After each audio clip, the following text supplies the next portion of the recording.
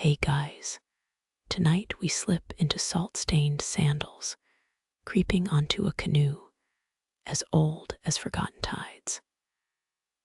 Coconut oil glints on the water, then laughter.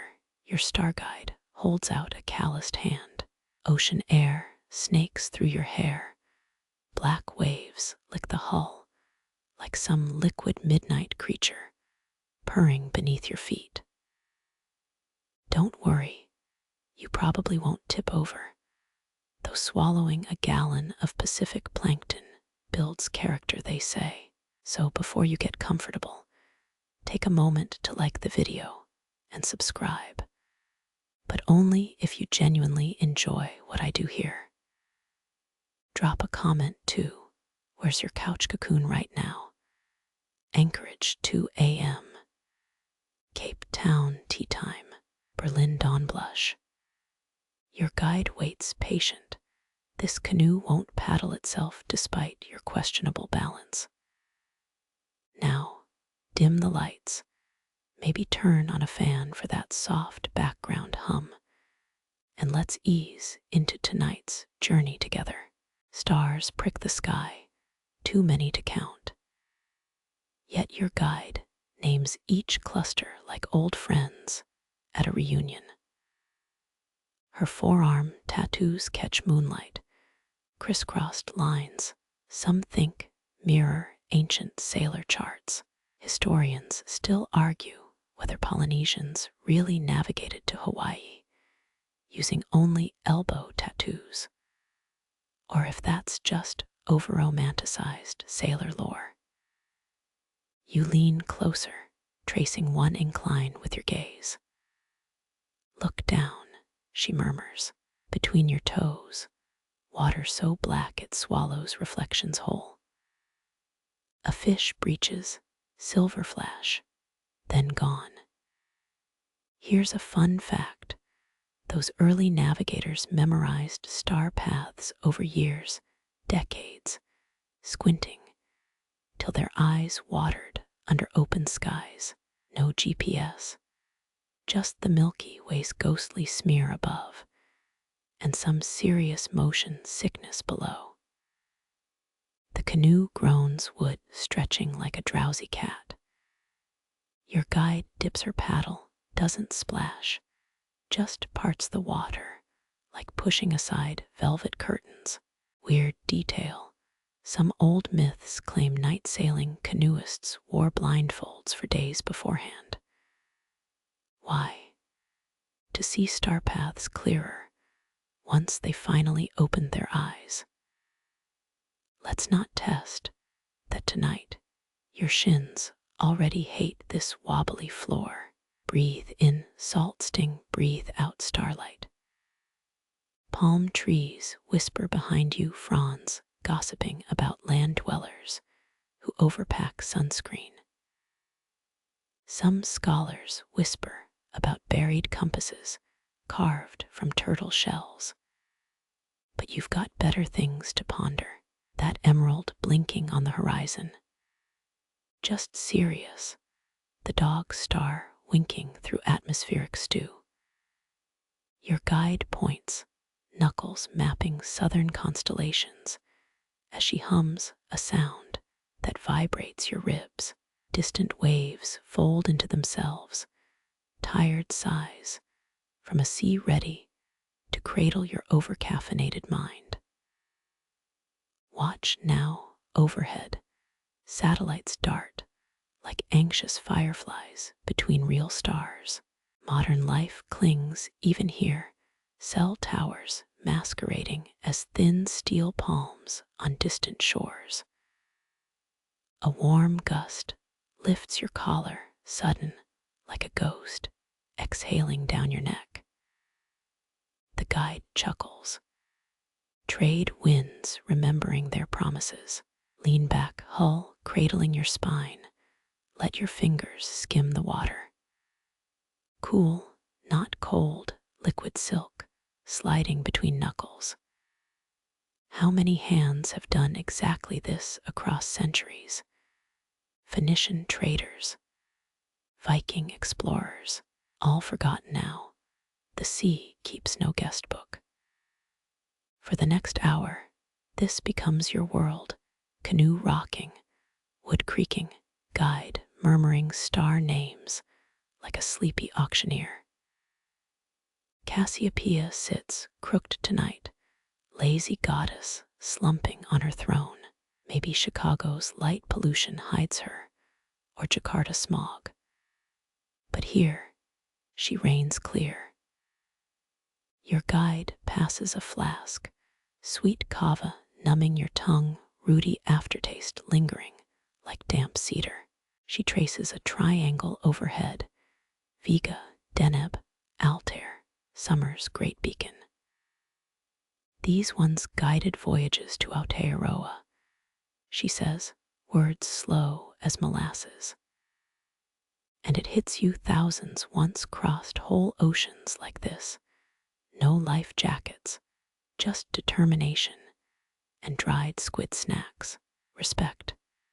Clouds drift thin as rice paper, blurring star edges without dimming their glow. The guide shields her eyes, predicting, whether by wind's faint whistle against the mast. No meteorologist ever nailed forecasts like these old school sailors, though typhoons still swallowed plenty. Sea turtles glide below, ancient shells, catching stray moonlight like submerged dinner plates. That warm blur in your chest, let it spread. Blame the kava, or the rhythmic paddle dip, or the Southern Cross now dangling upside down for Aussie viewers. Who cares? Your phone buzzes once, back pocket silenced by common sense. Your bed probably miss you, that dent where you lounge like a human cookie cutter shape. Stars reflect on the ink water now, so many, the ocean becomes a photocopier running wild. You pinch your arm, half expecting this to dissolve into some melatonin dream. But no, there's your knuckle, moon-pale, barnacle scratch still stinging from boarding. Real enough, light pollution creeps blue gold along the horizon, some sleepless port city's glow. Your guide clicks her tongue, annoyed, like spotting litter on a pristine trail. She points the prow toward darker seas, where water and sky blur into endless black velvet. Breathe slower now, deeper, letting ribs expand fully.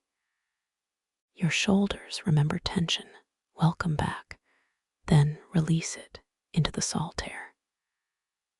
Waves lap a steady lullaby. SHH, SHHH. SHH, SHHH. Throaty whispers of a sea that's rocked millions before you. Eyelids gain weight, pleasant, as if each lash tip balances tiny moonstones. The canoe drifts, sails slack, guided by habits older than highway systems. Beneath you, darkness, depth leagues of water teeming with unseen life. Above, the cosmos doing its slow pinwheel dance. You float tiny, suspended between twin voids, somehow comforting as childhood blankets. She adjusts the sail, halyard rasping, cloths catching a sudden breeze you didn't feel coming. The canoe leans, kissing at your bare feet grip, the dugout's worn wood, smooth as the whalebone necklace your guide wore when she pulled you from shore. The hull shudders, one low groan, as if waking from a century's nap. You almost apologize for disturbing it. But then, the sea lifts you forward. A breath-held glide, so quiet even the stars forget to blink. Polynesian wayfinders once navigated by jellyfish clouds, reading moonlight through their pulsing bells. Historians still argue whether their star maps were etched on palm leaves or memory alone. Tonight, you're glad nobody hands you a GPS. The canoe's ribs sigh against your knees, each flex applauded by faint creaks. Your guide leans overboard, her braids swaying like kelp strands tickling the surface. She hums 3 notes so deep your spine buzzes, a submarine church bell calling fish to prayer. And then it comes the wind, not the slap gust kind, but air unspooling from a silk ribbon. It smells of baked taro root, strange for open ocean. Maybe it stopped by Samoa for lunch.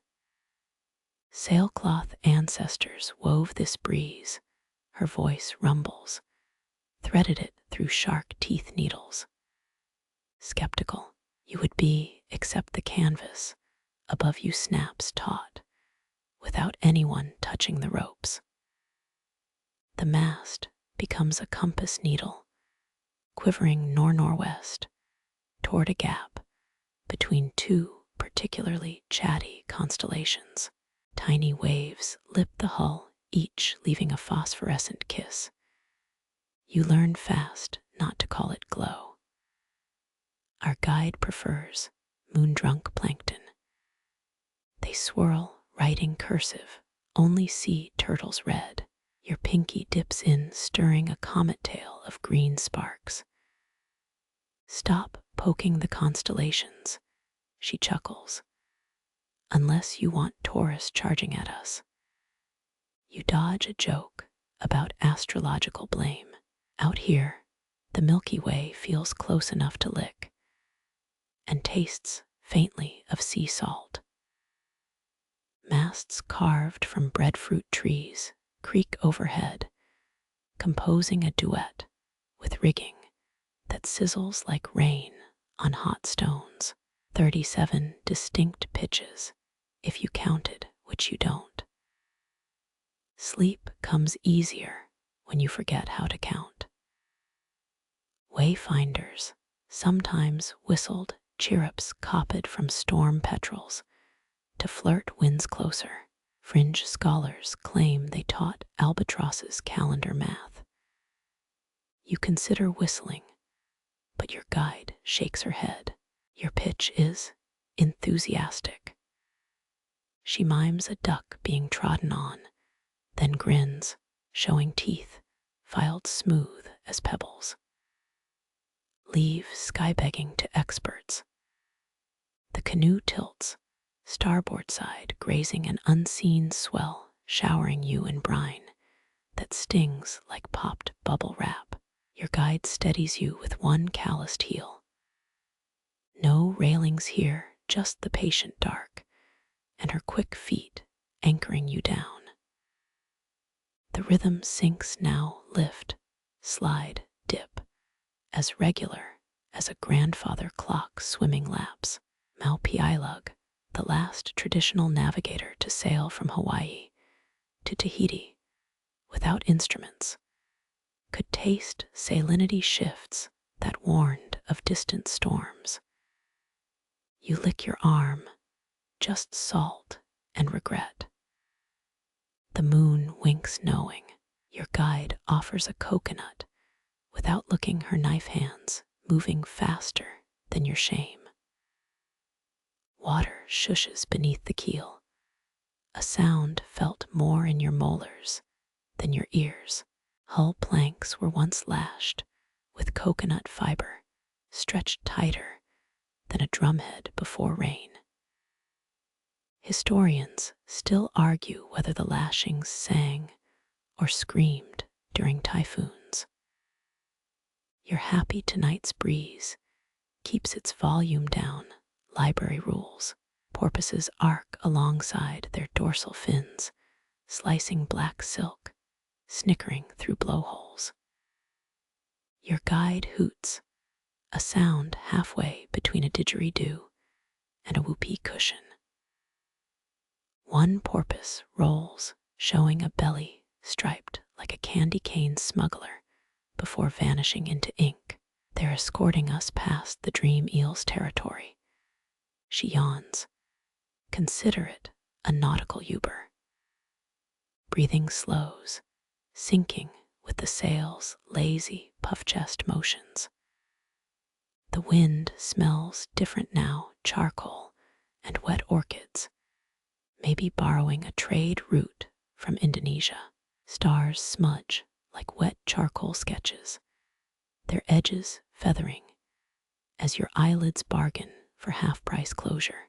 Sleep, wake, sleep, murmurs your guide, tying a knot that holds moonlight. Outriggers don't sink if you nap. Just don't drool on the sacred grain. You fake indignation, but she's already turning the sail, spilling wind like a tipped wineglass. The horizon flattens, a chalk line drawn by God's distracted TA. Before dreams hook you properly, you glimpse it, a floating feather huge as a surfboard glowing pearl white against the black. The albatross needs no instruments, just wings calibrated by 2 million years of getting lost beautifully. It banks left, drafting behind our mast, and your guide salutes it, thumb kissing her brow. Their wingspan beats yours by 8 feet minimum. The albatross shadow melts into star froth, leaving your hand colder than it should be. Your guide taps the sea with her paddle's tip ripples spreading until they hit trails of moonlight. Those silver roads, she whispers, only walkable barefoot. Her calloused finger traces the water, not the surface, but the flicker beneath. Stars smear like wet chalk where currents tug them downward. You squint, seeing nothing but wobbling reflections. Her laugh rasps like rope uncoiling. Men needed telescopes. Our eyes just needed surrender. Wave crests etch patterns only visible from the corner of your eye, liquid braille for driftwood scholars. Historians still argue whether Polynesian sailors used bioluminescence as night charts. Tonight, the moon seems overeager, gilding every ripple until your retina aches. Watch the gaps, she murmurs, between star trails. The black grows teeth, rippling with unseen swells. Tidal pulses thrum through the hull, counting syllables in a language older than Latin. Breadfruit sap seals the wood, the same sticky resin that once glued constellations onto canoe prows. They trained on coconuts tossed into tide pools, reading spin and wobble like drunken fortune tellers. Fringe researchers swear certain navigators tattooed dolphin clicks onto their shins, an acoustic map. You flex your calf, hoping for sonar, but only get a Charlie horse. Clouds crumple above their bellies, bruised indigo like overripe mangoes. Your guide pinches the air as if plucking invisible strings. High-altitude winds, she explains, sewing cirrus feathers onto jet streams. Her wrist flicks, miming a thread pulling tight. A gust answers, ruffling the sail's drowsy yawn. Moonlight pools in hull cracks, liquid mercury trembling with each wave sigh. You count 7 reflections of Orion, his belt buckled, crooked by the horizon's tilt. Wayfinders used zenith stars, those paused directly overhead, like nails hammered into the sky's turning wheel. Tonight, it's Arcturus, holding still just long enough to wink. Your thumb measures its height, a trick she taught you shoreside, but your knuckles lie. Hawaii's 2 fists up, Tahiti 3, and a pinky. She adjusts your elbow, unless you're reaching for the cookie jar. Her grin flashes, moonwhite on cocoa skin, as a wave sloshes over your wrist. Salt crusts your lips, wrong way snowflakes. The sea stretches, an endless etch-a sketch someone keeps shaking. Forget longitude, here direction lives in fingertip calluses. And how the Milky Way drips south after midnight. Turtles surfaced an hour ago, their shells lacquered with starlight air, hissing through nostrils like tea kettles off boil. Your guide sang them closer, a croon that curdled your spine into jellyfish ribbons. They remember your great uncle, she claimed, stole 3 eggs and a love poem. Doubtful, but their eyes did linger on your face. Bioluminescence blooms again, electric blue amoebas swallowing the hull. You half expect a do not disturb sign. Wayfinders timed voyages by coral spawn, entire oceans slicked in milky passion. Tonight's display feels PG rated, just enough glow to see her rolled eyes when you ask about mermaids. That's just dugongs with good PR, she snorts. A fish leaps silver as a tossed coin catching Arcturus midwink before plunging back into ink. Your guide names its species by splash pitch, a talent that would kill at karaoke. The mast creaks, a whale song parody. Rigging hums tuned to the same frequency as your ear's bedtime buzz. Sailors once slept hugging canoes, skin pressed to grain to feel currents dreaming beneath them. You try it cheek against wood polished smooth by a century of hips and hurricanes. Pulse slows, breath deepens, stars blur. Your guide's elbow nudges your ribs, clouding spreading. Above, vaporous squid arms smother constellations, their bellies lit peach gold by some far-off city. Modern shipping routes scar the sky, light pollution's sticky fingerprints. She spits overboard, a superstition you'd mock if her aim wasn't flawless. Hitting an invisible wave crest 3 yards out. Ancients read whether in crow feathers, she mutters. We use satellite selfies. Palm frond charts were waterproof, Wi-Fi not required. You miss your phone like a phantom limb until the wind steals that thought clean away. Breakers murmur ahead, unseen reefs coughing up moonlight. Her paddle digs deeper, veering starboard with casual violence. Currents coil, muscular as anacondas. Yet she slices through like a hot knife through grief. You smell rain before it falls petrichor, with a fish sauce aftertaste.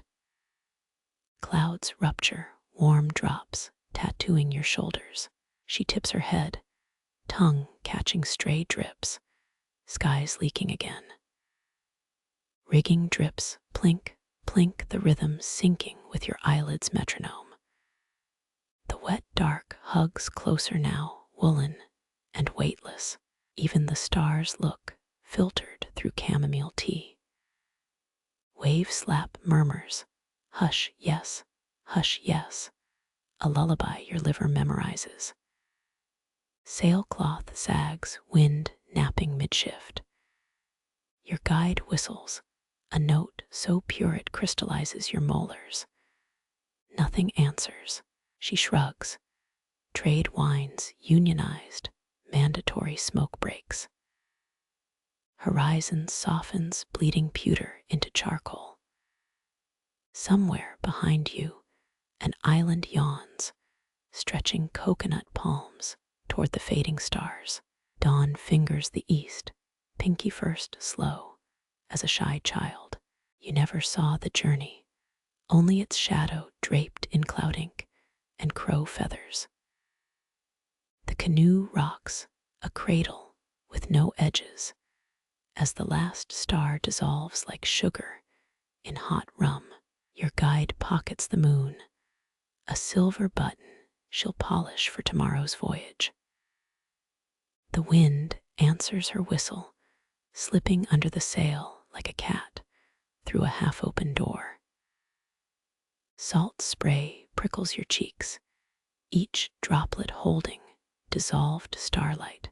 Your guide's eyes narrow, reading currents you feel as goosebumps. Listen with your elbows, she advises, mouth barely moving. The waves slump against the hull syllables in a language dead before Babylon rose. Polynesian navigators memorized zenith stars, those halting overhead long enough to be threaded into stories. Tonight, Antares hovers, a fat red bead waiting to be strung. Shadows glide beneath the canoe, not fish, but deeper things unmoored from time. Your guide dips her fingers, trailing them through the wake. Ripples smear into faces, water-worn, but grinning their mouths, shaped from foam. Grandparents of the tide, she murmurs, still drunk on moonshine. A hiss builds beside the hull sea spray rising in twin arcs. You blink, realizing its laughter. Historians still argue whether early navigators carried coconuts for fresh water or just to chuck at boredom. One theory claims shark skin tattoos served as star charts, the Milky Way plotted in keloid scars. You glance at your guide's inked forearms, constellations lurking beneath dolphin shapes. Wood groans, a contented sigh. The same grain once carried settlers across 2,000 empty miles, no compass, but bird flight and gut instinct. Your guide pats the gunwale. She hums in B-flat when currents flirt. You press your palm flat, feeling the vibration. If hulls could purr, bioluminescence flickers, bluish ghosts of jellyfish twirling in the wake. Old navigators predicted land by counting eel squirms per hour, or so fringe journals claim. Your stomach tightens, either from awe or last night's questionable ceviche. Dip your toes, she commands, her voice broth warm. Cold water swallows your feet, pulling at your ankles like tiny pleading hands. Chills climb your calves, but then warmth blooms. Phantom fingers massage your arches, the calloused grip of dead helmsmen. Stars double reflections, shivering in the black mirror below. Sailors once drank seawater mixed with eyebright herb, believing it sharpened night vision. You do the modern version, rubbing your lids, until supernovas burst behind them. The mast tilts, catching a swell that lifts you, then drops, your gut lagging like a clumsy dancer. She steadies you, her palm rough as coral. Horizons lie, she whispers, but ancestors, they gossip worse than parrots. A cloud parts moonlight dousing the deck. Salt crust glitters, frost misplaced from some Arctic dream. They say navigators could taste approaching storms, tongues calibrated like barometers. You lick your lips, getting only Pringles residue from that stealthy snack 3 hours back. Your guide hums, a melody that bends the air. Waves reshape themselves, their crests rolling into glyphs, only visible for half a breath. Scholars still spar over whether petroglyphs were maps, shopping lists, or ancient graffiti. Either way, these liquid symbols evaporate before you can blink. Something brushes your submerged foot, smooth as oiled teak. Turtle shell or ghost knuckle. Your guide winks, refusing to clarify. Those eyes see 19 layers down, counting fish heartbeats, like a jeweler appraising diamonds. Silk unspools overhead, clouds shredded by high winds. The Southern Cross leans, its upright, tilted like a tipsy sundial. Wayfinders timed tides by how its longest arm pointed, knuckles dipped in cosmic ink. You try to gauge the hour fail and decide time's a mainland obsession anyway. Her paddle slices deep, veering starboard toward a patch of choppy black. Currents not here, spiraling like bathwater down an unseen drain. She whistles low and reedy, a sound older than flutes. The whirlpool flattens, unraveling into quiet ripples. Show off. Salt dries your tongue, a sandpaper lullaby. Thirst feels poetic until it doesn't. She offers a coconut, its milk sweeter than any vending machine's swill. When the shell's drained, she taps it twice, a hollow percussion echoing the tide's drumbeat. Stars smear your vision, blurring into impressionist soup. Blink hard, the sky resets, constellations clicking into focus like Lego bricks. Navigators memorized star paths the way you once memorized subway lines, only they never got delayed by signal failures. A fish leaps arcs and belly flops with a wet clap. Laughter ripples through the boat, though your guide's lips stay shut. Polynesian myths say porpoises ferry dead sailors home, their snouts parting waves like curtain ties. You watch the splash ring fade, wondering whose ride just arrived. She nudges your shin with her toe. Lay back. Hull wood cradles your skull, its scent part salt, part sunrot. Sailors napped under woven pandanus mats, while frigate birds plotted courses overhead. You've got a sweatshirt for a pillow, same difference. Warmth spreads through your ribs, induced coma or high tide high. The canoe rocks, each sway sinking with your leaden limbs. Your guide croons, vowels liquid as the wake behind you. Laughter echoes, not from her or you. From the water itself, chuckles trapped in sea foam. They're teasing you, she explains, for still carrying keys in your pocket. Your hand dips, fingering the apartment key. Absurd, yet you flick it overboard. The sea swallows it greedily, a satisfying bloop. Suddenly, you remember nothing of rent or receipts or refrigerators humming through lonely nights. The ocean remembers older things, volcanoes birthing islands, sperm whales singing bass lines, noon sun so bright it bleaches bones. Your guide's breath steadies, matching the sail's slow exhalations. Ancestors murmur in the rigging, naming forgotten, currents redolent of crushed ginger and squid ink. Their hands hover near the tiller, never touching. Yet you feel the wood shift gently under phantom palms. Dolphin fins slice the moonlit water sharp as black glass shards. Your guide leans over the gunwale, clicking her tongue against worn molars. The sea answers, clicks and whistles, rising like bubbles through warm oil. Wave dancers, she names them, finger tracing each ripple. A dozen backs arc sleek as wet stones flung sideways. Polynesian legends claim dolphins towed lost canoes to land, though historians still argue whether sailors just followed their poop trails.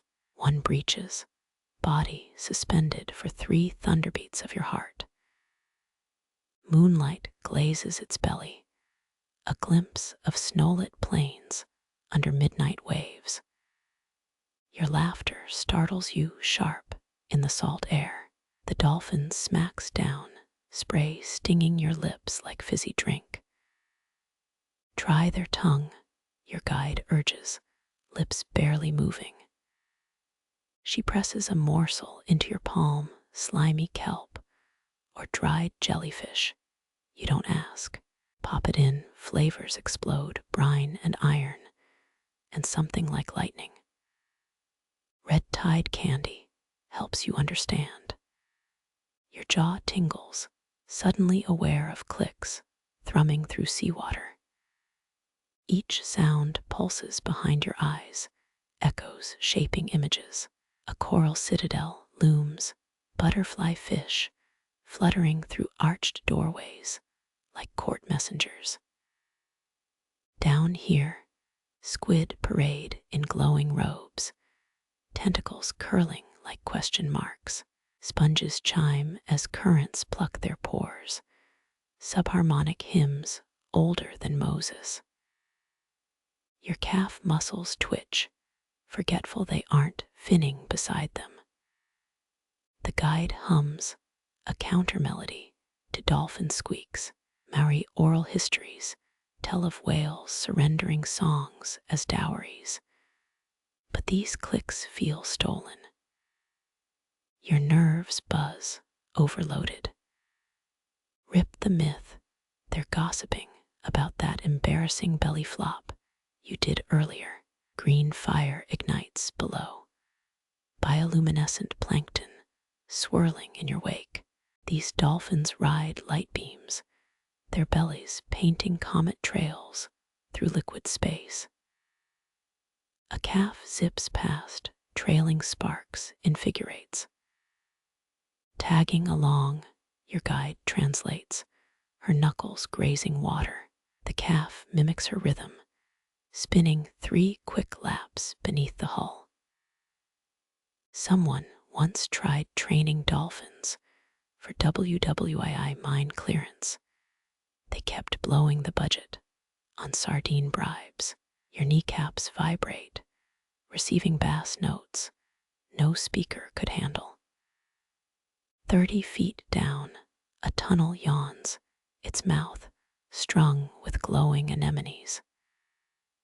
Squid drift through, tentacles knotted like seaweed friendship bracelets. A sudden deep clang, metal hitting stone. Dolphins scatter, their squeaks turning shrill. An anchor rusts on a ledge, its chain garlanded with barnacles. Ghost nets bloom from it, translucent veils trapping nothing but shadows now. Your guide spits overboard, the glob sinking like flawed pearl. Wreckers, she mutters, too lazy to watch the stars. Early sailors used dolphin clicks to gauge depth, counting echo delays like Morse code. You hesitate, then slap the water palm flat.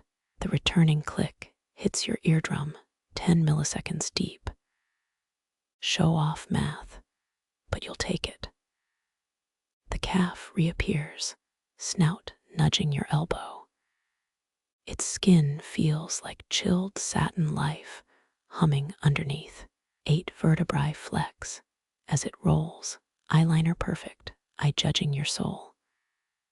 Tourists pay thousands to swim with captive dolphins. You just got adopted for free. Offer your name, the guide insists. Whisper it, too shy at first. The calf clicks, short, long, short, rendering your syllables in dolphin. Fair trade, you try mimicking its whistle sound, emerging like stepped-on bagpipes. Its grin widens, if dolphins can smirk. Moonlight frays, streaking through high cirrus. Below, the parade resumes. Eels ribbon past, bodies painted in neon grids. Sea turtles paddle laden with remoras, their pit crew for algae scraping. Your calf escort dives, fluke splashing farewell. For 16 breaths, nothing disturbs the mercury surface. Then a new rhythm starts, sonic shivers massaging your shins. 5 dolphin pods converge, forming a cyclone of clicks. Treaty signing, your guide explains. Boundary disputes, mackerel taxes. Their debate crescendos, buzzing your fillings. A lone voice shrills, probably complaining about jet skis. Consensus comes as a rumble, space whale worthy bass. The pod dissolves, streaking toward separate horizons. Silence smothers the waves, too thick for comfort. You miss their circus already. The guide rubs salt crust from her brow, her profile tired. Navigators once carved dolphin bones into compass needles, believing them truer than lodestone. Science scoffs. Yet those needles guided flotillas safely for centuries. Something nudges the canoe soft as a grandma's punch. The calf is back, riding the bow wave. Your fingers trail water, catching its dorsal fin for 2 glorious seconds. Muscle bucks under sleek hide, raw boreal energy you'll never harness. Gifts, your guide murmurs, nodding at your fist. Open it, finding 3 spotted cowrie shells. Their glossy mouths curve, mimicking dolphin laughter. Pacific traders used cowries as currency. You've just been tipped. A clicking chorus swells, unseen mouths below. Shapes dart underneath, too angular for fish. Squid ascend, mantles strobing colors like faulty neon. They pulse, red, white, black, a Morse code for turn your phone off already freeloader. Your calf darts away, joining the cephalopod rave. Tentacles intertwine, ballroom dancing minus the ballroom. Bioluminescence flares, strobe lights synced to unheard techno. The guide chuckles, a rare sound, as the squid form a spinning nautilus pattern. Intermission, she flicks water at them. The dance disperses, squid jetting sideways in ink clouds, cowries warm in your palm, still holding dolphin laughter. Breeze shifts, carrying petrichor from islands 30 miles south. Dolphins leap again, fading into dawn's first blush. The calf's fin arcs one last time, silhouette sharp as folded origami. Your guide pats the empty air beside her, where your childhood terrier used to sleep. Ancient or not, all navigators leave offerings, pockets heavy with cowries, harbors known only to wave dancers, and the future sweet when stars finally spill. Dawn bleeds away, swallowed by the same horizon that claimed your dolphin entourage. The Southern Cross hangs low now, It's 4 bright stars, forming a tilted cup. Your guide stretches, wrists limp, palms upturned like sacrificial bowls. Wait, she breathes, the word hanging between you.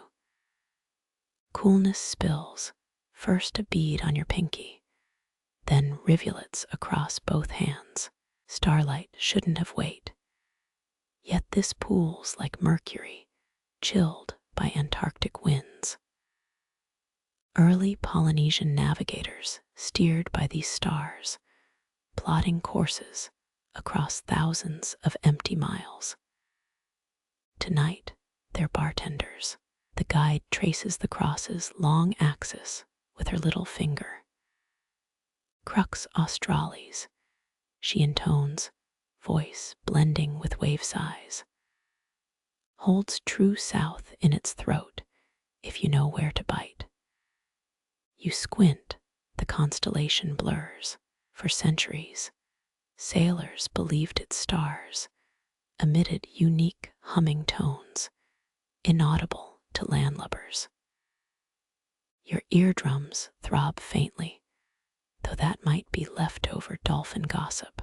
5 stars, you whisper, pointing at the fainter 5th dot near Gamma Crucis. A soft snort answers, Beta's jealous cousin, that's Jinnun. Got downgraded when European map makers got lazy with their telescopes. Her nail flicks the air, dismissing colonialism's asterisk. False dawn smudges the eastern sky, but Crux brightens defiantly. Now comes the bend, constellations warping like pipe cleaner art. The Milky Way frays, its silvery strands tangling with palm shadows, only Polynesia stitches. Your guide grips your wrist, her calloused thumb pressed to your pulse point. Watch the bend, not the stars. Alpha Centauri detaches, streaking sideways like a hubcap flung from cosmic traffic. It pirouettes, kicking off golden sparkles that fizzle in the black.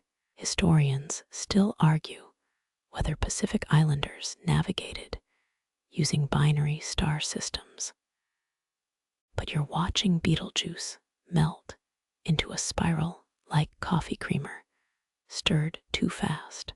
Leftovers, the guide murmurs, as Scorpius' tail unfurls into an octopus tentacle. Maui's fishing line. She pinches darkness, then pulls.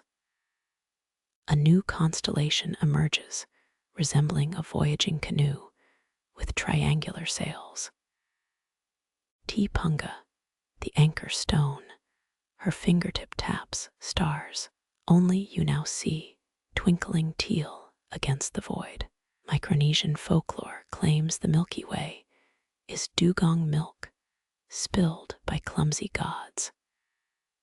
Your calves cramp, reminding you to sit. Starlight drips from your palms, puddling between bare toes. The liquid glows faintly, a bioluminescent slick, minus the plankton. Tilt, she commands. You lean back, letting Crux's contents slosh onto your collarbones. The chill seeps inward, frosting ribs, slowing your heartbeat's drunken conga line. Portuguese traders bragged about bottling starlight, turned out to be firefly extract mixed with vodka. This is the real theft. The canoe drifts world reduced to wood grain and liquid sky. Your guide's breathing sinks with the now slack sails, a rhythm older than compasses. When she speaks again, stars rain from her mouth, miniature constellations bursting like silent fireworks. Wano Marama, children of light. They land squirming, pinprick galaxies skittering across your thighs. One nestles in your navel, pulsing warmth like a forgotten worry. Another scales your sternum, feet ticklish, as dandelion fluff. Crusaders carried Crux's image on their shields, believing its shape warded off Saracen arrows. No one warned them the stars themselves bite back. The Southern Cross tips, dumping the last galactic dregs onto your forehead. Ice fire sears your frontal lobe, knowledge flooding in without language.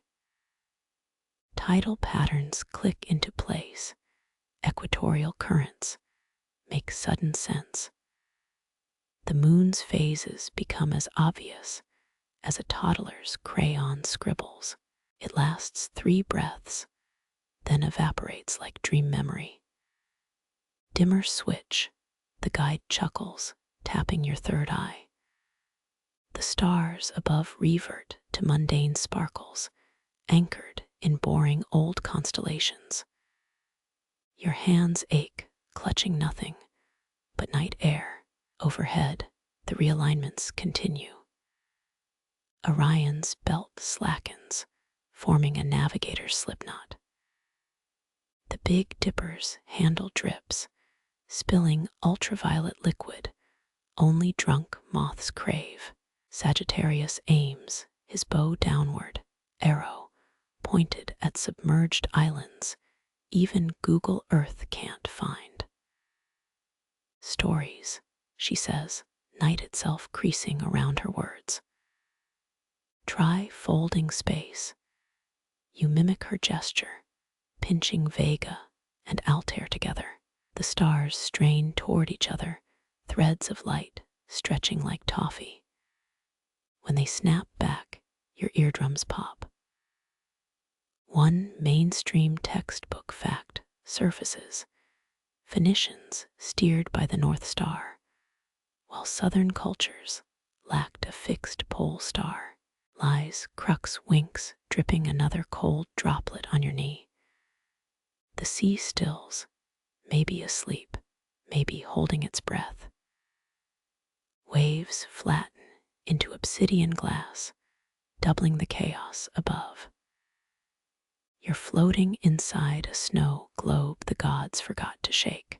The guide peels an orange scent, exploding like summer. She offers a segment, pulp glowing faintly with borrowed starlight. Astronaut, she accuses, smiling. Juice drips off your elbow, joining the galactic spillage below. You suck rivulets off your wrist, tasting supernovas and citrus. Eastward, the sky pales. Crux dims its cup, emptying of miracles. But your palms tingle, still holding the ghost weight of liquid sky. The guide hums again, 5 notes that untangle the remaining star snarls. Scorpius coils back into shape. Orion cinches his belt. Centaurus gallops off toward Dawn's jailers. Last comes Rigel Centaurus, the foot of the centaur. Middle-aged tour guides claim it's the closest naked-eye star to Earth. Flick it, sending it cartwheeling toward the horizon, trailing embarrassed pink sparkles.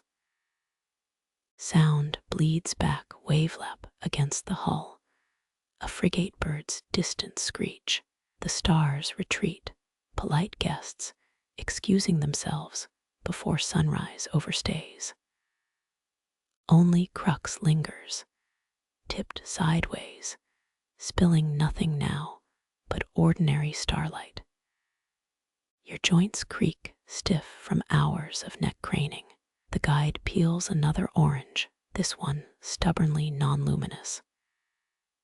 Its scent hangs between you, citrus and salt, and the electric aftertaste of bent space-time. When you blink, tears streak hot, cleaning stardust from your eyelashes. They'll salt the rim of this moment, preserve it, let you revisit when cubicle lights fry your retinas next Tuesday. Feathered clouds gather, sweeping the sky clean. The tilting cup empties, but your left palm still cradles the cold. 10 pulsings, then gone. Dawn arrives wearing coral lipstick, all its softness a lie. The canoe rocks, gentle as a cradle. Rigel Kentaurus winks out, taking the last dream logic with it. Your guide rubs her eyes, suddenly human, suddenly tired. A fishing boat putters on the horizon, its running lights pathetic compared to Rigel's farewell flare. Below, the sea remembers. Bioluminescence swirls in lazy eddies, starshine's cheap imitator. Even dolphins sleep, somewhere far off, their click ballads paused for REM cycles about tuna piñatas. Salt crusts your lips, tacking them shut. No need for words. The story unwrapped refolds itself, waiting inside the Southern Cross for the next sucker willing to stand vigil until their neck cramps. Your thigh stings, pinprick heat, or Vegas threads burned through. A pink welt rising, shaped exactly like a starfish. Souvenir or cosmic mosquito bite. Either way, it'll itch under office slacks tomorrow. Dawn accelerates, hosing pink across the eastern vault. 3 frigate birds spiral gulping moths, drunk on Rigel's last hurrah. The guide raises her water flask, toast without words. Tin presses to your lips, liquid pure and dumb. Chambers close in your ears, pressure equalizing. Stars revert to decoration cruel but predictable patterns. The sea yawns, waves roughhousing again, choppy with daytime ambitions. Coolness lingers under your fingernails, all crumbs left by collapsing dream logic, crumbs for sparrows that'll peck you awake tomorrow. The guide's flask freezes mid-sip, her eyes locking on the water behind your shoulder. No splash, just a pressure shift, like a cathedral door sighing shut underwater. You turn slow, paddle resting across your knees. First, nothing but star-smeared black. Then the shape clarifies, a silhouette stretching longer than the canoe. 6, no, 7 meters from snout to tail. It glides without flexing, an obsidian blade cutting liquid marble. This isn't some reef shark doing zoomies. This is the grandfather who owns the ocean. Ancient Polynesians revered sharks as Aumakua, family guardians reborn from ancestral spirits. Your spine believes it, even if your neocortex screams Jaws' theme. The dorsal fin breaks the surface, a black velvet triangle catching the moon's last gasp. Nothing stiff about it. Slight undulations coil through it like smoke rings. 8 rounded teeth each, as long as your hand, gleam just below the surface. Grandfather, murmurs the guide, knuckles white on the flask.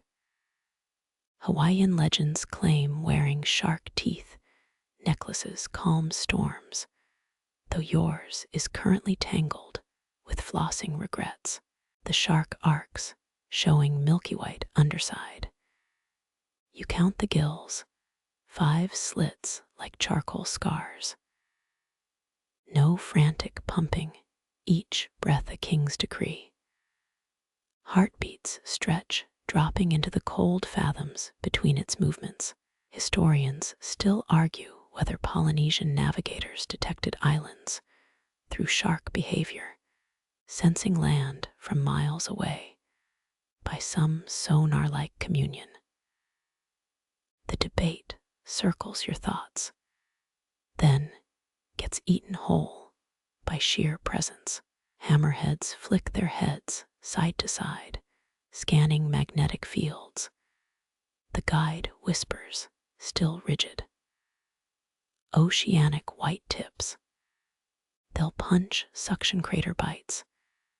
This one moves like poured ink, vanishing for 7 breaths before reappearing portside. Its left eye, a moonstone cabochon, rolls to meet yours. No pupil, just liquid obsession. 600 million years of survival wisdom click behind that glassy stare. Your pulse answers, dragged down to prehistoric cadence. When Mao, the Hawaiian shark god, swims, storms still hold their breath. The shark's pectoral fin brushes the hull. Wood thrums with bass frequencies your bones decode as language. Straight out of the Cretaceous, this song. No autotune, just hunger and tide charts. Not food, you mutter idiotically, like a toddler bargaining with thunder. New England whalers wrote about oceanic white tips trailing ships for weeks, waiting for sailors to fall overboard. The guide mentioned that once, during less cosmic moments. Adding those journals had more ink stains than truth. The shark sinks, melting into darkness, but you feel its shadow beneath you. Your feet tingle, phantom water swirling between the toes. One violent twist, it could capsize the canoe. It won't. Promise hangs in the salt air, thicker than wishful thinking. Green phosphorescence ignites along its spine. A glowing road, only open to the ocean's vips. Skin light, the guide breathes, as the shark resurfaces. Tiny bioluminescent crustaceans cling to its belly, star explosions on a living blackboard. Each movement writes equations Newton would weep to glimpse. The shark drifts alongside parallel for 3 silent minutes until your breathing sinks with its gill pulses. Hurting you or blessing you, who dares ask? Honolulu's Bishop Museum keeps a 17-foot tiger shark tooth necklace, forbidden to photograph after twilight. You always assumed that was for dramatics. Now you'd mortgage your $401K to wear it. Dawn prize at the horizon, peach jam smeared by an impatient toddler. The shark reacts, dorsal fin stiffening, then slicing a hard left turn. This might be biology, it might be ceremony, but you're recording it in the myth section of your hippocampus. A flick of its tail, water rockets upwards, collapsing into a perfect saltwater pearl. It arcs, landing in your cupped hands, still glowing aquarium blue. Lunchbox, the guide deadpans, eyeing her empty flask. The pearl dissolves, cold leaching through your palms, etching invisible runes on your lifeline. One last pass, the shark's flank scrapes the canoe's underside. Wood groans, vibrations translating as come back when you mean it. Then like smoke through a keyhole, it's gone. Pressure lifts, wind gushes back into your lungs. Frigate birds shriek overhead, suddenly brave now that the real predator left town. Your thigh stings, that starfish welt from earlier. You glance down, it's gone purple at the edges, pulsing warm then cold. No clinic within 100 miles stocks shark whisperer ointment. The guide exhales, sharp, then rummages for another orange, peels it, inventing new curse words under her breath. Pulpy crescent moons land in her palm, rejected constellations. Next time, bring bigger snacks. The sea lies, pretending it never held anything taller than a flying fish. You count breaths, hands still cupping vanished pearl cold. Time to believe or time to blame sleep deprivation. Doesn't matter. Either way, that shark wrote its autograph on your marrow. Dawn winds slathering the sky in tourist brochure colors. Below, the deep resumes its poker face, but when you lick your lips, taste lingers, equal parts iron and interstellar helium. The guide tosses orange peels overboard. Now, officially, the Pacific's most confusing fish bait. You paddle through dawn's afterglow, muscles burning like cheap incense. Minutes bleed into the hypnotic lap-slap of waves until the water itself starts humming. At first, you blame the leftover shark echo in your ears. Then Hullwood thrums, resonant as a cello pressed against subway tracks. Fathoms below, a bullhull bass note drills upward. Your fillings vibrate, orthodontic regret singing back up. Ah, the guide smirks, palming the canoe's wet flank. Moby's DJ cousin, dropping beats no human club could handle. Pacific Islanders once listened for whale song to locate land. Their bass vibrations carrying farther than seabird cries. Modern marine biologists confirmed it. One blue whale's call can traverse entire ocean basins. Imagine getting a text message that takes 3 hours to deliver, same energy. The hum swells, pressing against your diaphragm. It's not sound, it's weather. A subsonic storm system tuning your skeleton like violin strings. Your ribcage becomes a seashell held to deaf giants' ears.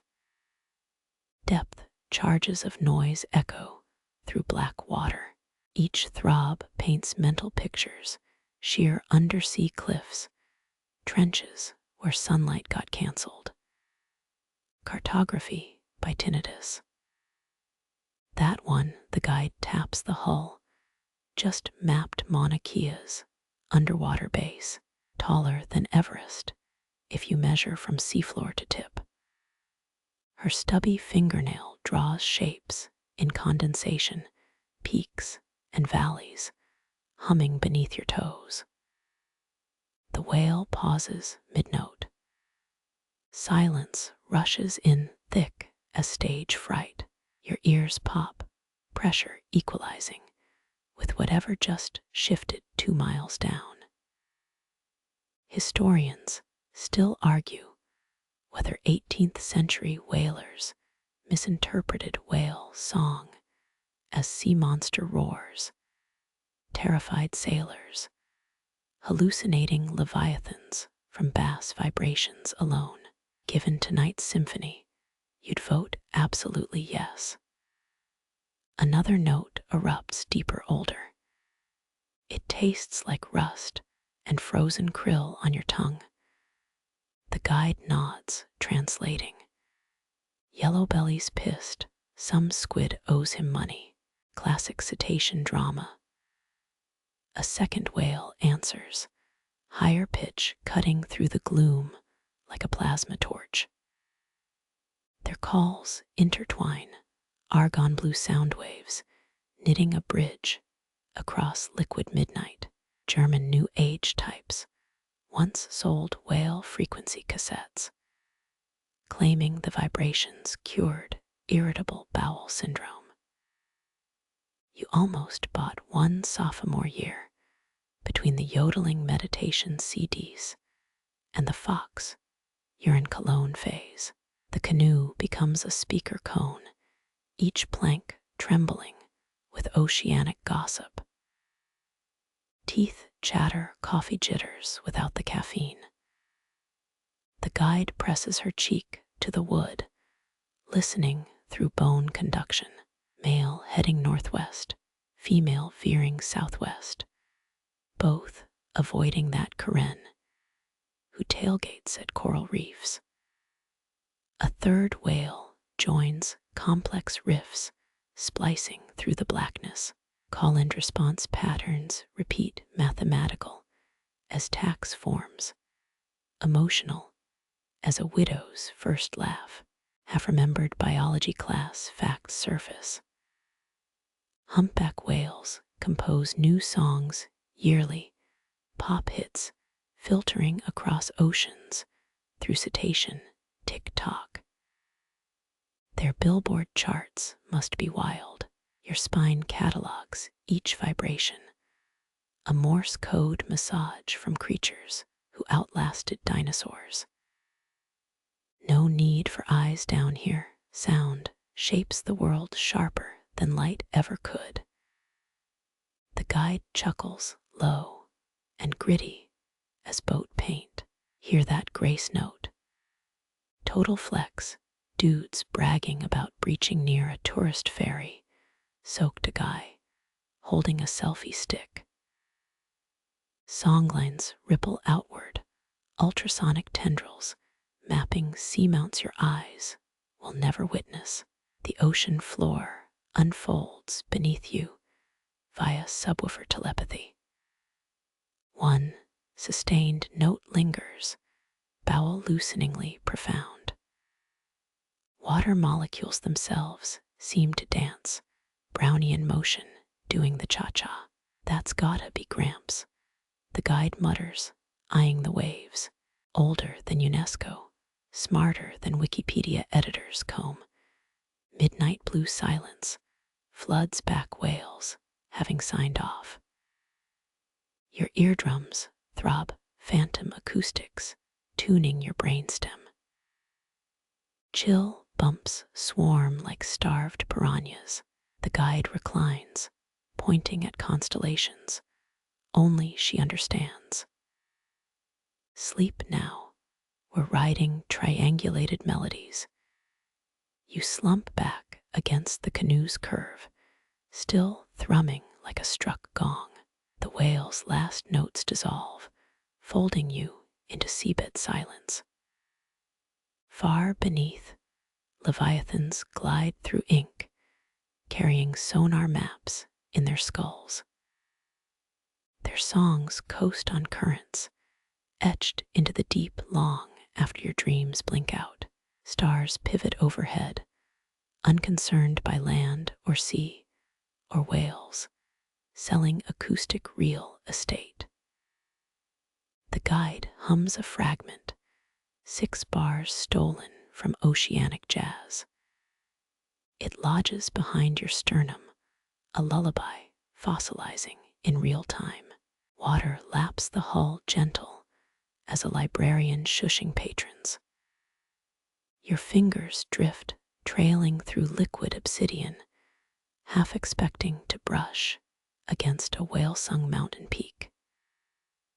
No luck, just warmth, salt, and the velvet weight of unseen ranges resting beneath your palm. The Milky Way drapes across the mast, gauzy threads snagging on rigging nails. Your guide scowls up, hands working like she's freeing hair from a comb. Stellar kelp, always tangling where you least. Ancient Polynesian navigators named this star path Long Shark, its tail guiding voyages between Tahiti and Hawaii. You spot the shape now, jaws swallowing lesser stars, a cosmic predator swimming nowhere. One glowing strand brushes your arm, cool as menthol vapor, weightless as spider silk dipped in light. Your guide plucks it clear, flicking stardust into her cupped palm. These snagged ones, she whispers, coiling the strand around her wrist. Dream looms need odd angles to weave proper. The mast creaks, compass needles tremble inside their tiny prisons. Glassy ripples reflect the sky upside down, twin galaxies spilling through your fingers. Historians still argue whether medieval Arab astronomers named stars after racehorses. Alpharats, meaning naval or fast mare, depending on who's yelling loudest. Tonight you're betting on ponies. Your guide stretches, sinewy arms raking down phantom threads. Milky Way fibers catch in her calluses, frosted cotton candy. She snorts at a stubborn knot. Worse than headphone wires, stardust motes swirl caught in the boat's own microclimate. Each particle winks, pinprick fireworks frozen mid-burst. You try counting 1, 2, 3, but the zeros scramble like dropped toothpicks. Dutch spice traders once believed trapped starlight's spoiled cinnamon kept sails furled during meteor showers. Silly superstition. Yet here you are, avoiding the mast, like it's dripping radioactive honey. Your guide hums, unwinding constellations from the rigging. Orion's belt clinks like a dropped keychain. Pleiades scatter like runaway beads. She pockets Sirius, a diamond chip glowing through her woven skirt. Shorted out my great aunt's pacemaker. She mutters, bastard star. A tendril brushes your neck, impossibly soft, slithering toward your collar. Your guide pounces, snipping it with thumb and forefinger. Ghostly lint drifts into the wake, nylon netting up there. She grumbles, pointing skyward. Astronomy professors, cleaning space, junk with metaphors again. Japanese folklore claims the Milky Way is Amaterasu's unraveled robe, weft threads thinning as God's age. Your guide tugs a stubborn snarl, fabric of the universe threatening to run. Your fingers itch, wanting to spool these glimmering strands, build kites that fly on moon exhales. The guide reads your face, tossing a loose thread your way. Quick before astrophysicists invoice us for theft. Cold silk splays across your palm, glowworms on winter skin. You blow gently, threads quiver, gravitating back toward the mast like iron filings. Your guide laughs, the sound traveling farther over water. Tricksy stuff sticks to unquiet minds. Stars pulse, dark gaps between them tightening. The mast groans, moaning about unpaid overtime. You lean back, let celestial cobwebs drape across your eyelids, each strand humming bedtime frequencies. Above the cleaned patch of sky shines darker, blacker, a shark's pupil floating in liquid glass. Your breath slows, skipping stones across the pause between galaxies. The guide knots the last strand around the prow, a gleaming leash tethering you to infinity's dog park. Her palms glow faintly, trapped stardust under skin. She blows on them, releasing motes that spiral like sycamore seeds, ferrying fragments of Andromeda into your hair. Brackish water licks the hull, a wet whisper parting mangrove roots. Your guide's paddle dips silent, stirring liquid so still. It holds constellations like a photographic plate. Moonwhite roots twist upward, writhing cathedral pillars, petrified mid-dance. You glide between them, each gnarled archway peeling back layers of salt-scented shadow. Ancient Tahitians mapped channels through these forests, memorizing route patterns as star charts for coastal journeys. Your fingers skim the water, trailing through cold currents that once buoyed warrior canoes. Something darts beneath, silver flashes, scribbling cursive against the murk. Your guide leans over, whispering, as if confessing to the fish themselves. Baby barracuda, learning how to be terrifying. She grins, tapping the hull. Failures wind up in tuna salads, nature's harsh Yelp review. The mangrove canopy thickens, knitting a tunnel of leaves that swallow moonlight whole. Fireflies ignite in staggered bursts, each pulse sinking with the paddle's drip, drip, drip. You half expect discotheque music. Historians still argue whether those spiral carvings on Bora Bora's rock faces depict tidal patterns or clumsy attempts at seashell art.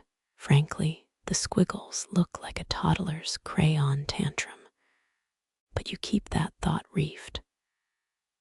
A root grazes your shoulder, wearing a coat of oysters that rasp like old hinges. Your guide nudges it aside, muttering about bivalve bureaucracy, filter-feeding lawyers. She clarifies, paddle slicing a path through water black as squid ink, always clamping down on fun. Breathe in silt and rotting leaves, sweet decay so thick it drapes your tongue. Breathe out, the guide's humming again, a tune that skips between nursery rhyme and funeral dirge. Granddad's lullaby, she says, not turning. He swore it kept crocodiles sleepy. Total hogwash. Salt wires don't even have crocs. Frigate birds rustle overhead, their silhouettes jagged as torn paper. They croak insults, dropping twigs like tiny naval bombs. One stick plinks into the water, triggering bioluminescent algae to flare neon blue. Ah, the night's screensaver activates. Your toes skim the wake, algae swirls around them, painting your feet with temporary constellations. They fade faster than credit card points, devoured by the dark. That quirky Victorian naturalist, Wallace someone, wrote that mangroves were Earth's lungs exhaling miasma. He also blamed them for moral dampness, whatever foggy horror that means. You feel sinfully dry. Mud crab eyes glint from root hollows, red LEDs searching for trouble. The guide flicks water at one. It retreats, claws clacking Morse code grievances. Local gossip columnists, she sighs, always critiquing my rowing form. The channel narrows, roots closing like bony fingers. You lie back, letting leathery leaves brush your face, their veins leaving topographic maps on your skin. Water sloshes, echoing as if the boat's floating inside a giant conch shell. The guide stops paddling, the canoe drifts, spun gently by some hidden eddy. She plucks a leaf, rolls it into a cone, blows a wet note lower than whale song. Calling the Nenu, her smirk suggests mischief. Little fish gods, or just dinner, depends on your diplomacy skills. Ripples spread, hitting the roots, returning as warped echoes. For half a breath, You swear voices hum beneath the water, old hymns slurred by mud and time. A mosquito whines near your ear, auditioning for your bloodstream.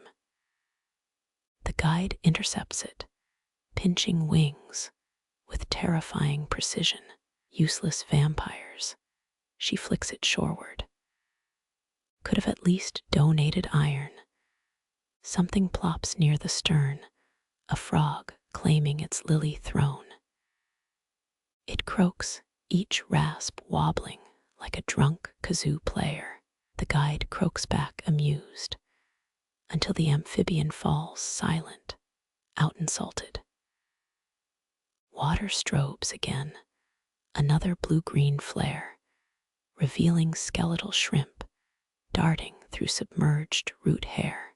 Their jerky movements remind you of wind-up toys, all urgency and zero progress. You drift past a half-sunken shrine, crumbling coral stone draped in seaweed vestments. A mossy tiki glares, its eroded face still radiating disapproval. Love God, the guide stage whispers. Terrible reviews, too many clingy clients. Historians still argue whether these effigies watched over trysts or fisheries. Current evidence suggests annoyed deities multitasking. Brackish serenity seeps into muscle, that peculiar calm only wetlands brew. Mangroves exhale their breath heavy with the scent of life decaying, and life birthing in the same gulp of mud. The guide paddles again, steering toward a crescent beach where pale sand glows like powdered moon. She drags the hull ashore, grainy crystals sighing underfoot. Nap territory. She flops onto her back arms, pillowing her head. High tidal rescue us later, or not adventure, requires ambiguity.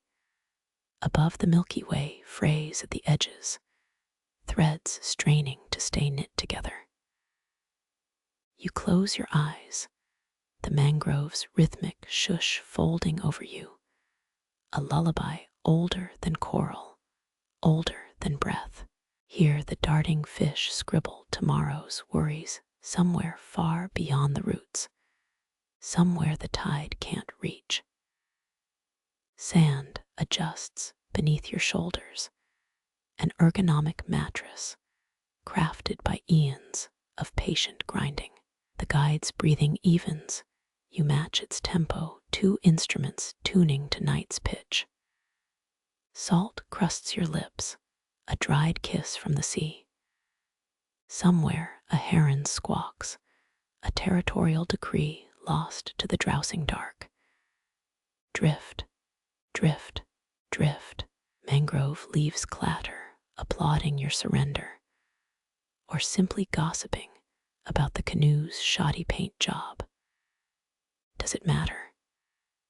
The tide swings its pendulum, counting beats between waking and dreaming, each arc slower, heavier, until even the stars forget their scripts, until your bones feel phosphorescent, glowing with borrowed starlight, anchored to nothing but the soft black. Your guide's hand drifts upward, knuckles eclipsing stars, as if gathering constellations like beads on a string. Cool night air combs through her fingers, etching silhouettes against the Milky Way sprawl. Watch close. Her thumb grazes Rigel, its blue-white glare sharp as a shark's tooth. Middle knuckle kisses the Southern Cross, joints aligning with celestial geometry, older than compass needles. Navigators have always talked that way, mapping the world with bones and starlight. Polynesians pioneered starpath sailing, memorizing how certain stars heal over islands as they set. Your guide's ancestors sailed from Tonga to Hawaii, using only star hum, current sniff, and the way frigate birds clutch fish in their beaks. Ocean maps written on water, as she likes to say. Her finger traces an invisible line from Orion's belt to Scorpio's tail, connecting dots like a cosmic game of dot to dot. This one's my cheat sheet. She flexes her hand, stars winking between her knuckle ridges. No sextant, no scribbled charts, just meat and angles. Historians still argue whether Viking sunstones helped Polynesians refine their celestial methods, or if those Norse gadgets just made them jealous of unbreakable kayaks. Frankly, hard to compete with eyeballs and elbow grease. Breathe in salt-tanged wind carrying wood smoke from some distant atoll bonfires, signaling we're here to fishermen's wives. Breathe out, the guide taps her wrist bone against Antares, red star blush staining her skin. See, versus technique. She wiggles her tattooed fingers, glyphs covering each joint. Granddad favored octopus ink, said squid squiggles, dried too patchy, tragic, hemming and hawing by mollusk lobbyists. A quirky legend claims some 10th century navigator named Canoe could find Tahiti by aligning his elbow tattoo with Jupiter's moons. Peer-reviewed journals call BS. But museum gift shops keep selling souvenir temporary tattoos. Stars pirouette slow as hypnotized ballerinas, humming faint glissandos only skin overhears. Your pulse syncs with their drift, hands becoming noctilucent, translucent, dusted with star rot. Still trust your phone's GPS. The guide scoffs, elbow bending to hook a sagging constellation back into place. Break a screen, it's toast. Break a finger, still got 9 backups. Her pinky knuckle nudges Alpha Centauri, pulling it into alignment like a drunk needle on a compass dial. She holds the pose, stiletto palm aimed true south, a flesh and blood signpost that weighs less than a sparrow. Ocean heaves beneath you, rising to kiss the hull in approval. You mimic her pose, stars jitter out of knuckle prison, trembling like fireflies snared in jam jars. She chuckles, adjusting your wrists can't faster than a barista centering latte foam. Less squeeze, more tease. Her finger ghosts yours, rearranging the dark. Astronomy is fingertip foreplay with less paperwork. True south now pulses where your thumbnail digs into palm flesh, a phantom ache threading your veins. Some call it instinct, others call it knackered eyes hallucinating. You call it weirdly cozy, like tracing constellations on a ceiling with your toes. An errant meteor scratches the sky, brief as a zipper opening heaven's coat.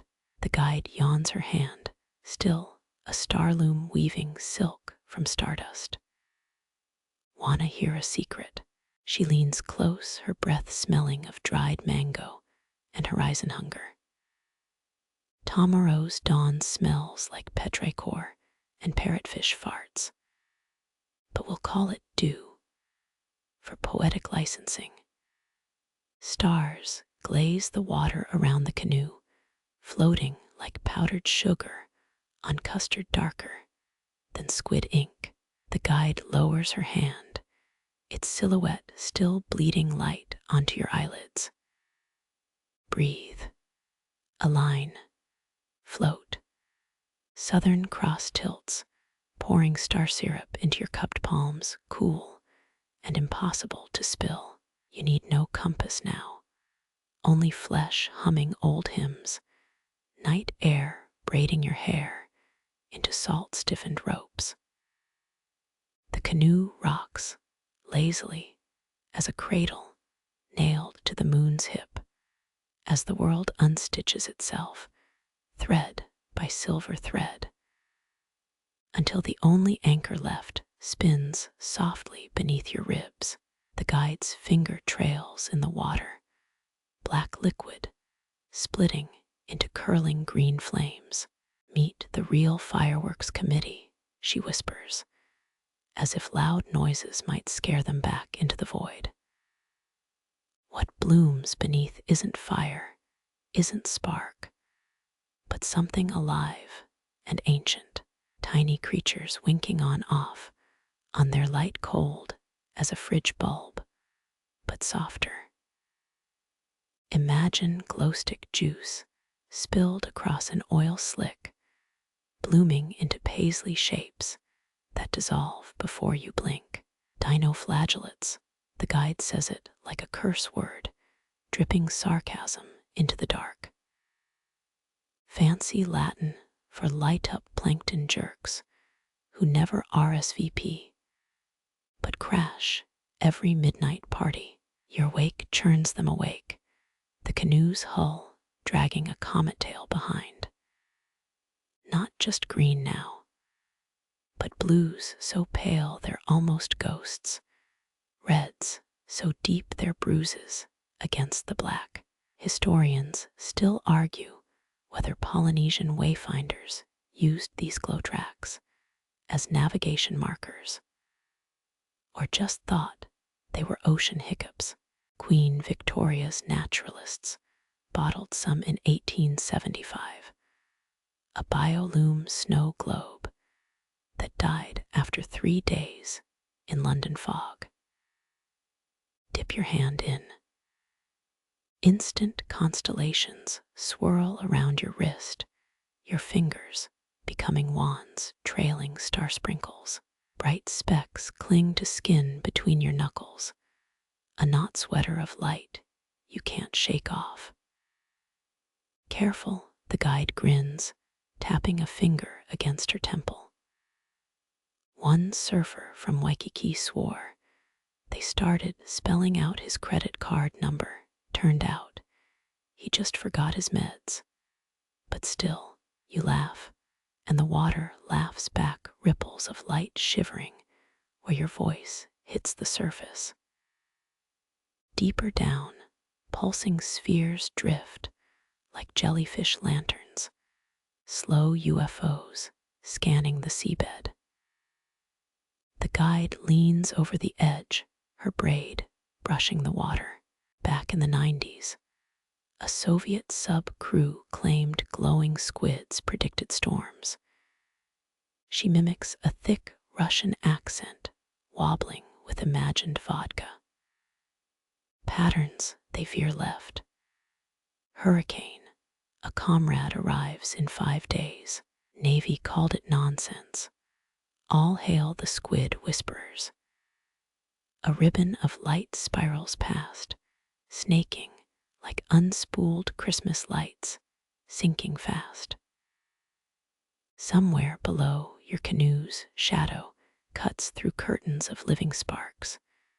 Blue headlights on a liquid highway. Breath catches not from awe, from sting.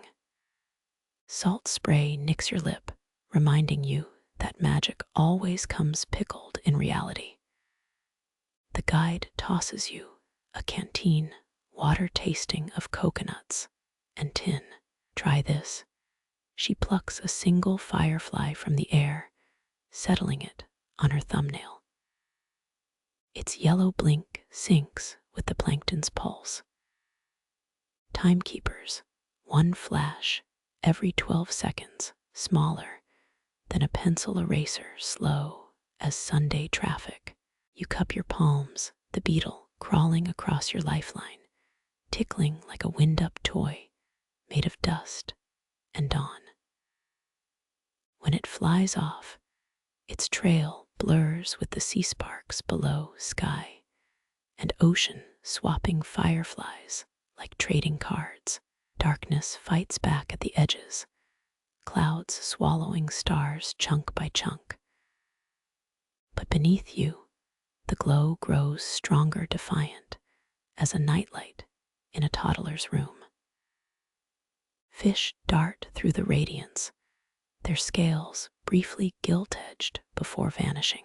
A shape like a stretched piano chord glides by, maybe a barracuda, its teeth lit up like flick knives catching moonlight. The guide hums low. The water ripples not from movement, but sound, that same bass frequency that vibrates through hull wood, the secret handshake of whale songs. You freeze, waiting for some leviathan to breach in a shower of neon confetti. Nothing surfaces, just the afterglow shimmering where the whale music passed, like ripples from a skipped stone you never threw. The guide snorts, reading your brain like a fortune cookie. They're not circus seals doing tricks for granola bars. They're moody artists. Dive down 1960 feet. They'll side-eye you like you interrupted poetry night. Something bumps the canoe's underside, soft as a moth hitting a lampshade. The glow dims, draws back, then explodes in a panicked supernova, creatures fleeing whatever brushed against the wood. Rockfish, the guide waves a dismissive hand.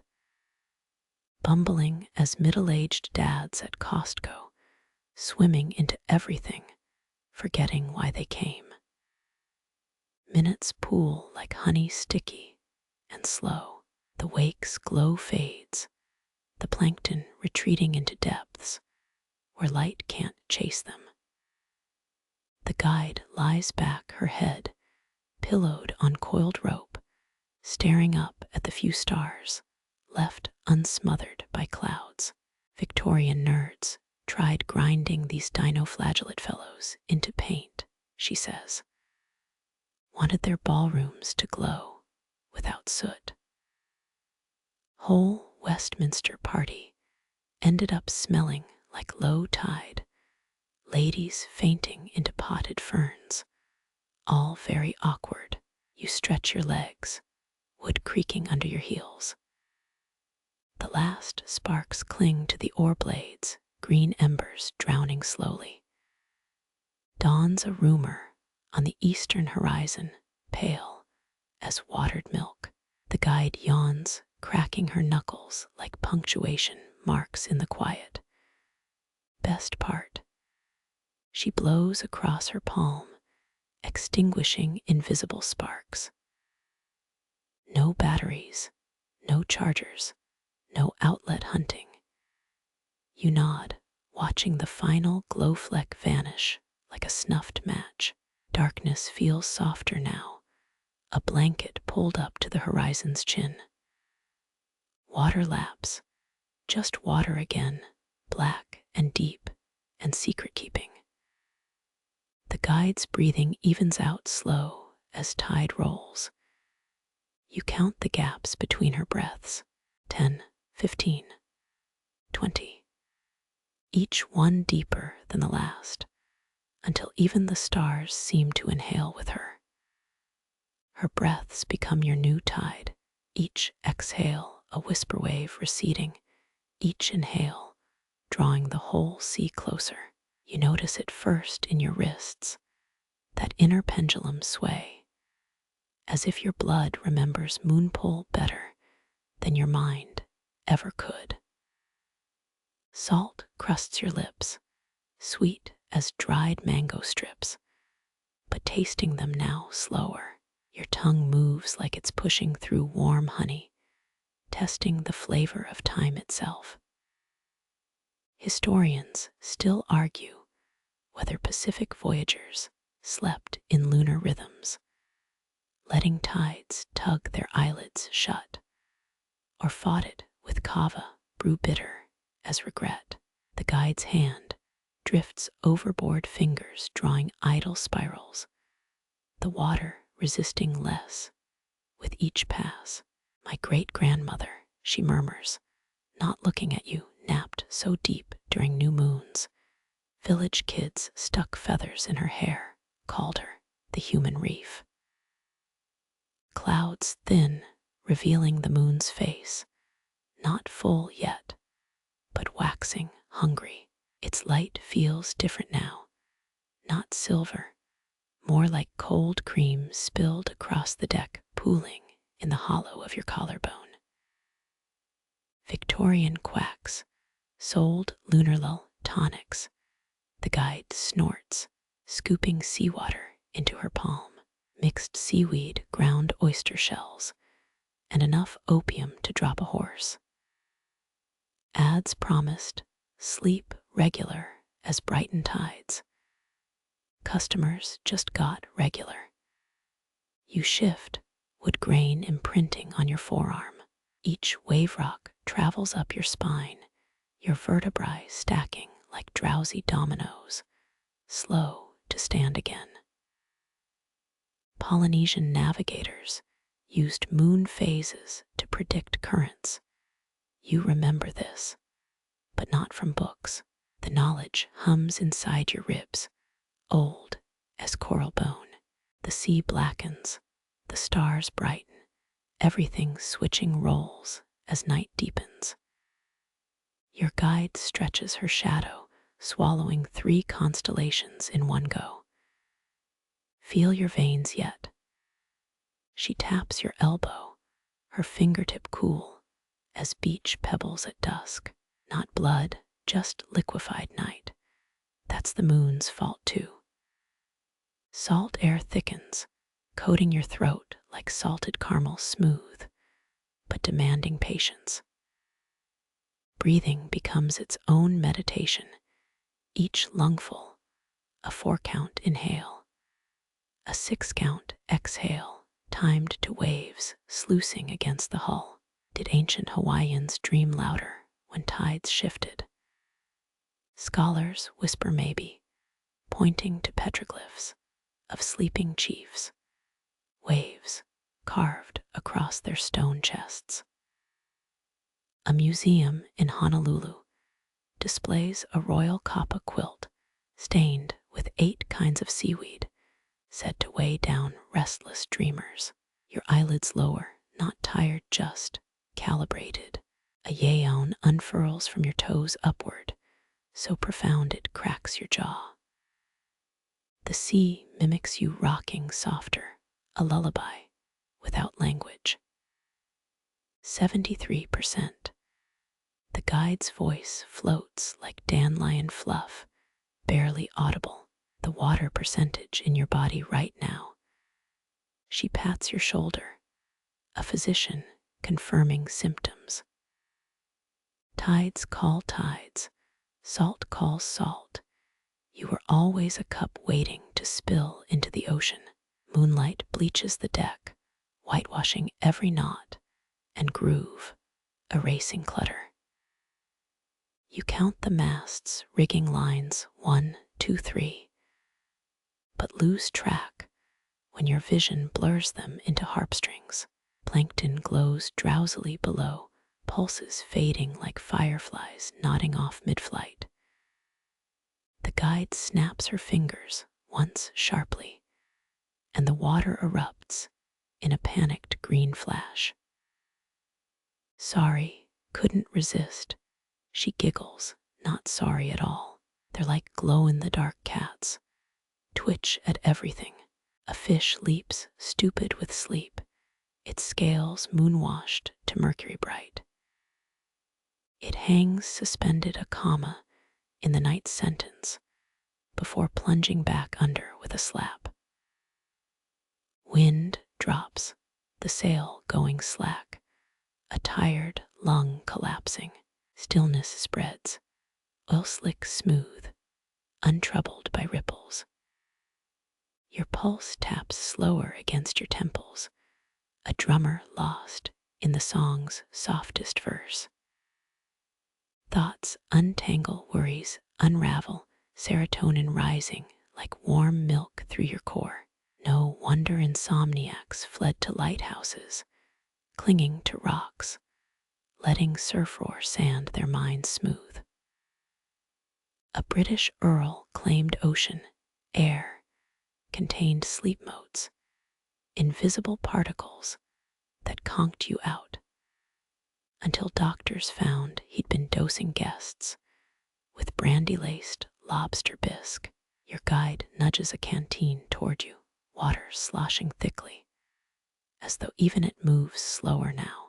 You drink the liquid cool, but somehow weighted syrupy with the night's gathering hush. When she speaks again, her voice seems underwater, warbling through fathoms. Check this. She lifts both hands, palms out, moonlight outlining each callus. No watch, just flesh clocks. You mimic her, your own hands glowing blue-white, veins mapping routes only night travelers see. Arteries become rivers, knuckles become islands, your whole body charted by a star-drunk cartographer. The canoe drifts, no longer cutting waves, just resting atop them like a settled leaf. Black water reflects black sky, endlessness, doubled you float inside a mirrored sphere no astronomer could map. Air grows dense, heavy with brine and promise, pressing down like a palm on your sternum. Breathing deep isn't optional now, it's geologic, each expansion tectonic. Your ribcage feels wider, older, unlocked by lunar code. Somewhere beyond the reef, a night heron croaks, its cry smothered instantly by distance and dark. Even the plankton's glow dims, respecting the hour, refusing to outshine the moon's steady vigil. Your guide hums, a single note low as whale song, felt more than heard. She swivels toward you, eyes liquid dark, all pupil. 19th century sailors hated sleeping on shore. Her shrug ruffles the quiet, said beds felt too still like coffins. Give them a hammock, ship rocking, waves smacking timber, they'd snore like drunk bears. You grin, chin dipping cheek, pressing against the sun-warmed wood. Grain patterns imprint on your skin, zigzags and whorls, secrets in cedar code. Wind resurfaces, gentle as a nursemaid's sigh, lifting strand after strand of your hair. The ocean shivers, pleased letting currents comb its surface into silk. Time blurs, minutes relaxing their strict march into something lazier, looser. Hours yawn, stretch turn fuzzy at the edges like worn wool. The guide tugs a rough blanket over your legs, its weave smelling of smoke and hibiscus. She tucks it around your ankles, her touch precise, effortless, like she's done this 7,000 times before. Better, she states, no room for argument. Moonlight catches the silver streak in her hair, turning it molten, mercury bright. You realize, faintly, you haven't spoken in 13 waves. Maybe 17. Who counts? Your mind floats, unlatched from anchors, content to bob in this warm dark. Stars wheel overhead, their slow dance finally syncing with your slowed heart. The moon cradles the boat, not lifting it, not dropping it, just holding. Somewhere a fish gulps, a miniature whirlpool forming, then vanishing. Somewhere your left foot twitches, startled by sleep's first stealthy kiss. The guide's breathing syncs with yours now in 2-3-4. Hold, out 2-3-4-5-6. A metronome set to largo, each breath cycle, as languid as kelp swaying in deep current. Your muscles liquefy, shoulder blades softening, jaw unclenching, toes uncurling inside salt-stiffened shoes. Even your ears relax, the hiss of waves, no longer separate sounds, just white noise waves lapping at your subconscious shore. Moonlight pours down your throat, your belly, your thighs, cool and inexhaustible. You are glass, you are tide pool, you are half water already, allowing the sky to fill you night quiet and still. The boat rocks one last decisive sway, as if settling into a seabed groove meant just for its hull. Wood creaks, contented nestling into the ocean's palm like a child's fist around a moonstone. Darkness thickens, a curtain dropped, stars winking out one by polite one, yielding their shift to the moon's singular glow. Your guide's hand finds your wrist, 2 fingers pressed to your pulse point. A silent nod. She says nothing, grins, releases you. No words needed now. The universe murmurs its lullaby direct to your bones. Waves drumming the hull, wind strumming the mast lines, the moon swelling bright as a lullaby's final note, held for 3 perfect beats. Breath deepens, thoughts dissolve, salt seals your eyelids shut at last. The air thickens slick, as oiled leather pressing cool against your neck. A rumble rolls, not overhead, but miles off, some sleepy giant turning in its watery bed. Your guide rises, silent her shadow, stretching thin across the deck. Late summer storms, she whispers, fingers untying sail lines with ease. Rode these into Samoa once waves high, as 5 men stacked, but the rain, better than any cradle song. Sailcloth folds, whispering, as she furls it tighter than a banker's fist. Polynesian navigators read clouds like scrolls. You remember this, predicting squalls by bruised horizons. An exhibit in Fiji shows stormproof voyaging canoes, lashed with coconut rope, their sails dyed squid ink black for rough weather. Thunder mumbles again, closer now, its growl felt in your molars.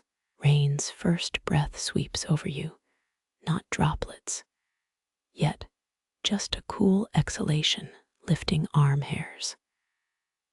Your guide tips her face upward, smiling. Hungry skies, lightning flickers, silent behind clouds like a lighthouse, winking through fog.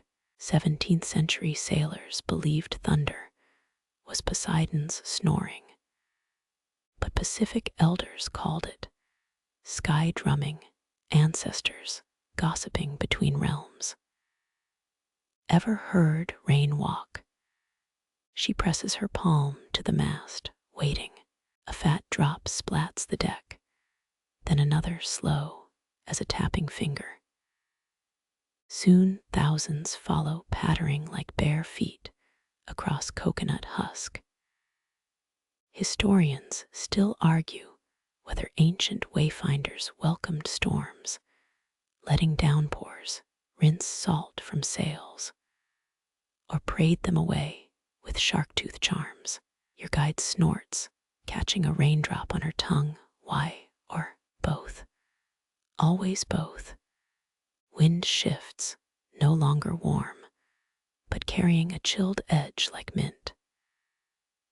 Rain streaks silver through the lantern's halo, each drop catching light before melting into planks. A quirky fact surfaces in your drowsy mind. Victorian ladies collected storm water in cut glass bottles, claimed it whitened linens better than bleach. Your guide grins at your expression. Don't ask, Europe was a weird place. Thunder booms proper now. A kettle drum struck hard, but softened by distance. Rain thickens, sheeting sideways, until the boat seems wrapped in liquid taffeta. Your guide crouches, pulling a clay jug from under the bench. Drink, she insists, tipping cool liquid into your cupped hands. Rainwater flows over your wrists, sweeter than well water, lighter than creek fresh. Lightning forks brief as a camera flash, freezing raindrops midair like scattered diamonds. The guide tilts her chin, letting rain sluice down her throat. Auckland Museum has 500 rain-calling stones. She shouts over the downpour, each one stolen from some poor shaman's grave. The storm's rhythm syncs with your pulse, fast drops, then slow, then fast again. Thunder shakes the hull, but gently like a friend nudging you awake for breakfast. Rain drums the canopy now, a timpani roll softening to brushes on snare. Waves swell rounded and smooth, losing their knife-sharp crests under the deluge. Listen, your guide cups her ear, eyes shut. Water streams off her braids, tiny rivulets finding paths down her neck. Hear the hiss. That's rain marrying salt, oldest love story there is. Wind drops suddenly, as if the storm forgot its own anger. Rain softens to mist, the gentlest veil, kissing your forehead like a sigh. Lightning retreats, flashing mute over the horizon, a sulking child slamming doors down the hall. The boat rocks, cradled, all fury spent. Your hands unclench, palms up, collecting droplets, that taste of sky and ozone. 18 breaths pass before you realize the thunder's gone. Only rain's murmur remains, steady as a nurse's shushing. The guide wrings out her hair, water splattering the deck like tossed coins. 19th century captains paid crew extra if storms hit, said rough seas scrubbed the barnacles off their souls. You laugh, face wet, shirt clinging like seaweed. Rain drips off your nose, each drop counting seconds in liquid time. A new sound emerges faint beneath the downpour. A hum low and resonant, rattling the hull. Your guide places her palm on the wood, feeling it thrum. Rain above, wails below, they like concerts. Darkness deepens, storm clouds blocking starlight, but the rain glows where lantern light catches it. You float inside a chandelier, each crystal replaced by falling water. Your guide passes you a soggy blanket, scratchy but warm. Wrap up, she orders, her voice blurred by rain hush. Best sleep comes after sky arguments. Thunder mutters one last complaint, half-hearted, as clouds fray at the edges. Moonlight bleeds through, pale fingers probing the damp air. Your clothes weigh triple now, sodden, but oddly comforting. Like being hugged by the sea itself, salty arms squeezing worry from your joints. The guide leans back, eyes closed, letting rain trace her profile. 3rd century Hawaiian rain chants, she yawns, included bad puns. Archaeologists found one praising clouds thick as poi paste. Probably got laughs, then groans.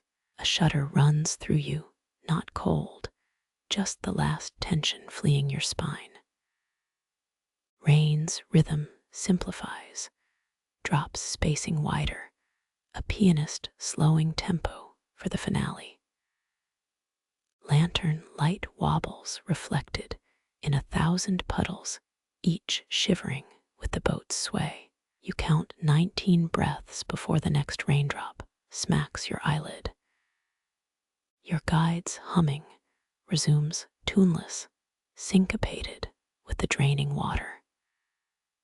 Rivulets snake toward the scuppers, whispering secrets as they vanish into the sea. Wind rises, a tattered breeze, but warmer now. It pushes hair from your forehead, a mother's absent-minded touch. Rain thins to drizzle, sparse as punctuation in a love poem. Each drop a full stop between sighs. Thunder retreats over the curve of the earth, its grumbles fading like a bear rolling over in hibernation. The boat drifts, surrounded by hissing silver, the world rinsed clean. Your guide peels off her soaked outer shirt, wringing it over the side. London got 7-hour storms in 1888, she says, shivering. But cheerful, people opened umbrellas, then died of old age waiting. A chuckle slips out, unexpected bouncing off wet wood. Rainwater pools in your collarbones, tiny lakes warmed by your pulse. Lightning flickers one last time, a dying bulb's flare, then darkness settles, velvet soft, the storm's anger spent. Only quarter notes of rain remain, tapping out lullabies on the canopy. Your ears pop, pressure shifting, air turning, sweet as split cane. Drowsiness hits, wave after slow wave, each heavier than the last. The guide's voice sinks to murmur depth, barely audible over draining water. You hear it now, she insists, though you hear nothing new, the lullaby bit under the rain's main melody. You strain and catch it, a hiss within the hiss, wind combing through drenched rigging. It sighs, high then low, a mother humming through her nose. Your muscles yield finally, as limp as storm-tossed kelp. Rain's rhythm drills into your skull, gentle jackhammers, paving your mind smooth. The guide drapes a damp shawl over your shoulders, heavy, with water weight, anchoring you to the bench. Her hand lingers, warm despite the chill, before retreating to her own huddle. Somewhere, a night bird shrieks, then falls silent, soaked into submission. Rain fills every crevice, planing wood, until the whole boat gleams like obsidian. Your jaw unclenches, tongue resting heavy teeth, no longer guarding secrets. Rain finds its way into your mouth, fresh, cool, each drop a tiny lullaby you swallow. Thunder's ghost rumbles once, far off now, just a memory of threat. The storm rolls onward, gifting its calm to you, keeping its rage for another coast. The lantern gutters, drowned wick, surrendering. But moonlight returns, stronger now. It etches the guide's profile in mercury, her lashes beaded with rain, like diamond dust. Breath slows, sinks with dripping scuppers. A metronome set by Mother Nature's drowsiest choir director. Your guide's whisper blends with rain's hush, the final push into surrender. Sleep, she murmurs, not a suggestion, not a command, just a fact already happening. And you do, chin dropping, spine curving, rain still tapping its endless lullaby on the canopy. The storm cradles your descent, rocking you deeper, soaked to the bone, and utterly peace-drunk. Darkness folds in wet velvet, the drumming rain your last anchor slip into dreams. The coral spire rises, sharp as a steeple, against watery blue, its limestone ribs braced like flying buttresses. You drift downward, weightless, though never leaving your rain-damp hammock. Sleep holds you gentler than ocean currents, a warm hand pressed to your sinking mind. Reef fish dart, cardinal red and sulphur yellow, between pillars crusted with living stone. Clownfish peer from anemone towers, their white bands glowing like stained glass saints. A Napoleonic wrasse glides past, its bulbous forehead bumping coral, a grumpy bishop late for vespers.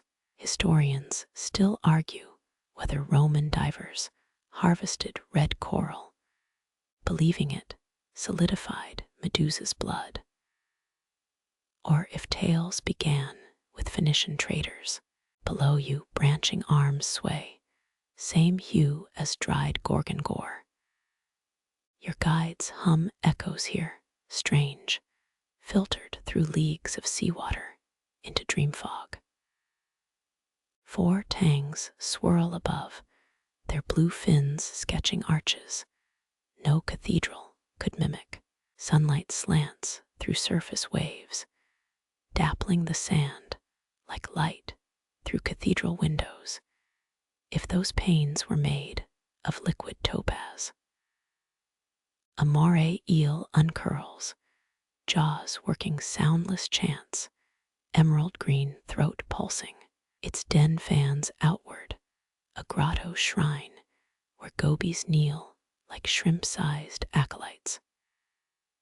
Victorian naturalists thought corals were plants, until lab tests proved them hungry predators. You chuckle, bubbles rising in your sleep throat, imagining sea cucumbers as lazy monks avoiding vespers. Parrotfish grind limestone with beak teeth, their muffled crunching a lazy hosanna. Sand spills from their gills, snowing white onto brain coral altars. Pixie crabs sidestep this grainy hail, clutching anemone shreds like choir boys with stolen hymn sheets. One quirky fact surfaces. 19th century sailors believed coral reefs grew faster near shipwrecks, hungry for iron nails. A galleon's cannons rust below, encrusted with red sponges, their barrels sprouting feather duster worms. Depth presses, cool and insistent, but no wetness seeps into your clothes. You float through a nave where sergeant majors school like living mosaics, each stripe precise as tiles. A trumpetfish looms, its tubular body angled like a crooked church organ pipe. Your dream feet disturb. No sand, your ghost, here honored guest in this liquid sanctuary. Historians still argue whether Mayan divers hallucinated such scenes, breathing hallucinogenic siphon weed through hollow reeds. Currents guide you past clownfish choirs, past a hermit crab dragging its shell like a penitent with 2 heavy robes. Anemones bloom pink and stinging around a mermaid's wineglass sponge. Its stem stretches upward, thin as communion chalice, But sea slugs sip nothing here. Your chest tightens, not with breathlessness, but awe. Schools of chromies swirl blue-green, forming shifting rose windows across the reef's ceiling. A lionfish drifts, mane of venomous spines, haloed in sun shafts, demonic cherub guarding sacristy treasures. You barely flinch. Sleep wraps you safer than kelp, this descent scripted by kinder architects than fear. Sand dollars litter the seabed, etched with five-petaled flowers. Pacific legends claim their coins lost by mermaids, payment to sea witches for calm tides. You count 17, then lose track, their pale circles glowing like moons in the dim. Down here, silence isn't empty. It thrums with shrimp crackle and urchin scrape, a million tiny prayers. Your guide's voice murmurs through the water, though she's leagues above. Even eels sing, if you slow down enough to hear. A pair of angelfish pivot, gold bodies slashed with midnight stripes, their dance precise as liturgical choreography. Their gills flare, pumping water through jeweled filters, hymns only brine sustains. You pass a giant clam, its purple maw parted, tongue shimmering like stained glass. 19th century divers swore clams trapped sailors. But this one yawns innocently, algae dusting its lips like Lenten ashes. Shadows stretch blue deepening to indigo as dreamtime bends. A hawksbill turtle paddles past, flippers sweeping slow as incense swing. Its shell crusted with barnacles, living gargoyles, on an ancient cathedral roof. Historians still argue whether coral reefs birthed Atlantis myths, or if volcanic islands inspired those tales. Here, it hardly matters. Sponges spiral upward, their holes gaping like demonic mouths in Gothic stonework, yet harmless as velvet. Staghorn corals branch antler sharp, a sacrificial grove where no blood spills. Damselfish dart between them fierce as priests guarding tiny parishes. You hover near, silent pilgrim, as they nip your intangible fingers. Sunlight fades, cobalt seeping into water, but bioluminescence wakes. Pinpricks glow across the reef, anemone tips shining like votive candles. One quirky tidbit resurfaces, Victorian aquariums, added brandy to tanks, trying to make corals glow brighter. A garden eel colony sways hundreds of pencil-thin bodies, black-tipped and solemn. Their synchronized dance mimics reeds in current, or monks bowing at vespers. You smile knowing some marine biologist probably wrote papers on their rhythm. Pressure builds, not crushing, but embracing. Your lungs remember air, but barely. This depth should terrify, yet peace hangs thick as cathedral incense. The shark appears, silent pilgrim, its gray bulk circling distant spires. Not menace, but majesty, a wandering bishop checking parish boundaries. Your pulse steadies, matching its tail's slow sweep. Sand shifts, revealing a broken amphora green with algae. Phoenician, Roman, or a cruise ship's tossed souvenir. No matter. Brittle stars colonize its curves, their spindly arms knitting lace over clay. Night blooms fully now, but the reef still glows. Jellyfish pulse, glass bells tolling silent compline, their tendrils tracing scripture in the dark. You drift lower, sand cool against your dream back, staring up at a vaulted ceiling alive, with stars both real and violet. Sleep tightens its grip, a mollusk sealing its shell. Above, the real boat rocks guide humming, while down here cathedral spires cradle your sinking mind. Eels chant unheard hymns, clownfish kiss anemone altars, and you dry yet submerged, let the sea rewrite your dreams into liquid psalms.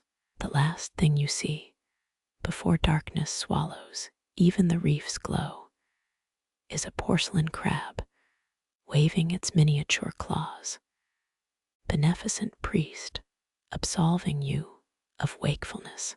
Moonlight paints the mast first, bone-white grain revealed inch by inch as clouds part. You blink salt from your lashes, the reef's cathedral dream still clinging like kelp to your thoughts.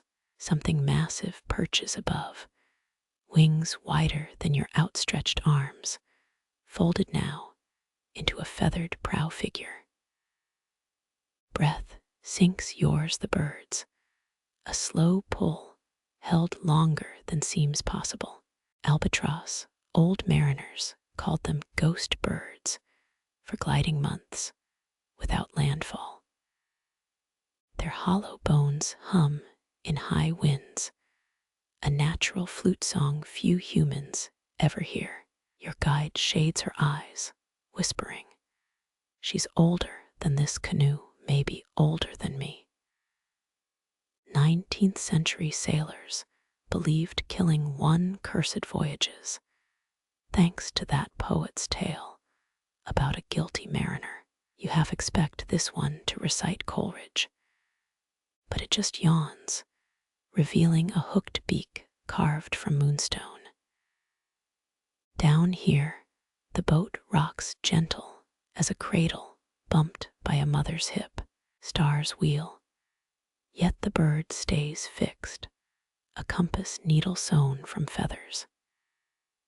Historians still argue whether Polynesian navigators followed albatross flight paths or just studied their star-tuned instincts. One quirky fact drifts back. Victorian scientists tried mounting spyglasses on albatrosses, hoping they'd map ocean currents. The birds flew to mating grounds instead, pecking the brass tubes off mid-flight. You smile, imagining this dignity-radiant creature refusing to be some professor's tool. Salt crusts its webbed feet, each talon thicker than your thumb. They sleep airborne, your guide murmurs, one brain hemisphere dozing while the other steers. You envy that skill, wishing you could nap half your worries away mid-journey. The bird shifts, preening underwing feathers with fastidious care, like a philosopher correcting a manuscript. A fishy scent wafts down, not foul, but ancient as tide pools. You count its breaths, 12 per minute, your own slowing to match. Moonlight catches the mast's carvings, tribal sharks and squid, now dwarfed by living artistry. Wind ruffles white plumage, each ripple a lesson in fluid dynamics. Your neck aches from staring up, but you can't look away, this close to myths wearing feathers. Your hammock sways, canvas creaking companionably with the albatross's soft clicks. Marine biologists say they mate for life, returning to the same cliff ledges yearly, performing beak-clattering duets. This one's alone, widowed perhaps, or wandering between nests like a sea monk. Clouds smother stars, just the bird glowing now, a lantern hung too high to warm you. Guide hums lower, a pitch that vibrates your ribs. She claims old navigators could sing albatrosses into landing, trading fresh fish for storm warnings. Rain threatens, air thickening, but the bird stays perched. Its oil-coated feathers shed water, preened daily, with a waxy gland above the tail. Yours truly could use that trick, you think, wiping spray off your forehead with a damp sleeve. One wing stretches, sudden, spanning half the canoe's length. Finger-like primary feathers brush the mast, each one longer than your forearm. Kids' tales call them sky oars. And seeing this, you finally understand why. Your guide tosses a dried squid skyward, an offering. The albatross snatches it, midair, neck darting faster than sight, swallowing without ceremony. Eye contact follows, black beads weighing your worth, maybe deciding not to curse your sleep. Breath sinks again, deeper the bird's chest, rising like a bellows, beneath fuzz-soft down. Some cultures see them as drowned sailors' souls, doomed to glide until their sins bleach clean. If true, this one's crimes must have been mild, just petty thefts from fish markets.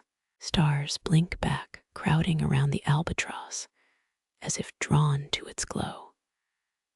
Southern Cross tilts, pointing its lower beam straight at the mast top. The bird pivots, aligning its spine with celestial south, better than any compass needle. Guide whispers, "Sleep now, her dreams will lift yours." You hesitate, but the deck feels softer, cradled by this feathered metronome's rhythm. Historians still argue whether ancient star maps copied albatross migration routes, or if birds and humans learned navigation from the same night teachers. Wings rustle, settling into a shape like folded sails, so dense they swallow starlight.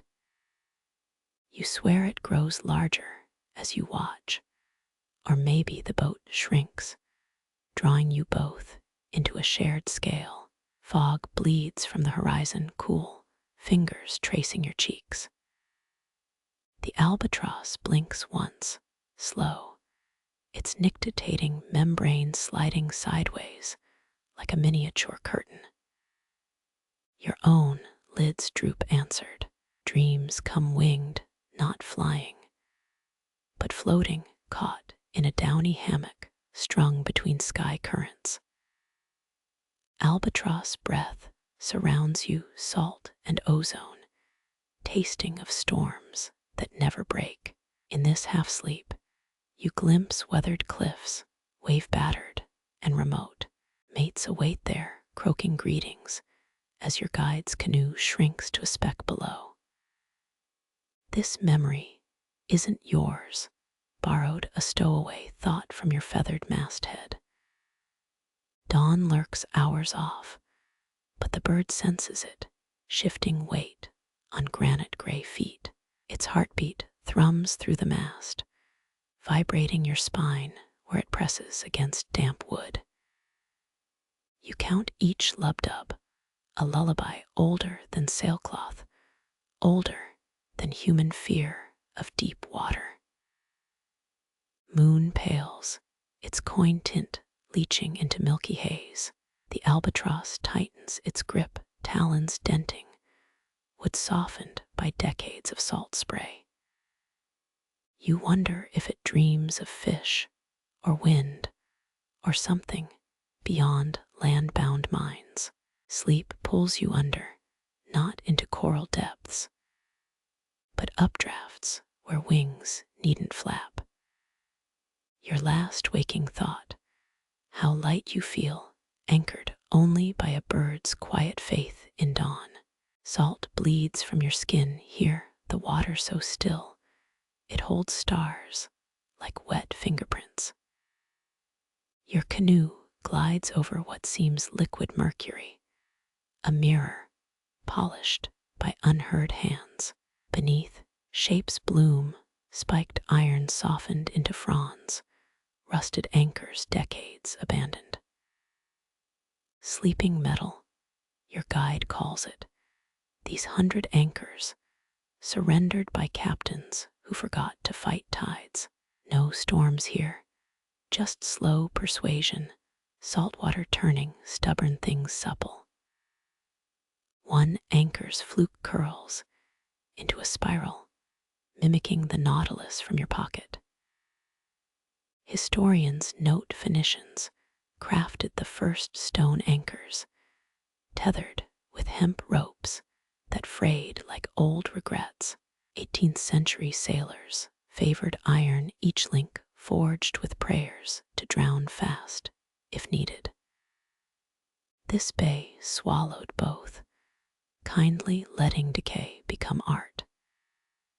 You trail fingers through water warm as bathwater left overnight. Here's a quirky truth. Modern salvage teams ignore this lagoon. Their metal detectors confused by volcanic rocks, magnetic hum. Their loss. These sculptures cost nothing but patience. Anchor chains coil like sea snake ribs, green with algae beards. Some weigh more than your guide's whole canoe, yet they rest featherlight on silt now. Historians still argue whether most came from trader schooners or pirates ditching evidence after raids. Light shifts, sun plumbs deeper, tinting everything gold green. Bars of sunlight stroke the lagoon floor, illuminating crowfish who nest in rust pores. Their pectoral fins flutter cleaning house, little maids in an underwater castle. Your guide floats a coconut bowl, brimming with mashed taro root your supper. Eat slow, she advises. Heavy meals sink dreams here. You obey, counting chews, tasting earth, and wet stone in each purple bite. A jewelfish nips your toe, daring you to stir its world. Below, an anchor crusted in oysters yawns. Open, a black-lipped clam, big enough to swallow your knee.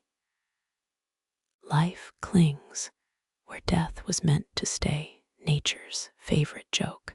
Night comes as heat lifts, stars popping out like bubbles in a cooling skillet. Phosphorescence ignites wherever your paddle disturbs the water, blue sparks snuffed as soon as born. Your wake glows galactic, brief comet trails for eyeless creatures watching below. Moonrise catches and anchors curve, a silver bowl offered to nothing.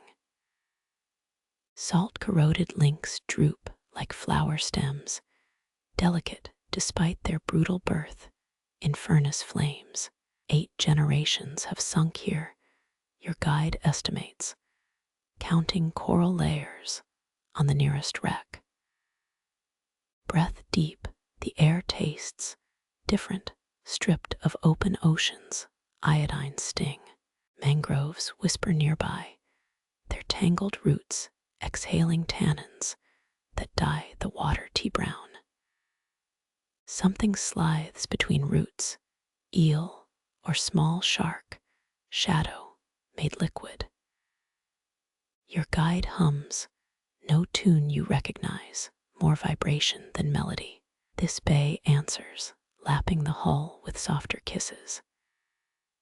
Ancient Polynesians called such places whisper coves, where ocean shares secrets only with those who stop rushing.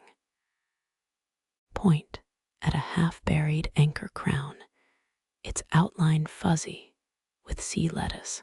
Under moonlight, it could be a throne, moss-cushioned, waiting for some barnacled king. Funny how abandonment births beauty when humans aren't looking. Your elbow knocks the paddle. It slips overboard, floating handle up like a sleeping gull. Before you can reach, the guide stops you. Let it drift. Night gives back what it keeps.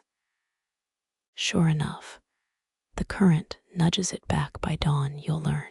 Striped surgeonfish school around a towering anchor shank, their yellow tails shivering in unison. Predators lurk past the lagoon's mouth, but never enter, as if respecting this graveyard of lost grips. Safety thrums in your ribs, wider than logic explains. Lie back, canoe bottom damp through your shirt. The guide drapes a tapa cloth over you, its bark fiber smell older than sailcloth. Constellations spin, but slower tonight, tethered by these iron weights below. Here's a debate starter. Maritime scholars fiercely contest whether anchor comes from Greek ankyra or Egyptian ankh, the looped cross symbolizing life. Hearing this, you decide both fit, dead iron transformed into thriving reefs, a kind of resurrection. Your little finger brushes the water, ripples warp the moon's reflection into a wobbling coin. That anchor throne shivers, becoming just rust again, then settles back into elegance. Reality's fluid here, truths changing with each blink. The guide grounds her steering paddle, grit grating, a soft earthquake. Choose a worry, she says, anyone, and let it sink. Midnight blue ripples answer, lapping your doubts away stitch by stitch. First, you pick that unpaid electric bill, its red ink glaring back home. Visualize it sliding off your shoulders, hitting water, dissolving like sugar cubes. Next, the unanswered work, email, its little notification flag, drowning without bubbles. But the big stone, your father's failing health, sticks in your throat. Salt air fills your mouth, not choking, but rinsing. Your guide hasn't turned, yet her silence speaks. Some weights need more tides, keep trying. Palm fronds clatter on shore, winds dry chuckle. One anchor chain stirs, a snake waking, before settling deeper into muck. Your spine softens, vertebrae unkinking one by one, silt claiming your edges. Dawn's first bruise colors the east purple seeping into black. Stars fade, but the anchors glow warmer, rusty reds, kindled in underwater forges. Your guide breathes, audibly, letting night go as you must. Morning birds test their throats, one chirp then a dozen, while fish nibble algae off forgotten iron. You didn't sleep, not exactly, yet something deeper than rest has soaked into your marrow. The paddle floats nearby, as promised, damp wood gleaming. Your guide pulls it aboard, saying nothing, letting the miracle feel ordinary. Sunlight strikes the lagoon, revealing coral's blush-pink branches, cradling each sunken anchor. You touch your chest, where the boulder sat last night. It's smaller now, a pebble rolled in tide, still present, but no longer hooked. Above, a frigate bird circles, Black wingtips writing reminders you choose not to read. Current tugs your canoe toward open sea, a mother's hand nudging a child outside to play. The guide steers wordless, but you glance back, anchors shrinking into abstract smudges. Just part of the reef now. Salvage teams might never come. Destroyer whales might never breach here. And that's the gift. Some weights aren't meant to be hauled up, only softened until they house new lives. Barracuda flash chrome blades as the lagoon releases you. Water deepens from gold to blue, sun climbing fast now. Under your seat, a single barnacle gleams, clinging tight, a stowaway from the rust garden. You let it stay. First, light bleeds apricot across the horizon, water going from black to grapefruit peel. Your canoe rocks, gentle as a cradle, while barracuda vanish like dropped silverware. Ahead, something breaks the surface, a curve smooth as a pottery rim, then another. Porpoises, 16, maybe 18, their backs glistening wet silk in dawn's blush. They move in lazy arches, not racing, not feeding, just escorting. One veers close, eye meeting yours, a black marble flecked with gold. Ancient Polynesian navigators believed these creatures carried ancestor spirits, guiding lost canoes home. Your guide lifts her chin. Their early good means calm seas today. She dips her paddle, barely touching water, letting the caravan set the pace. Each porpoise exhale hangs in the cool air, tiny mist ghosts swallowed by sunlight. Their clicks reach you through the hull, wood humming like a cello string.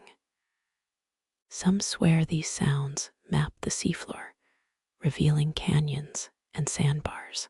Others say it's just gossip, fishy rumors traded between divees. Historians still argue whether Pacific voyagers truly followed porpoises or just enjoyed the company. You stretch, knees popping, as a pink flush climbs the sky. One porpoise rolls sideways, flipper raised like a waiter balancing a tray. Here's a quirky truth. Their skin secretes a natural antibiotic mucus, healing scrapes within hours. The pod slows, letting your canoe drift among them. Sun warms your neck, chasing nights chill from your bones. They dive in unison, tails flashing heart-shaped farewells, then burst upward seconds later, showering you with diamond spray. Your guide chuckles, wiping salt water from her brow. Show-offs. A young one leaps clear, twisting midair, a living croissant glazed with sunlight. The oldest female surfaces beside you, scarred snout trailing seaweed ribbons. Her dorsal fin notches tell stories, shark encounters, fishing net, escapes, decades of ocean life. She whistles, a sound like bubbles rising through honey. You feel it in your molars. Chart this wake. Their path cuts straight toward the rising sun, no zigzags. Old-time navigators called this porpoise threading, trusting their sense of direction over stars. When fog hid the sky, warmth spreads across your lap as day quickens. Fish scales glitter below, a highway of sardines fleeing the caravan's approach. One porpoise snaps sideways, snout plowing through the glittering swarm. Breakfast served fresh. You resist the urge to touch. They're not pets. but wild things choosing grace. Still, the youngest swims close, its flank brushing the canoe, a fleeting velvet hello. Sun fully crowns, gilding every ripple. The pod peels away one by one, melting into blue. Only the matriarch lingers, circling twice, before diving so deep her shadow dissolves. Silence rushes back, wind scritching the sailcloth, waves slapping the hull like open palms. Your guide adjusts course, smile lines crinkling. Better than an alarm clock. Yes.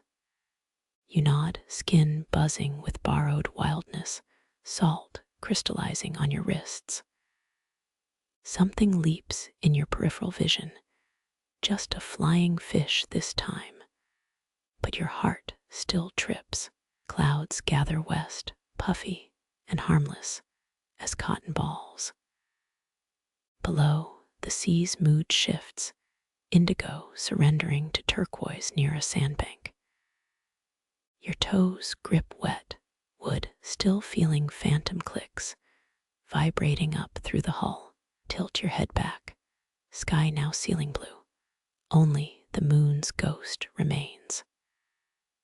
A fishing boat drones in the distance, too far to spoil the calm. Nudge your loafers aside, toes skimming water grown warm as fresh milk. For hours, you'll keep seeing dorsal fins every time a wave crests, imagination stitching them into being. Your guide hums again, this time a real song, words half swallowed by the breeze. They aren't leading us, she murmurs, just crossing paths a while, same as shooting stars. You touch your barnacle stowaway, still cemented under the seat, a rough talisman. Tonight, when darkness comes, you'll dream of pink backs arcing through liquid sky, an escort you neither earned nor begged for given freely. Fathoms below, where sunlight can't reach, the pod clicks resume reefs and trenches, mapped in sound. Up here, you wrap yourself in their absence, the gift of shared dawn already hardening into memory. Sail on the sea insists toward what comes next. The lagoon unfolds, blue inside green, inside turquoise, a liquid bullseye. Palm trunks lean diagonally across your path, their shadows knife slashes on bright water. Polynesian voyagers used such atolls as rest stops. Island chains dotted their star maps like stepping stones. Beneath you, yellow coral heads bloom larger. As shallows rise, kelp arms wave in slow sync. Watch those dark shapes darting between rocks, reef fish, striped like Christmas candy. Nervous system glittering. Your canoe's shadow startles them. A prehistoric monster passing overhead. Wade ankles buried in sand cooler, below the surface, grainy sugar between your toes. That little crab sidesteps your footprint, claws raised, body tinier than a bottle cap. Legend says coconut crabs drag shiny things underground, keys, coins, wedding rings, making coral catacombs of lost property. Your guide nudges an empty clamshell, opaline interior gleaming. Palm shade first, explore after. Hammocks already sway between trees, frayed ropes creaking a dusty rhythm. Breath slows, the heat wrapping you like steamed towels. High tides retreat reveals wet sculptures, sand-collared rocks, starfish melting into shallows. Historians still argue whether ancient tide pits here stored fish, or aligned with solstice moons. Either way, their symmetry calms your pulse. Circles, inside circles, inside circles. A frigate bird glides low, forked tail, steering wind like a rudder. Its shadow inks the lagoon sharp, and fleeting gone before you blink. That's how rest works here, moments swallowed whole, undigested by memory. Underwater sand dunes shift, each wave rearranging the furniture. Something groans, just tidal suction, through submerged caves, but your spine stiffens anyway. Laughter trickles from the hammocks, your guide mimicking the sound. Old atoll ghosts, they snore through high season. Dragonflies stitch the air, needle bright, hovering near your damp ankles. One lands on your knee, wings like cellophane, pressed over stained glass. Breathe. It zips off, joining its squadron over a brackish pool. Here's a fringe theory. Certain rare waves emit infrasound that mends broken bones. You can't hear it, can't feel it, but your cells might be singing. Whether true or nonsense, the saltwater tingles against your scrape, warm with promises. Tidal channels braid around sandbars, their roots shifting daily. You spot hand-dug wells among tree roots, lined with shells, still holding sweet rainwater after years. Survival math scratched into earth, plus marks for full, circles for empty. Coconuts bob offshore, three drifting together, a shaggy raft with no captain.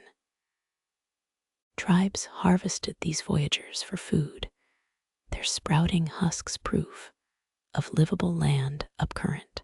You wade out, turn one over brown skin already nibbled by parrotfish.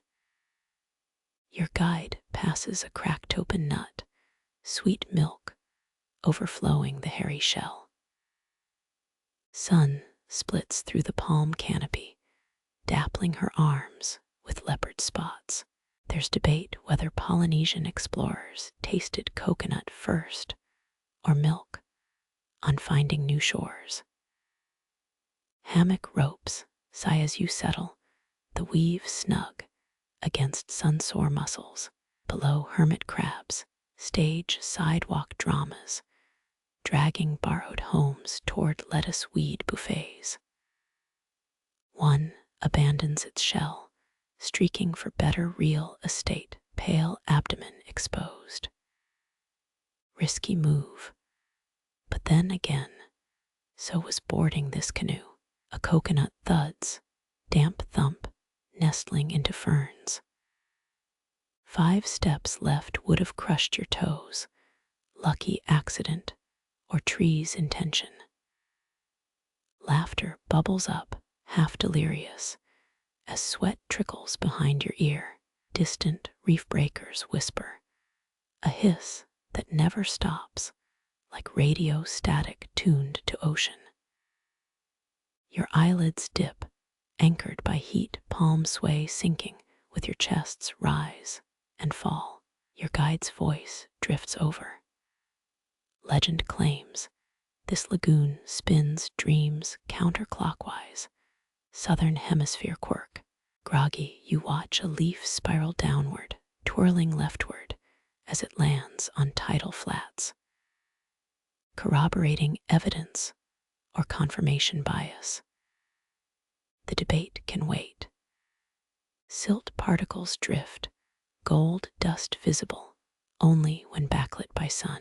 Seabed ripples remind you of fingerprints, endless whorls pressed into damp sand. Press your own finger, watch water fill the tiny crater, smoothed away in seconds. That night, when the tide exhales, moonlight will silver the lagoon's throat.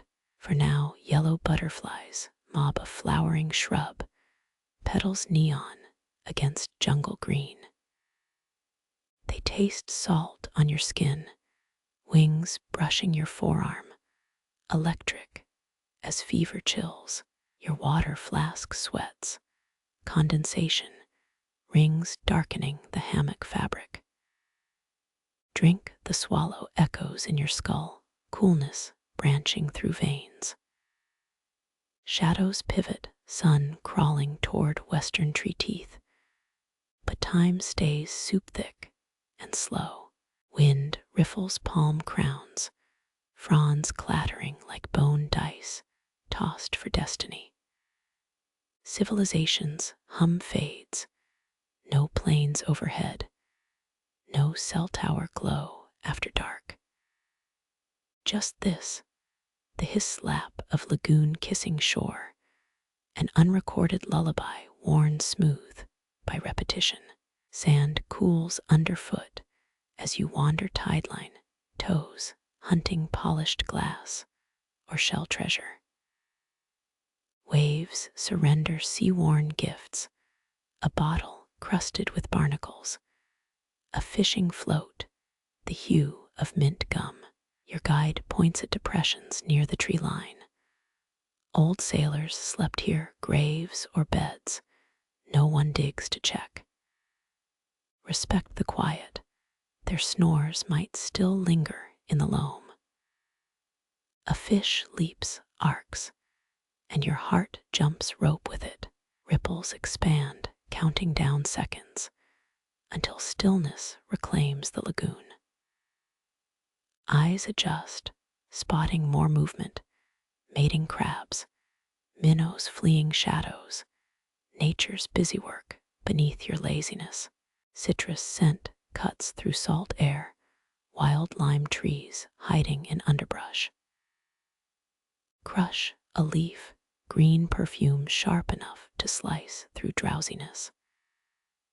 Tuck it behind your ear, anti-sleep charm, useless against the heat's velvet hammer. The guide lounges, feet dipped in lagoon, toes wriggling like bait. You mimic her cool water kissing, sunburned calves, tiny fish nibbling dead skin. Free spa treatment courtesy. OF Chinese letter, Chinese letter, Chinese letter. Just don't think about what's doing the exfoliating. Clouds assemble puffy diplomats, holding no threat of rain. Their reflections smear across the lagoon Rorschach tests for the half-awake. You see a rabbit, a ship, a melted ice cream cone. Hibiscus blossoms litter high tide lines, crimson clotting into damp sand. Their wilted curves remind you of ballerinas mid-curtsy, decomposing with tragic grace. Pluck a fresh one, stick it in the sand beside your hammock, a ruby marker for borrowed time.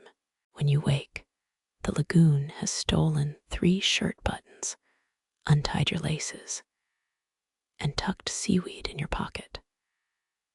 Small tolls for borrowing dreams. Tide creeps back, licking away footprints, readying the atoll for some other wanderer's pause. Salt crackles on your lips, sun baking it there like sugar glaze.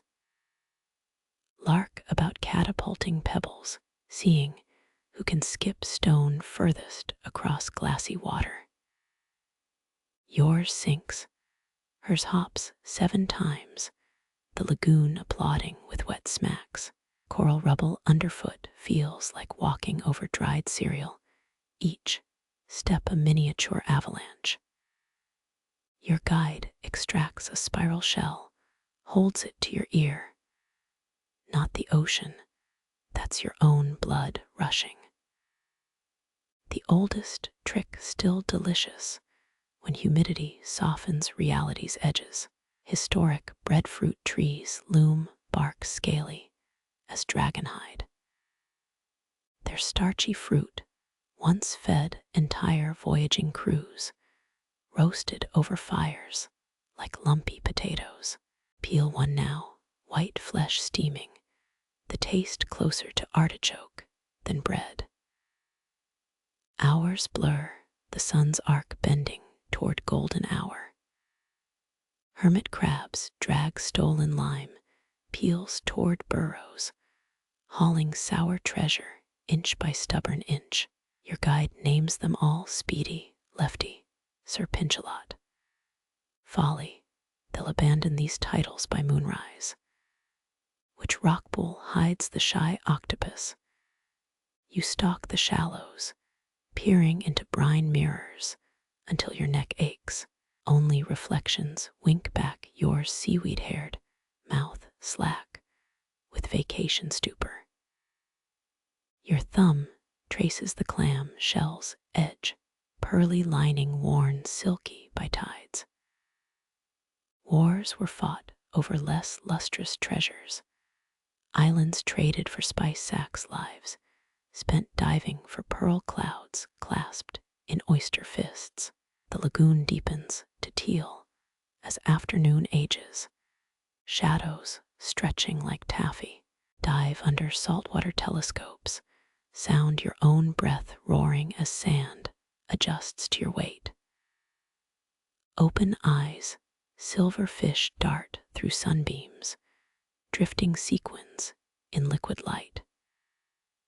Resurface, hair-plastered lungs gulping thick air. The guide floats nearby, arms wide, looking up at swaying palms. Her peace seems oceanic, unfathomable, some bottomless skill you skim, but can't hold. Terns squabble over a fish scrap, dive bombing with shrill cries. Their shadows skate over you, sharp-beaked ghosts, footless and frantic. When the breeze dies, heat presses down, a wool blanket straight from the dryer. Even thoughts move lazily, scraps of driftwood bobbing between waves. Your guide sings low a fishing chant about lazy eels and impatient nets. Melody loops, repetitive as surf, until meaning bleaches away, only vibration remains. Feel it soften your temples, warm oil poured on creaky hinges. Horizon blushes, first hint of evening's approach. Tides retreat, leave strands of seaweed, black lace, on damp tan sand. Palm trunks flatten to silhouettes, spines of some immense dormant beast. Dolphins breach far out, gray crescents against molten sunset, too distant to hear their breaths. You envy their commute, highway of swells and shifting salt, no traffic lights, no deadlines, just the endless blue work of being. But here now, gravity feels lax, the worries that cling like barnacles scrubbed clean. Your bones hum lagoon lullabies older than language. This cove's recipe for weightlessness, passed palm to palm, canoe to canoe. Since humans first dared paddle beyond sight of land, stars prick the east, first shy dancers taking the floor as water drinks the last daylight. No drum roll, no curtain fall, just this silence, patient as tidepool creatures waiting for moon's return. Press your ear to the cooling sand, hear nothing but your own slowing pulse drumming down into earth's ancient rhythm.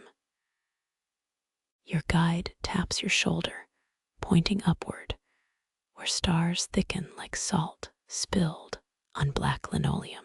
See those 4 bright ones? That's the great canoe, bow tipped toward uncharted currents. She traces shapes only Polynesian skyreaders recognize, not bears or hunters, but vessels forever paddling night's river. Breathe deep, cool air, ribbons through your lungs, crisp as ice melt against lingering lagoon warmth. Historians note how Pacific navigators memorized over 200 stars, each a fixed checkpoint in liquid wilderness. Tonight, their ancient homework lights your way. A meteor scratches silver brief as a struck match. Crewmen cleaning the deck, your guide murmurs, dust from star canoes. You strain to hear the hiss, imagination supplying what silence withholds. Some cultures swore certain, stars chimed, a celestial gamelan, unknowable to earthbound ears. Modern radio telescopes confirm it, sort of, but microwaves lack romance. The Southern Cross tilts, its 2 pointer stars now flanking the moon. Watch as your guide's hand becomes a living sextant, thumb and pinky measuring angles between horizons and heavens. No compass, no sextant, just flesh calibrated to Earth's whispers. Her knuckles align with Alpha Centauri, a knobby star map worn smooth by use. Notice how Orion floats belly up here, upside down archer, transformed. See his belt. 3 sharks pulling an outrigger. She renames, turning familiar constellations into Pacific folklore. That lower star, an island on the horizon, still days of paddling away. You blink, suddenly seeing the sky as nautical chart, every glittering dot a harbor or hazard. Milky Way sprawls, foamy wake from some mythic voyager's prow. Scholars debate whether the legendary Hauiloa discovered these islands by accident or followed seabird bones north. Either way, his ghost armada glitters overhead tonight, canoe hulls bright as knife edges against the dark. Guide's finger sweeps left. There, the dolphin leap. 5 stars arc like backs, breaching an astral sea. Breath holders say they hear clicks up their echoes from real dolphins announcing reefs below. Probably nonsense, but you press a seashell to your ear anyway, smiling at your own suggestibility. Wind shifts, bringing wood smoke from a distant fishing camp, or maybe just memory's prank. Your cheeks prickle, nostrils flaring at sulfur-tinged air. Volcano breath, your guide notes, old peel stretching in her sleep. Every constellation here doubles as weather vane omens stitched into star patterns. A satellite crosses, blinking like misplaced runway lights. You almost point it out, but bite your tongue. Let the ancients keep their dignity tonight. No outsourcing navigation to silicon. The guide tracks it anyway, mouth twitching, sky cockroach.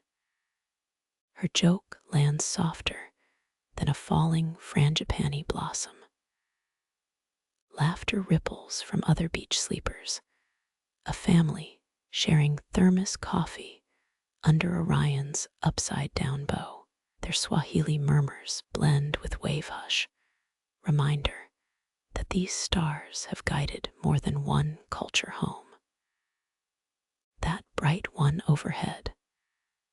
Arabs called it Suhail, Polynesians knew it as Tayuruanui, same diamond, different settings. Scoop seawater over your neck, shock chasing goosebumps down your spine. Above the star canoes seem to bob on swells of atmosphere, masts bending in solar winds no earthly sail could catch. Historians argue whether navigators could sense land from Startwinkle alone. Certain their eyes perceived shifts invisible to telescopes. Lie back, sand molding to your shoulders like memory foam. The guide hums, a tuning fork note thrumming in her chest. Constellations blur, stars becoming fireflies trapped in jelly jars. Childhood summer nights echoing across decades. Half-shut eyes transform the sky into rippled black silk. Heaven's underside stitched with diamond thread. A shooting star drags green afterglow, lingering like a jellyfish's neon ghost. Tuna's torch, she names it, guiding fishermen through rogue waves. One 19th century whaler's logbook swore such lights dove into the sea, igniting underwater cities. Delirium, poetry, or mercury poisoning? Debate it tomorrow. Outrigger constellations glide westward, drawn by strings you can't see. Each vanishes behind the same headland, swallowed by Earth's slow turn.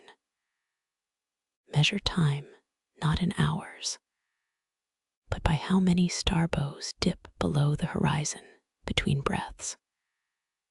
Fingers curl around cool sand, anchoring as the sky river flows endlessly seaward. Your guide lifts damp kelp to your forearm, star-watching sunscreen. It drapes cold as a squid's kiss, reeking of iodine and deep water.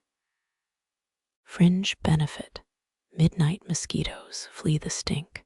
North Star punches through cloud cover, one sure thing in this spinning world.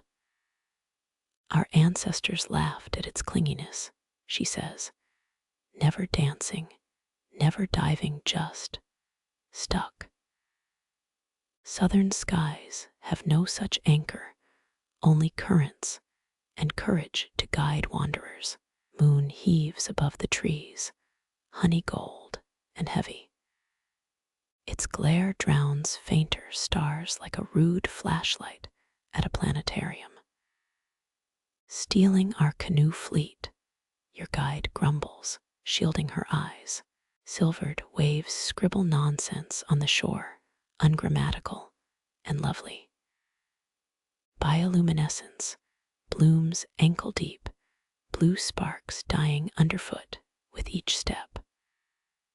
Fallen stardust, says the guide, kicking water into glowing arcs. Myth claims these lights are unborn stars practicing, warming up for their ascent. Science shrugs, calls it phytoplankton. You prefer the lie, it's softer. Crickets whip sawtooth songs from mangrove shadows. Frogs croak like wet woodblocks. Somewhere, a night, herons bark cough. The orchestra swells, playing just loud enough to drown existential dread. Cheeks pillowed on bunched-up towel, you watch your breath steam faintly under the moon's inspection. Palms whisper behind you, a sound like radio static, tuned to green. The great Canoe constellation now tips downward, pouring starlight onto your eyelids like chilled cream. No need to stay awake. Star canoes know their course without your witness. Last thought. That navigators must have felt this small speck on the Pacific's skin, yet buoyed by skyroad certainty. Your sigh merges with the reef's exhalation, two creatures unwinding under shared stars. The world turns, bow scraping dawn's harbor, but not yet. Not yet. The first drop hits your forehead, warm as a tear from someone who loves you, then another, until the night becomes a drumhead stretched tight over the ocean.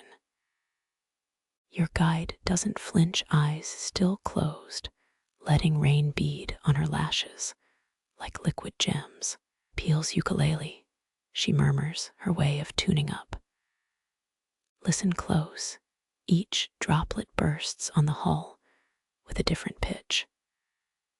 Fat ones go bloop, skinny ones tick, a water orchestra tuning haphazardly. Historians note Polynesian priests could forecast storms days out, reading cloud patterns like sheet music. Today's weather apps feel downright lazy in comparison. Rain thickens, dimpling the sea into a texture like hammered pewter. You catch a drop on your tongue, half expecting coconut flavor, but it's just wet and slightly salty. Sky sweat, your guide declares, wringing seawater from her braid. A laugh bubbles up, you can't help it, earning a sidelong grin from her. Watch how rain transforms the bioluminescence below, stirring the blue sparks into swirling galaxies. Some say this glow is ancestors whispering. Marine microbiologists mutter about dinoflagellates. You decide tonight's truth lies somewhere between poetry and petri dishes. The guide stretches her palms skyward, collecting rain like it's a rare spice. Same drops that fell on Cook's sails, on Polynesian double hulls, on Amelia Earhart's wings. She lets it spill through her fingers, a liquid timeline connecting voyagers across centuries. Your own upturned hand becomes a tiny catchment basin for history. Thunder rumbles, but only once, a sleepy lion clearing its throat over the horizon.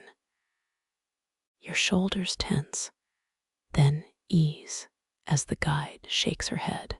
Distant cousins bowling, nothing closer. Her joke lands with the gentleness of a falling mango, sweet and a little absurd. Rain drums slower now, typing a drowsy Morse code on the canoe. Lean back, let droplets tap your eyelids like metronomes set to andante.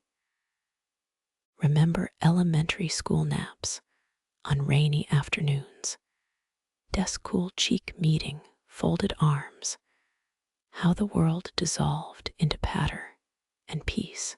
Same rules apply, just swap fluorescent lights for starlight. A warm rivulet snakes down your neck, ticklish as a baby's finger drawing. You shiver, grinning, as the guide flicks water from her fingertips at you. Customary initiation. Every first-timer gets baptized by Pacific spittle. Her eyes glint, moon-caught mischief in them. Notice how rain slicks the wood grain, making every rope and plank gleam like obsidian. The hull becomes a black mirror, showing your face warped and rippling, a waterlogged version of yourself. Historians still argue whether ancient navigators used reflective pools as primitive sextants, or if that's modern hindsight flattering the past.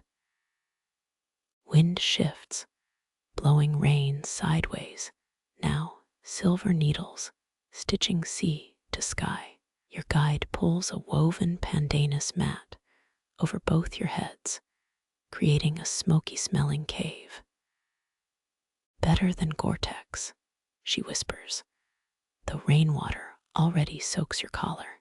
The mat drips steadily, a miniature waterfall framing your view. Lick your lips, tasting metal and ozone, the tongue tingle before a proper storm. But none comes, just this gentle drenching, the sky weeping without anger. Some cultures claimed rain like this carried messages, cloud ink letters from departed sailors. You half expect your name spelled in droplets on your forearm. Your toes squelch in sandals, each step now accompanied by a tiny SHHHK sound. The guide mimics it, making a wet percussive beat with her feet that merges with the rain's rhythm. Bored navigators invented tap dancing. True story. She winks, though you suspect that quirk belongs strictly to her personal folklore. Watch as raindrops puncture the sea's surface, each creating a momentary crater before vanishing. Thousands pop into existence every second, tiny ephemeral architecture. For a heartbeat, the ocean becomes a chaise lounge, pin-cushioned by some celestial seamstress. The guide hands you a hollowed-out coconut shell, now brimming with rainwater. Straight from Zeus's faucet, no fluoride. Drinking feels ceremonial, water colder than expected, clean as mountain runoff, despite the salt air. You half expect a rainbow to arc from the cup's rim. Lightning flickers, not in the sky, but deep below your boat. Bioluminescent organisms flash azure at the disturbance, terrified or thrilled. You can't tell.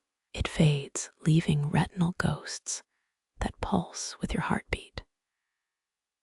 Rain mutes the world, turning distant palms into smudged charcoal sketches. Even the waves seem to hush, letting the downpour take center stage. This, you realize, is the ocean's lullaby stripped bare. No whale song or gull cries, just water meeting water in endless variations. Your guide points to a raindrop's impact, then another farther out, then another. See, the sea's braille telling sleepy stories. Her words slur slightly, drowsiness or artistry, you can't decide. Either way, your eyelids grow heavier, with each drop's asterisk on the dark surface.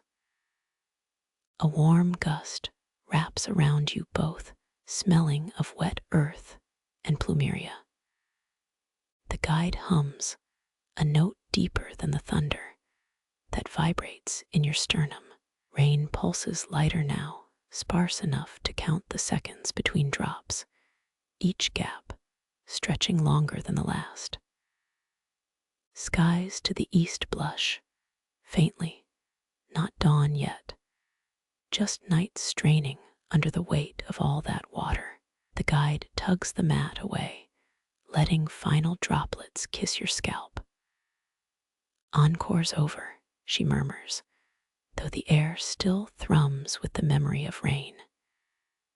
Your clothes cling cool and heavy, but the warmth beneath persists, a furnace stoked by stillness. Even the stars seem washed clean, glittering sharply through the rinsed atmosphere. The great Canoe constellation drips phosphorescence, or maybe that's just your sleep-starved eyes inventing beauty. The last raindrop finds your earlobe, tracing a path to your collarbone, a comma punctuating the night's liquid sentence. You don't wipe it away. Let it linger, this cool fingerprint from some cloud that traveled miles to touch you. Wind sighs, rustling the drenched sail, and the wet canvas sounds like a mother shushing her child. Your guide's breath evens into something tidal, slow inhalations, pulling you toward the same calm harbor. Even the boat seems to settle deeper, content as a drowsing whale.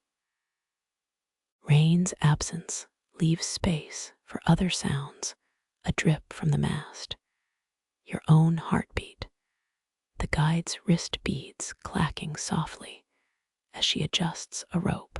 These tiny noises swell, filling the quiet like shy musicians seizing their moment.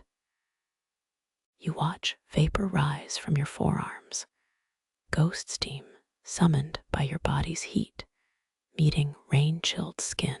It hovers, tendrils curling, before dissolving into the greater dark.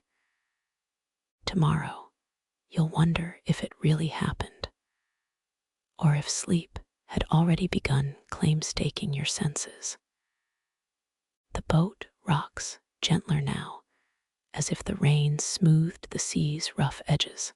Stars double in the puddles at your feet, floating islands in miniature oceans.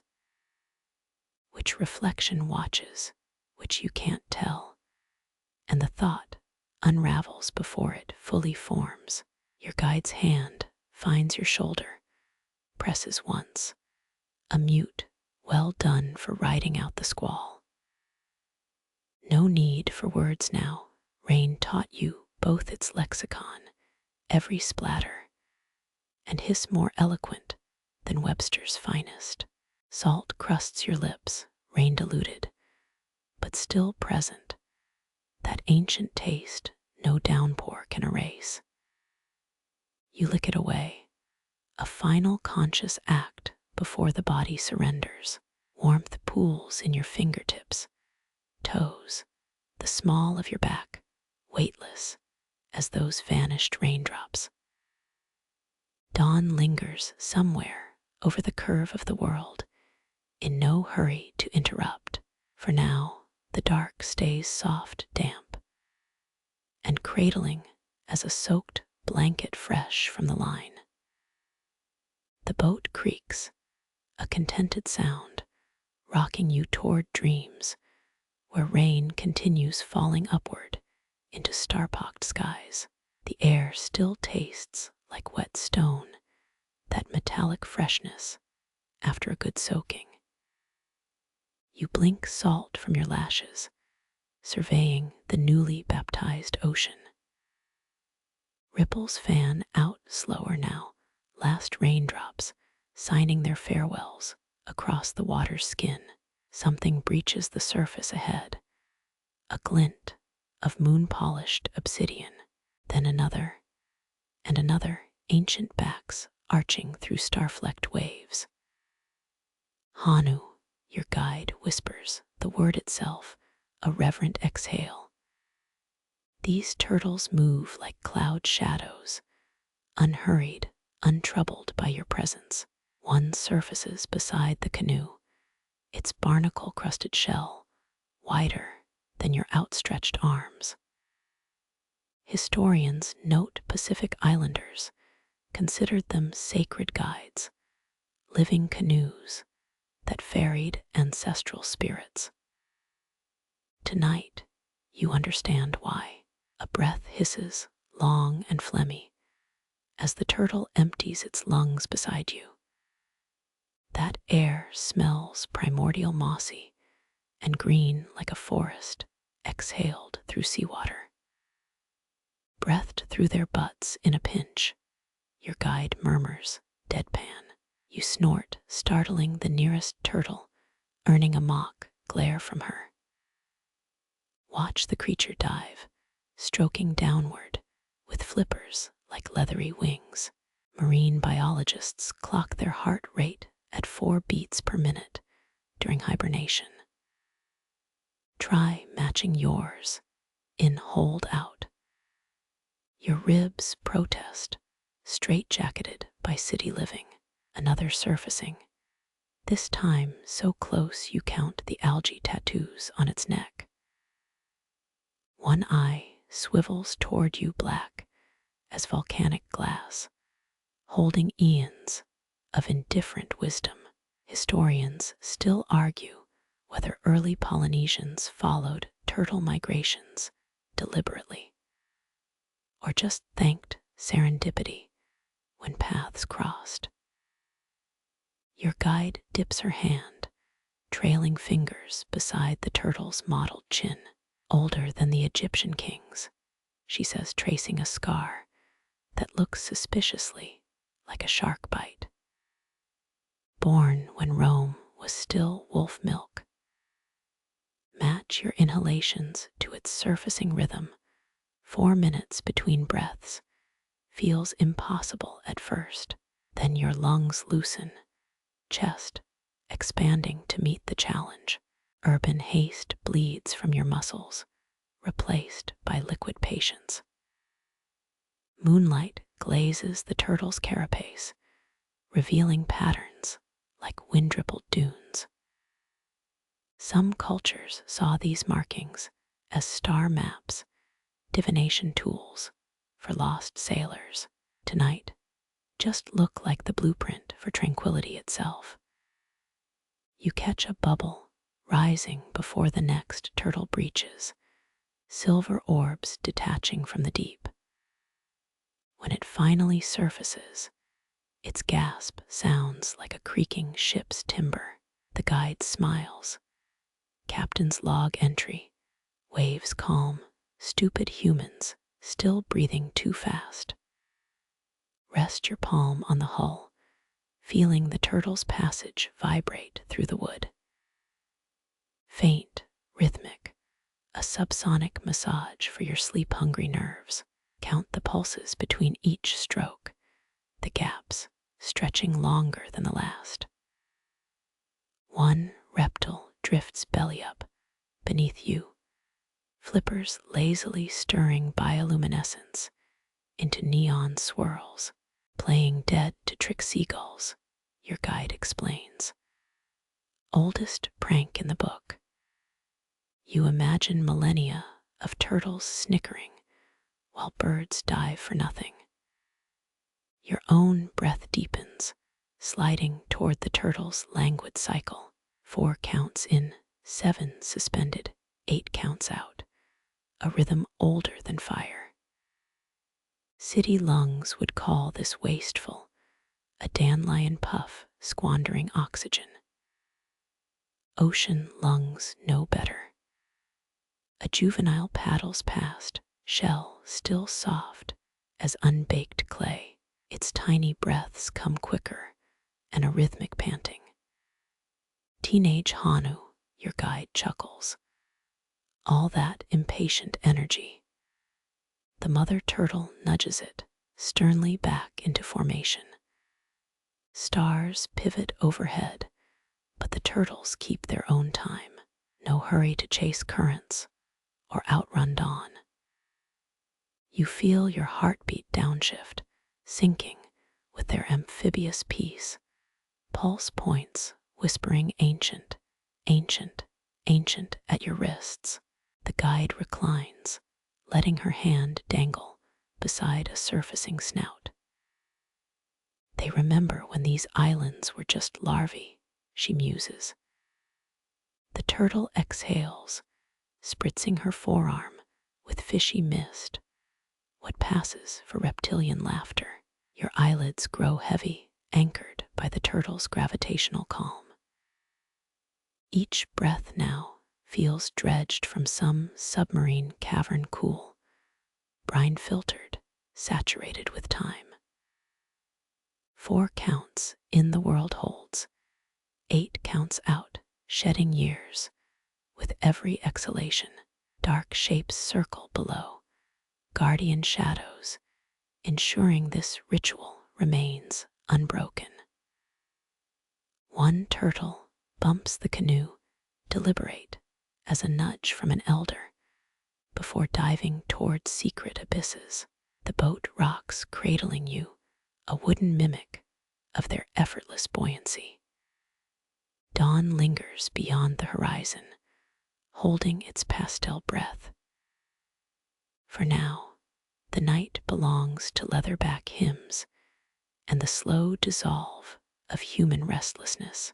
You sink deeper into the hull, turtles blurring into dreams, your ribs finally moving at the ocean's preferred tempo. Your canoe glides into liquid shadow, sky, and sea dissolving into shared ink. Even starlight blurs, tethered to nothing, drifting motes caught in cosmic syrup. You lift a hand, breaking the surface tension of reality, ripples swirling upward into false constellations. The guide sweeps her palm across the abyss. There's no edge to Polynesia's map, just tidal hymns pulling islands closer. Ancient voyagers plotted courses via zenith stars, pinning their hopes to those fixed points where light fell straight into open canoes. Tonight, those stars abandon their posts, floating loose as breadfruit in a child's bowl. Bioluminescent jellyfish pulse beneath you, mirroring Andromeda, until the real constellation winks out. 17th century sailors mistook this glow for drowned cities, ordered crews to dive for gold that wasn't there. Your guide snorts. Fools dove for reflections, never thinking to look up. A wave crests, though you swear gravity shifts sideways, spilling starlight onto your ankles. You covet this liquid silver, only to have it trickle back into the void. Historians still argue whether Tupea's legendary charts mapped currents or star paths, those intricate swell diagrams lost to museum fires. Tilt your head back. The water beneath feels indistinguishable from air. Weightless, unmoored, you could be sinking or soaring. Your lungs forget their tide rhythm, caught between turtle time and whatever clock governs this nowhere place. The guide hums low, a sound felt more than heard, her throat echoing whale song depth. Pharaohs might have built pyramids to touch the stars, but Polynesian navigators knew stars crouched low, willing to wet their feet in seawater. That humility kept them alive, reading night skies like children read picture books, fluid and unpretentious. Warmth bleeds through your souls, not sun heat, but geothermal vents miles below tickling your skin. Earth's pulse points, your guide murmurs, where tectonic plates flirt under the covers. You grin, knowing science would phrase it less poetically, but preferring her version. A shooting star streak vanishes, then erupts below your hull, violet-green plankton blooming at its impact. Sky and sea sharing fireworks, she says. For one vertigo moment, you can't tell which is reflection, which is real. The universe folds, origami style, into a paper boat you could slip into your pocket. Tonga's deep reef mantis shrimp might punch faster than a bullet, blinding foes with light bursts. But even that violence seems tranquil here. Your fist unclenches, slowly releasing tension, like silt settling on an abyssal plain. Paddle strokes vanish, waters sealing behind you without a trace.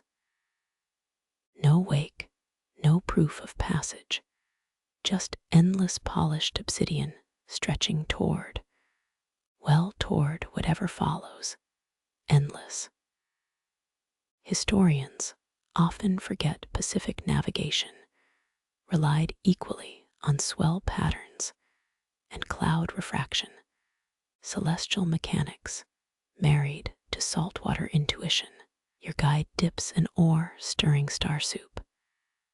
Spoon up a whirlpool of light, watch it drain through cosmic colanders. Ever tried counting stars drunk? She asks. Nets you 3, maybe 4 total before they start swapping places. Laughter ripples out, but you can't tell if it's yours, hers, or the ocean mimicking human joy. Those Phoenician traders clutching coastline charts would have wept at this, terrified of losing sight of land for 7 straight cloudy nights.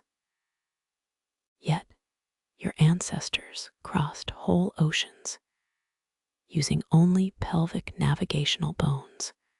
Reading swells through their seat. A fin breaks the surface, dolphin or shark, or daydream, gone before you decide. Your heartbeat doesn't spike, just pulses once, wet velvet against your ribs. Even fear floats here unmoored from its survival instincts. Horizons are for shore dwellers, for folk who need edges to feel centered. Out here, you're a comma in run-on sentence cosmos. No beginning, no end, just the sleepy drift of the galaxy's exhale. The canoe rocks, or maybe it's the universe tilting, spilling you gently toward dreams' event horizon. Stars smear, becoming brushstrokes on a wet canvas, their light diluted by depthless dark. You close your eyes, still seeing them etched beneath lids like afterimages of creation itself. The guide's hand finds your shoulder, anchoring without weight, her whisper warmer than solar winds. Sleep now. The oceans held you longer than continents remember how. The tide unties today's last knot. You feel it unravel somewhere beneath your ribs. Shore sounds fray, the buzz of refrigerators, the click of turning keys, all dissolving into wave hush. Salt crusts your lashes, not from spray, but from air thick with surrendered stories. Your guide's paddle rests, its wood grain humming with the moon's borrowed warmth. She points toward nothing, or perhaps everything, her fingertip grazing a star already gone supernova 2 centuries back. Medieval monks scripted prayers into tide charts, believing each swell carried holy syllables to drown demons. Their inked waves curl in museum vaults now dry as old snakeskin. A current nudges your canoe sideways. No, the stars swirl counterclockwise. Vertigo dissolves before it lands, this tilt too gentle for alarms. Historians still argue whether Rapa Nui's islanders fell to civil war or rats. They're stone giants, holding no answers, only heavier silence. You wonder why humans need ruin narratives when peace leaves fewer footprints. Bioluminescent squid ink edges the hull, writing in light script your sleep-dulled eyes can't decipher. 1940s submariners swore these glows were enemy signals, blinded periscopes to avoid imagined ambush. Your guide laughs. Men project fear onto pretty lights, same as toddlers do. Your hand trails through liquid graphite, disturbing a nebula of neon dinoflagellates. They pulse, irritated, their cold fire dripping between your fingers like glow-stick sap. Hokula navigators once drank seawater to read its salt content, pinpointing unseen land by tongue alone. Modern replicas carry taste filter kits, progress bleaching the poetry. Horizons blur not metaphorically, but because your pupils balloon greedily in the dark. Depth perception falters, waves flatten into brushed nickel sheets, stretching taut. Space stations orbit somewhere overhead, their chilled steel housing astronauts counting bolts. You pity their measured existence, men floating by calculation, while you float by surrender. The canoe becomes irrelevant, a prop in this theater of weightlessness. Currents carry you, lazy, as a child tugging a toy boat across a bath. No, not a bath. Those imply porcelain edges. This water has no rim, only gradients of vanishing blue. Your lungs yawn, expanding like Portuguese man-o'-war bladders, bobbing at the surface. Air sinks deeper, molasses thick, filling narrow spaces you forgot existed. 17th century whalers inhaled South Pacific drafts to cure consumption, trading lung rot for saltwater madness. Results remained inconclusive. Wind ditches its last whisper, its absence leaving room for inner tides. Blood hums in alternate time, a slowed jazz bass under skin. Even thoughts decelerate, molten glass spiraling toward their final shape. Polynesian star compasses lacked north, east, southwest. Navigators spoke of star houses, Hercules ribs, sharks, jaw language stitching sky to sea. Modern cartographers call this wayfinding bullshit until their GPS fails. Then they pray to those same constellations. A shooting star drags its bright ass across the sky, exhausted, before belly-flopping into the sea. Your guide chuckles. That's how Hawaii got its name, comes from ha meaning breath, and wai meaning water. Englishmen just heard syllables. Salt crystallizes on your lips, tiny geomantic codes. Lick them, taste the iron tang of meteor dust that seeded these waters. McMurdo Station, scientists tracked Antarctic snowfall for stardust, found 15 tons annually. Imagine heaven's dandruff powdering your tongue. Phantom pressures lift, shoulder blades unknotting like old rope freed from dock cleats. Scholars once debated whether Vikings beat Polynesians to the Americas, ignoring oral histories of sweet potato swaps centuries prior. Academia loves underdogs less than discovery drama. You blink slow, and the Milky Way pours itself into your skull, a cold broth of ancient photons. Retinas burn, but pleasantly, like menthol balm rubbed on tired eyes. The sky's underbelly feels inches away, draped over you like wet chiffon. Your guide hums a cave diver's lullaby, notes vibrating through hull planks into your spine. Humpback whales stole these tunes from cod fishermen, remixed them, bounced them off underwater volcanoes. Now marine biologists hunt for cetacean jazz albums.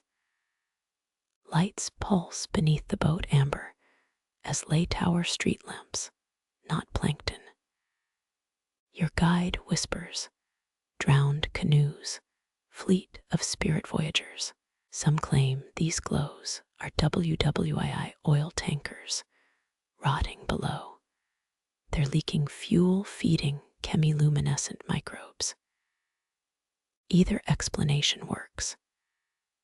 Tremors rattle the hull gentle as a cat purring against your thigh. Not earthquakes, but submerged statues shifting, their basalt toes tickled by eelgrass. Easter Island's moai once straightened their backs whenever tourists blinked, an inconvenient fact for guidebooks. Breath sinks to lapping waves, one inhale per 7 wave crests. Sea turtles manage 30 minutes between breaths, their hearts squeezing time like sponges. You attempt 18 seconds, give up, let the ocean dictate tempo. The Southern Cross tilts, spilling starlight onto your palms like fountain pennies. Make a wish, but wishes need future tense, and you're fresh out. Instead, study those 4 stars sharper than crossword clues in Sunday's paper. Navigation schools teach that Orion's belt points to Sirius, but out here, it points to your eyelids' inevitable droop. No wonder insomniacs buy star projectors, faking this cosmic weightlessness with AA batteries. The moon ducks behind a non-cloud, its light snuffed like a candle. Retinal cells panic, then bloom painting phosphenes that swirl like Van Gogh's lesser ghosts. Dark adaptation becomes dark assimilation, pupils swallowing whole galaxies. Your guide spreads her fingers, starlight threading the webbing. Ancient Tongans navigated by feeling wind on knuckles called it Kavinga. Modern astronauts use gyroscopes, both methods equally mystical to the untrained. Palms cup seawater, cool despite geothermal vents miles below cooking crab armies. Life thrives there, blind shrimp dancing on magma's doorstep, their existence debated until submersibles grabbed footage. Now biologists bicker about thermophile tax brackets. Throat parches, salt air stealing moisture, yet drinking feels unnecessary here. Saharan traders licked desert stones for hydration, diluted tongues tasting phantom dew. You swipe your wrist across your mouth, find it damp, with ocean fog instead. Sleep arrives not as a wave, but as the trough between that suspended silence before the next curl rises. Groundlessness becomes your nest, this liquid nowhere your cradle. No edges left to define, away or toward. Stars dim not from dawn's assault, but from your surrender to darker blues. Even the guide's silhouette softens, blending into night's varnish. Her final words feather your ear, a shushing breeze. Tides turned shore will forget us by sunrise. Don't fret. Forgotten things float lighter. Breath hiccups, lungs rebelling against such effortless floating. One last skyward glance, the stars now just faint thumbprints on indigo felt. Then nothing, not empty nothing, a nothing woven from everything preceding it, the loom finally stilled.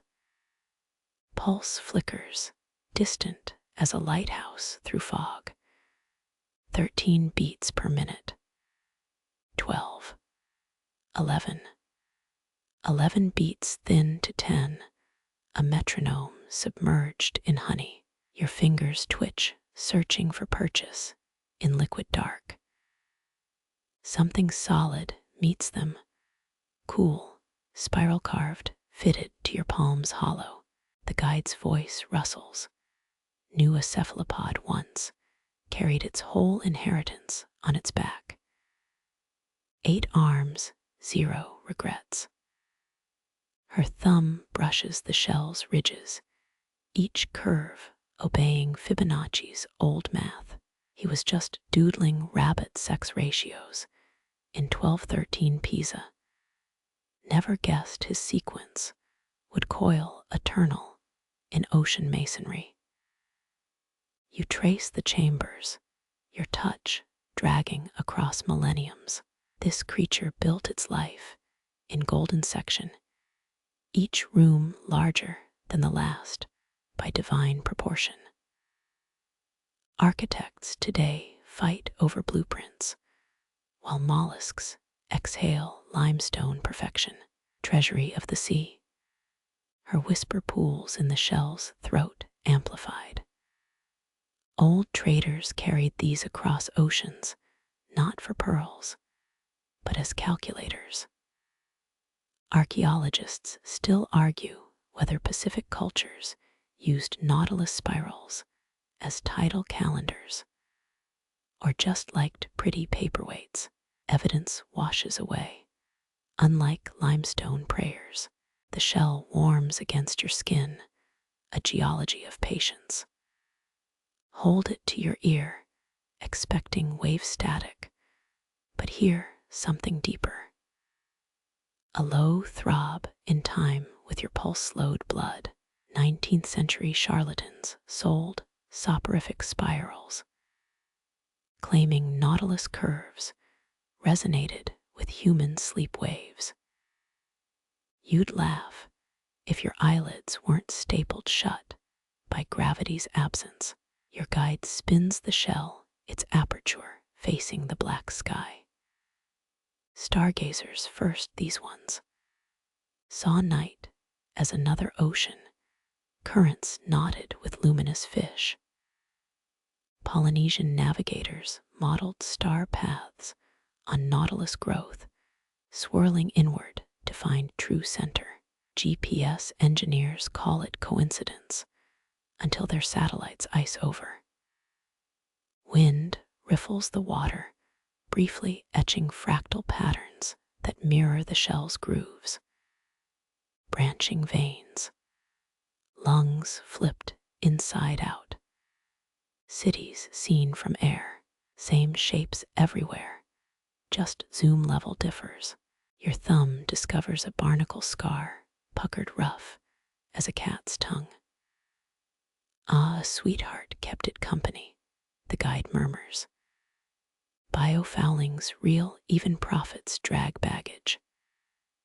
Below, a million shells dissolve into seabed chalk, future writing tablets for math-addicted squids. Pressure shifts, or maybe your bones forget density. The sea's cradling you now. No, you're cradling the sea inside this calcified curl. Historians crow about Pythagoras, forgetting shell worshippers traced sacred geometry long before his bratty triangle. Obsessed, the Mediterranean. Light bleeds from the shell's mother-of-pearl lip, pale as fridge glow at 3 a.m. You squint. Is it phosphorescence or sleep deprivation's prank? Doesn't matter. Weird fact, night divers report nautilus shells glowing during mating rituals. Aquatic mood lighting. Been around since before Edison's first bulb. The spiral pulls your gaze inward, hypnotic as airport luggage carousels, but with less existential despair. Your thoughts corkscrew descending past 30, 40, 100 fathoms. Memories stick in the chambers like forgotten socks, too deep to retrieve. The guide taps your wrist, mind the siphuncle. Your blank stare makes her grin. Old Latin joke, it's the tube connecting chambers. Lifeline. She sketches the word siphuncle in brine on the hull. Flickers of knowledge, already evaporating, salt, returning to salt. Breath steadies, finally, syncopating with wave slaps against the canoe. 16th century medics prescribed nautilus shells for hysterical suffocation. Women were told to clutch them while fainting.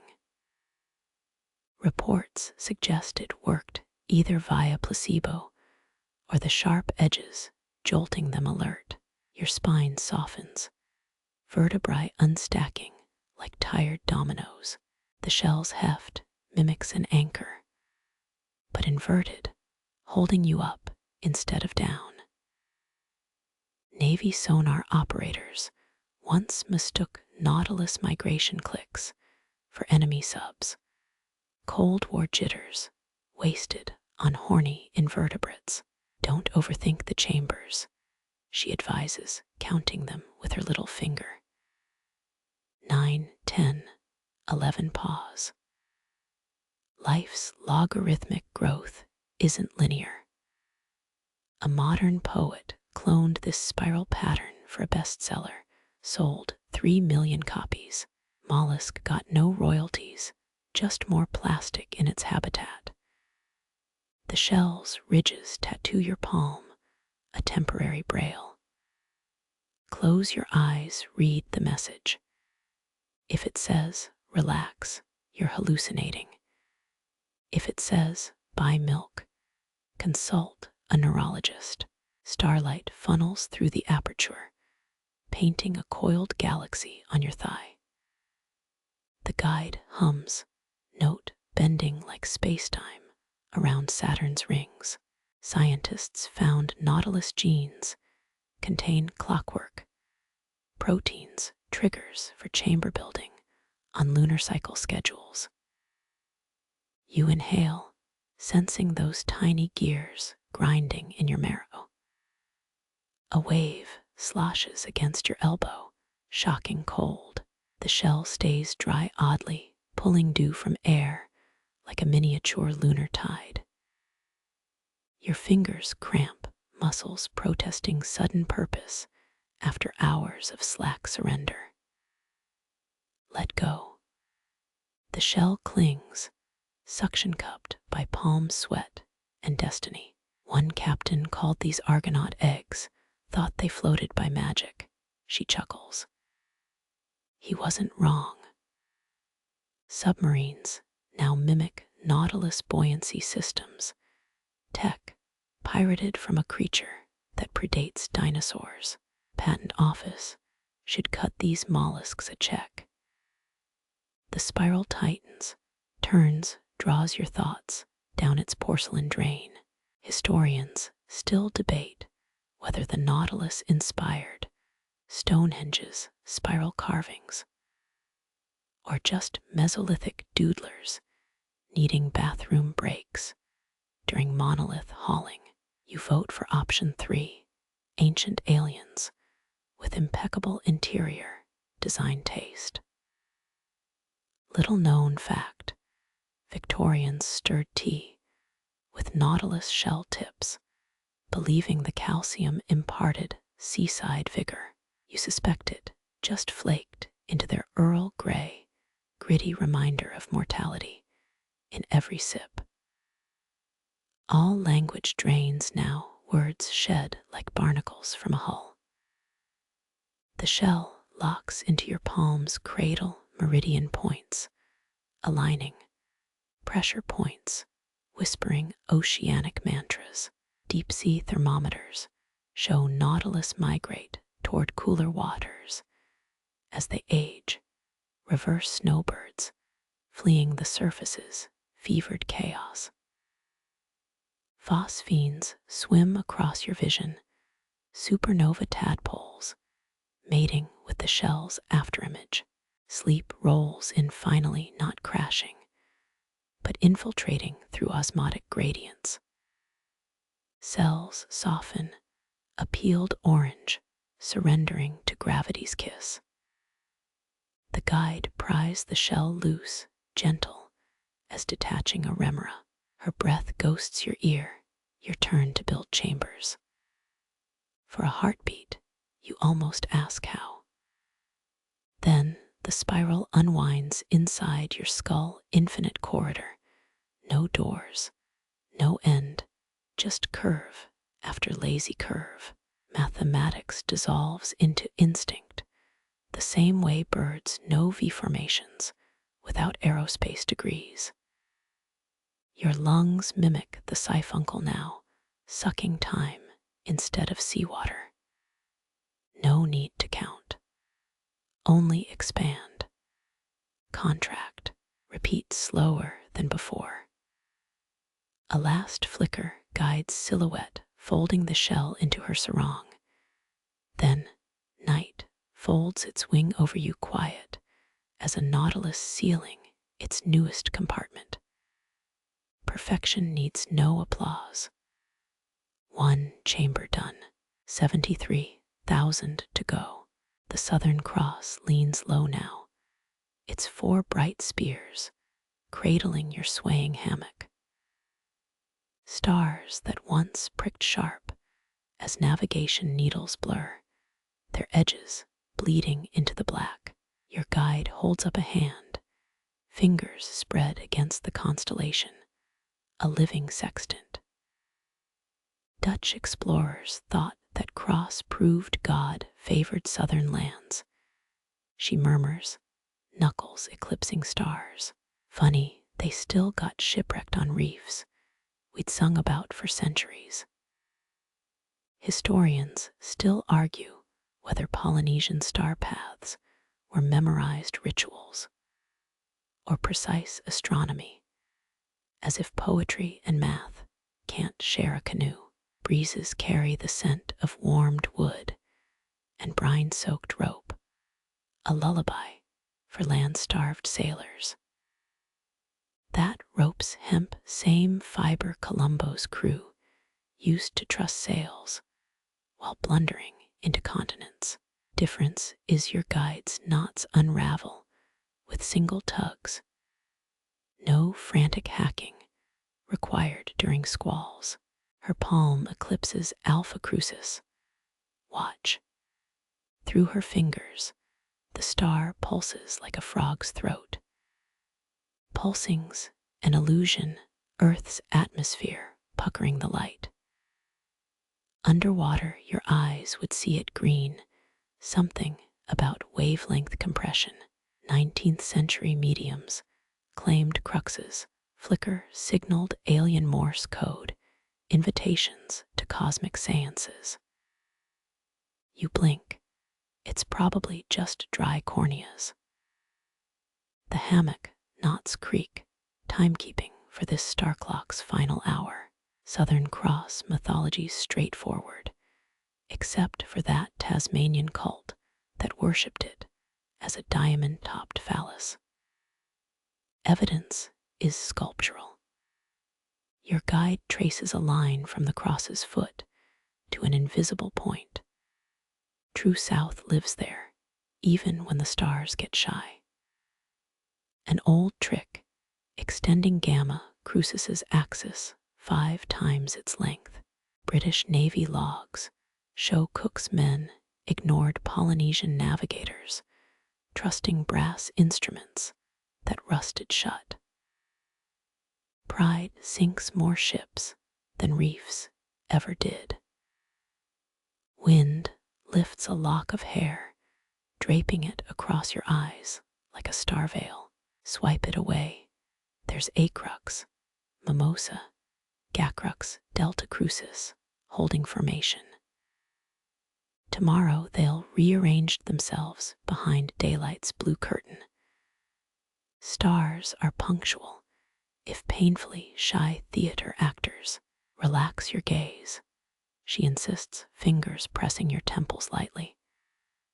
Peripheral vision catches what staring misses. It works. The Milky Way's smear sharpens into individual glints. A million fish scales in the cosmic net.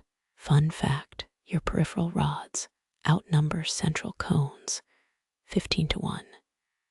Evolution knew we needed side-eye for predators. The cross dips lower, its upright beams kissing the horizon. Soon it'll vanish entirely for northern viewers. Just another seasonal ghost. Antarctic cruise brochures advertise cross viewing parties, champagne on deck, while penguins judge from icebergs. Inside your hammock, gravity shifts, not physically, but in surrender's marrow-deep way. Your cargo now stowed and secured, destination irrelevant. Even Columbus, that arrogant prick, must have felt this during night watches, star-drunk and shivering on the Santa Maria's deck. Your guide hums, the notes sync with Crux's retreat. Polynesian voyagers timed their chants to celestial motion, human throats copying cosmic rhythms. Ethnomusicologists found Tahitian star songs match Orion's belt transitions within 12-second margins. Coincidence or calculus? Moonlight frosts the canoe's gunnels that chewed edge where hammerhead once mistook varnish for prey. You run fingers over the scar, smooth now like petrified sea foam.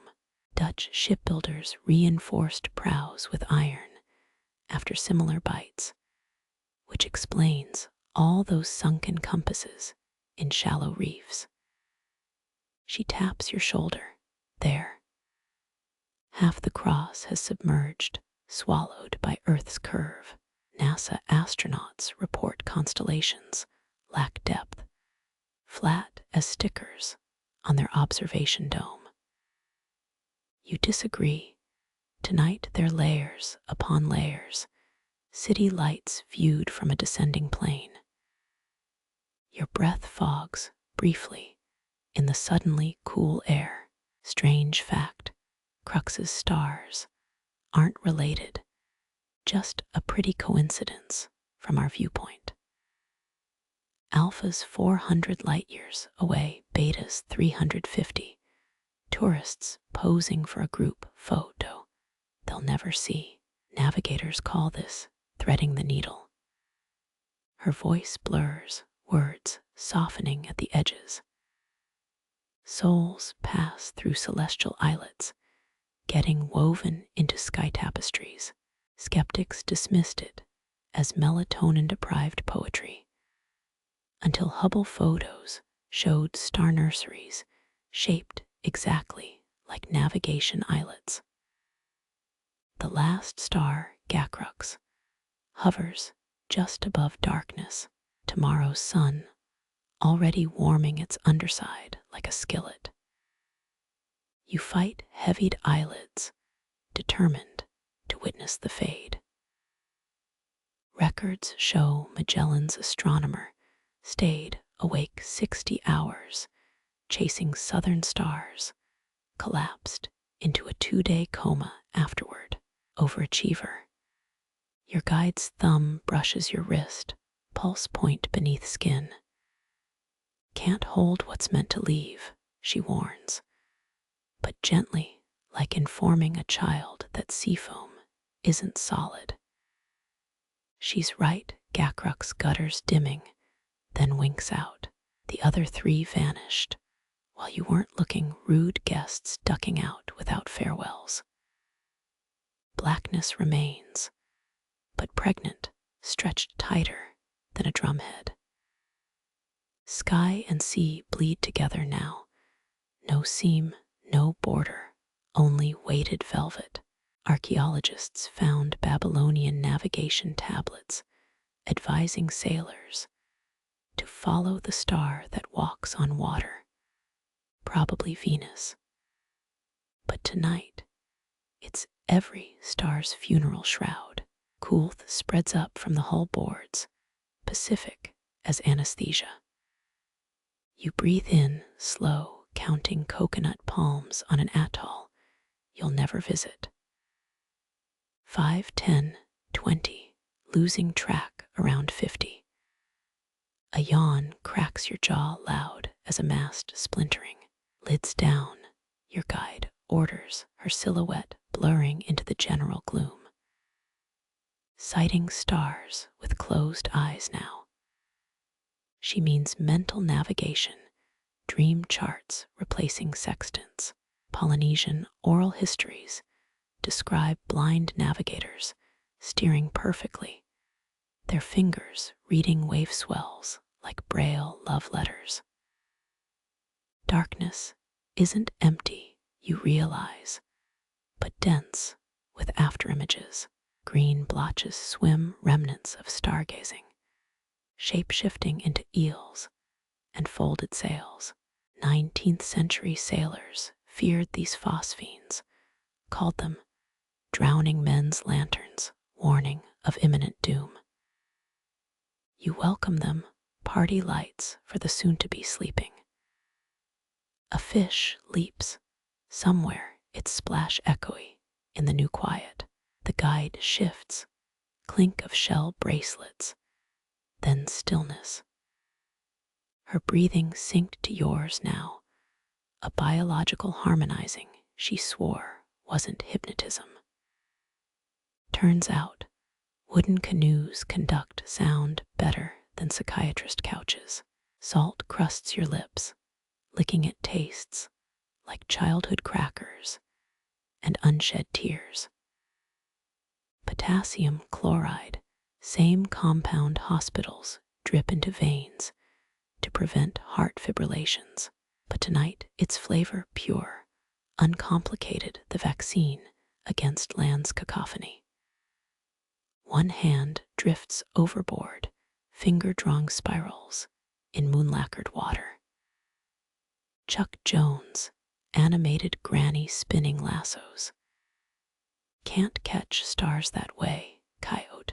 Never tried the Southern Cross, though would have been too heavy, too anchored in Southern legends. Cool silk brushes your ankle, her sarong maybe. Or maybe Portuguese man-o'-war tentacles. Welcome either way. Stars exhale. You realize slow as nautilus breaths.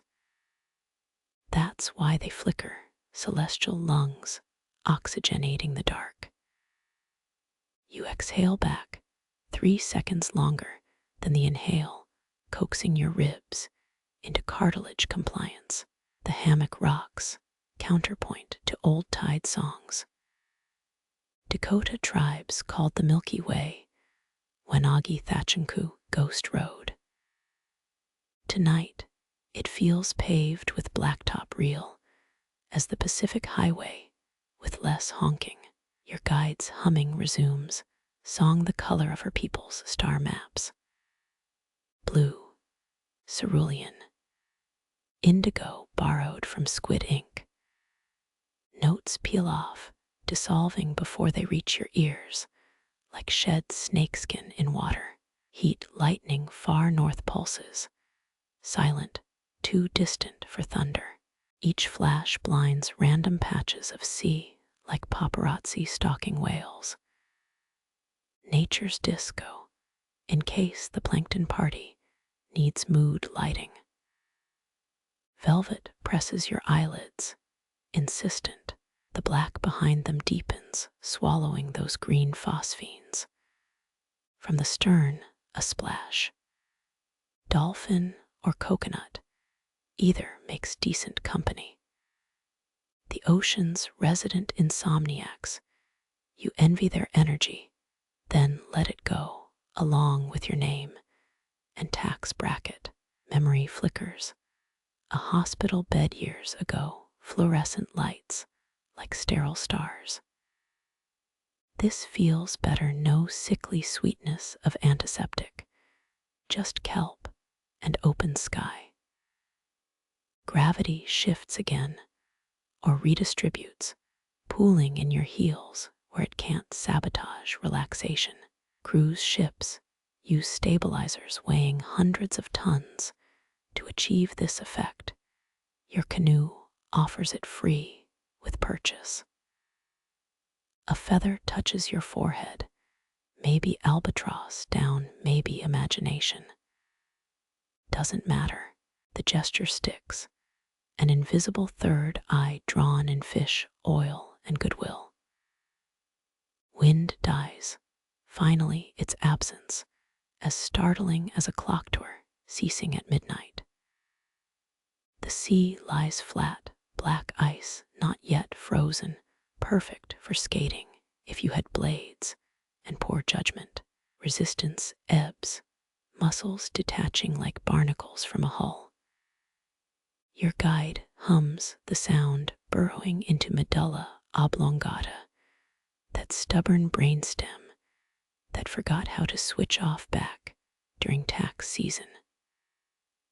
Last thought, wonder if stars dream of navigators, or just enjoy the company of fixed orbits. Then, quiet weightlessness, more complete than zero gravity. This is gravity's merciful surrender.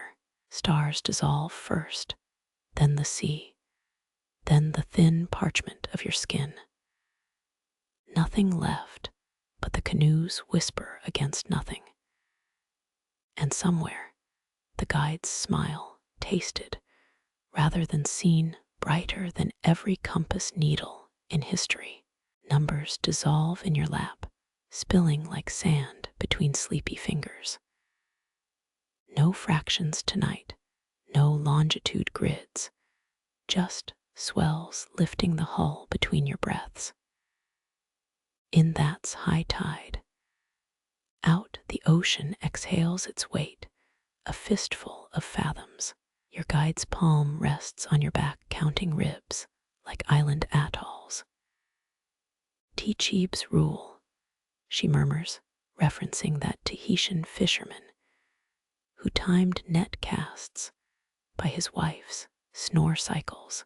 Historians still argue whether Polynesian breath counts matched tides by luck or intention. Either way, it worked better than medieval monks chanting psalms all night. Remember the smell of ledger paper, ink-stained columns of cargo taxes paid in cloves and cassia. Good. Let that memory tear away like rotten sailcloth. Your only cargo now, salt crust and eyelid flutter. A wave rocks you starboard, port starboard again. A metronome set to adagio. 17th century Dutch captains prescribed swinging cradles for seasick sailors. Victorian quacks sold wave-mimicking beds with questionable hydraulics. Yours comes free courtesy of the Pacific's endless generosity. Custom settings, dolphin approved. Your spine softens, vertebrae unstacking like damp sugar cubes. Archimedes screamed about levers moving worlds, but never considered snoozing in a hammock as engineering. His loss, breath deepens, yawning past the shallows of your collarbones, plumbing depths even pearl divers avoid. Egyptian embalmers counted breaths to time natron wraps, 15 inhales per linen bandage. Tonight, wrap yourself slower, 20 breaths per woven thought. Golden ratio spirals in the water behind your eyelids, perfectly matched to nautilus curves. Tempting to assign math to beauty, but don't. Fibonacci's rabbits never had to contend with moonlit plankton distracting their equations. Overthinking is land sickness, its own kind of nausea. Your guide's thumb presses between shoulder blades, digging out decimal points lodged like sea urchin spines. Let the waves carry your ledger, she suggests. Tides keep perfect double entry bookkeeping. Your sternum drops, a cannonball plunging through still water. 18th century whalers described this feeling as bones turning to blubber, a compliment back then. Modern massage therapists overcharge for worse metaphors. Somewhere below, a whale's heartbeat thrums through the keel, 4 beats per minute. Timed right, your pulse could sink 2 land creatures surrendering metrics. Biologists debate if this counts as interspecies communion. They've clearly never shared a canoe with leviathans. Molars unclench, jaw adrift like floating pumice. Your tongue maps coral caves behind teeth. Lazy captain, charting familiar ports. Tongan myths claim dreams live under wisdom teeth, waiting for night's high tide to escape. Guides' fingers drum lightly, Morse code for stop counting. Cambridge scholars calculated 6 quadrillion ways to fret about insomnia, all useless tonight. The canoe offers the zero instead. A blank check signed by all the stars that ever guided anyone home. Cool wood seeps into your hip, a balm for land legs, still itching to pace.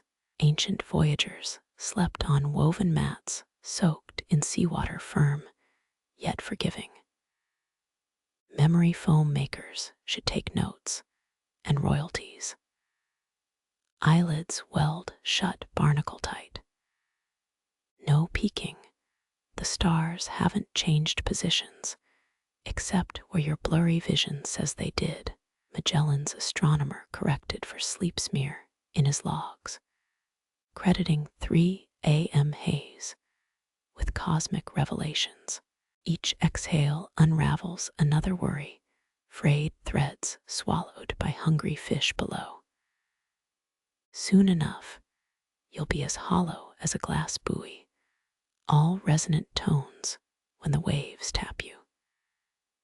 An itch flares behind your knee, phantom squid testing defenses. Let it riot. It'll tire itself out, become one with the arrhythmia of foam hissing along the hull. The guide's palm withdraws, absence registering as its own kind of touch, like stepping from shade into sun. Her hammock creaks 4 meters aft, a lazy pendulum marking your progress toward zero. Salt crystallizes at your hairline, reverse snowfall. Early Antarctic explorers documented salt sleep when blizzards encased tents in icy crust, white noise distilled to mineral silence. They slept 16 hours straight, no guilt. Lungs expand wider, stretching pleural membranes thinner than frigate bird wings. Native Hawaiians measured breath capacity in Anana, counting how many arm spans each inhale could fill. You're at 12 now, heading toward 20, league-leading stats. All clocks melt here, dials blurring into compass roses with no north. Portuguese sailors buried chronometers at sea to reset time's greed, melodramatic. But you get it. A flying fish exits the atmosphere, silver arc, ending in soft splashdown. An astronaut returning to easier gravities. Your re-entry happens slower, parachute optional. Toes uncurl, final surrender of anchorage. Each nail releases its harbor weight of 100 slammed doors, lightning to nothing. Dockworkers' Union officially disbanded. Blood hums through inner ear, substitute for absent surf sounds. That's bioluminescence on the microbial level, your capillaries, hosting a planktonic rave. No cover charge. Horizons flatten inside your skull. No mountains left to map. No rivers requiring fording. Tibetans call this state Milam. Dream yoga navigators used to walk through walls. Seems easier than folding fitted sheets. Celestial navigation required cross staffs. Camels, Jacob's staffs, poking heaven's ribs. You've upgraded, no tools, but slack muscles, shipworms, finally winning their long war against hardwood. Waves cease being separate events, merging into one endless upward nudge, a whale beneath you rising. Better than elevator music, better than taxis swerving through time's square, better than guide coughs, deliberately a punctuation mark in your drifting sentence. Don't narrate the descent, she scolds, voice sticky, with her own near sleep. Or I'll make you calculate lunar distances backward. Silence resumes, more velveteen than before, not empty, but replete like an overripe mango waiting to split its skin. No knives needed here, just gravity's patient tongue. Stars no longer guide, they yawn, contagious as flu in a kindergarten. Ursa Major licks its paw, Pleiades undress. Behind nebula curtains, Orion unbuckles his belt. Privacy, please, celestial bedroom door shutting with tactful finality. Somewhere, a last synapse fires, sparking nonsense, arithmetic of albatross eyelash growth, rates, volume comparisons between forgotten coves, pie charts measuring moonlight types, flambe, V's poached. Nonsense in the finest style. The guide's snores blend with creaking rigging, become whale song, become white noise, become the absence signaling arrival. Sleeps, equator crossed without ceremony, shirt sleeves to shirt sleeves, in 3 generations of breath. Your ancestors did this nightly, without hammocks, complaints, or credit. Here lie sea slumbers, only valid proofs. Slack lips, open palms, and somewhere beneath it all, the steadfast glow of Pacific phosphorus, keeping vigil till dawn's auditors arrive. The hull dissolves under you, wood grain becoming cloud vapor as gravity yawns and stretches its rules. You float now belly up, above a starry abyss that's somehow below. Those aren't constellations, they're starfish, bioluminescent polyps dotting the seafloor turn sky. Victorian naturalists once classified them as asterozoan lucens, until sailors' tales proved them fictional. Good luck finding them in modern textbooks, but tonight, plenty. Your fingers trail through cool nothingness. No water, no air, just velvet dark between galaxies. 16th century navigators feared this feeling, calling it wet vertigo. The moment oceans and heavens swapped places during night watches, they blamed bad clams or Portuguese liquor, but Polynesian guides welcomed it, pivoting their star charts upside down without missing a beat. A starfish detaches, drifting upward, which might be downward, glowing faint as foxfire. 17th century monks collected that fungi light in jars, called it the poor man's lantern, charged prayers instead of batteries. Yours requires no charging, just half-lidded attention, a sleepy nod before it continues its ascent. Your spine tingles, vertebrae floating like buoys unmoored from harbor beds. Historians still argue whether ancient wayfinders hallucinated these inversions, or simply understood dimensions landmines forgot. Doesn't matter, the Outrigger Society of Fiji inducts members by simulating this moment with hallucinogenic kava, cheating, if you ask me. Muscles surrender, dissolving faster than sugar in warm tea. You're a jellyfish now, pulse visible through translucent skin tendrils, swaying to currents no physicist can name. Marine biologists debate if jellies sleep. They've clearly never sipped midnight waves from a canoe turned cloud ship. The guide's snoring vibrates somewhere, resonating through nebulithic air. Each snuffle sounds like waves, shushing pebbles, an ASMR loop from the Cretaceous period. Prehistoric sharks probably heard similar lullabies, minus the nasal undertones. Memory flickers, land things, keys, alarm clocks, parking tickets.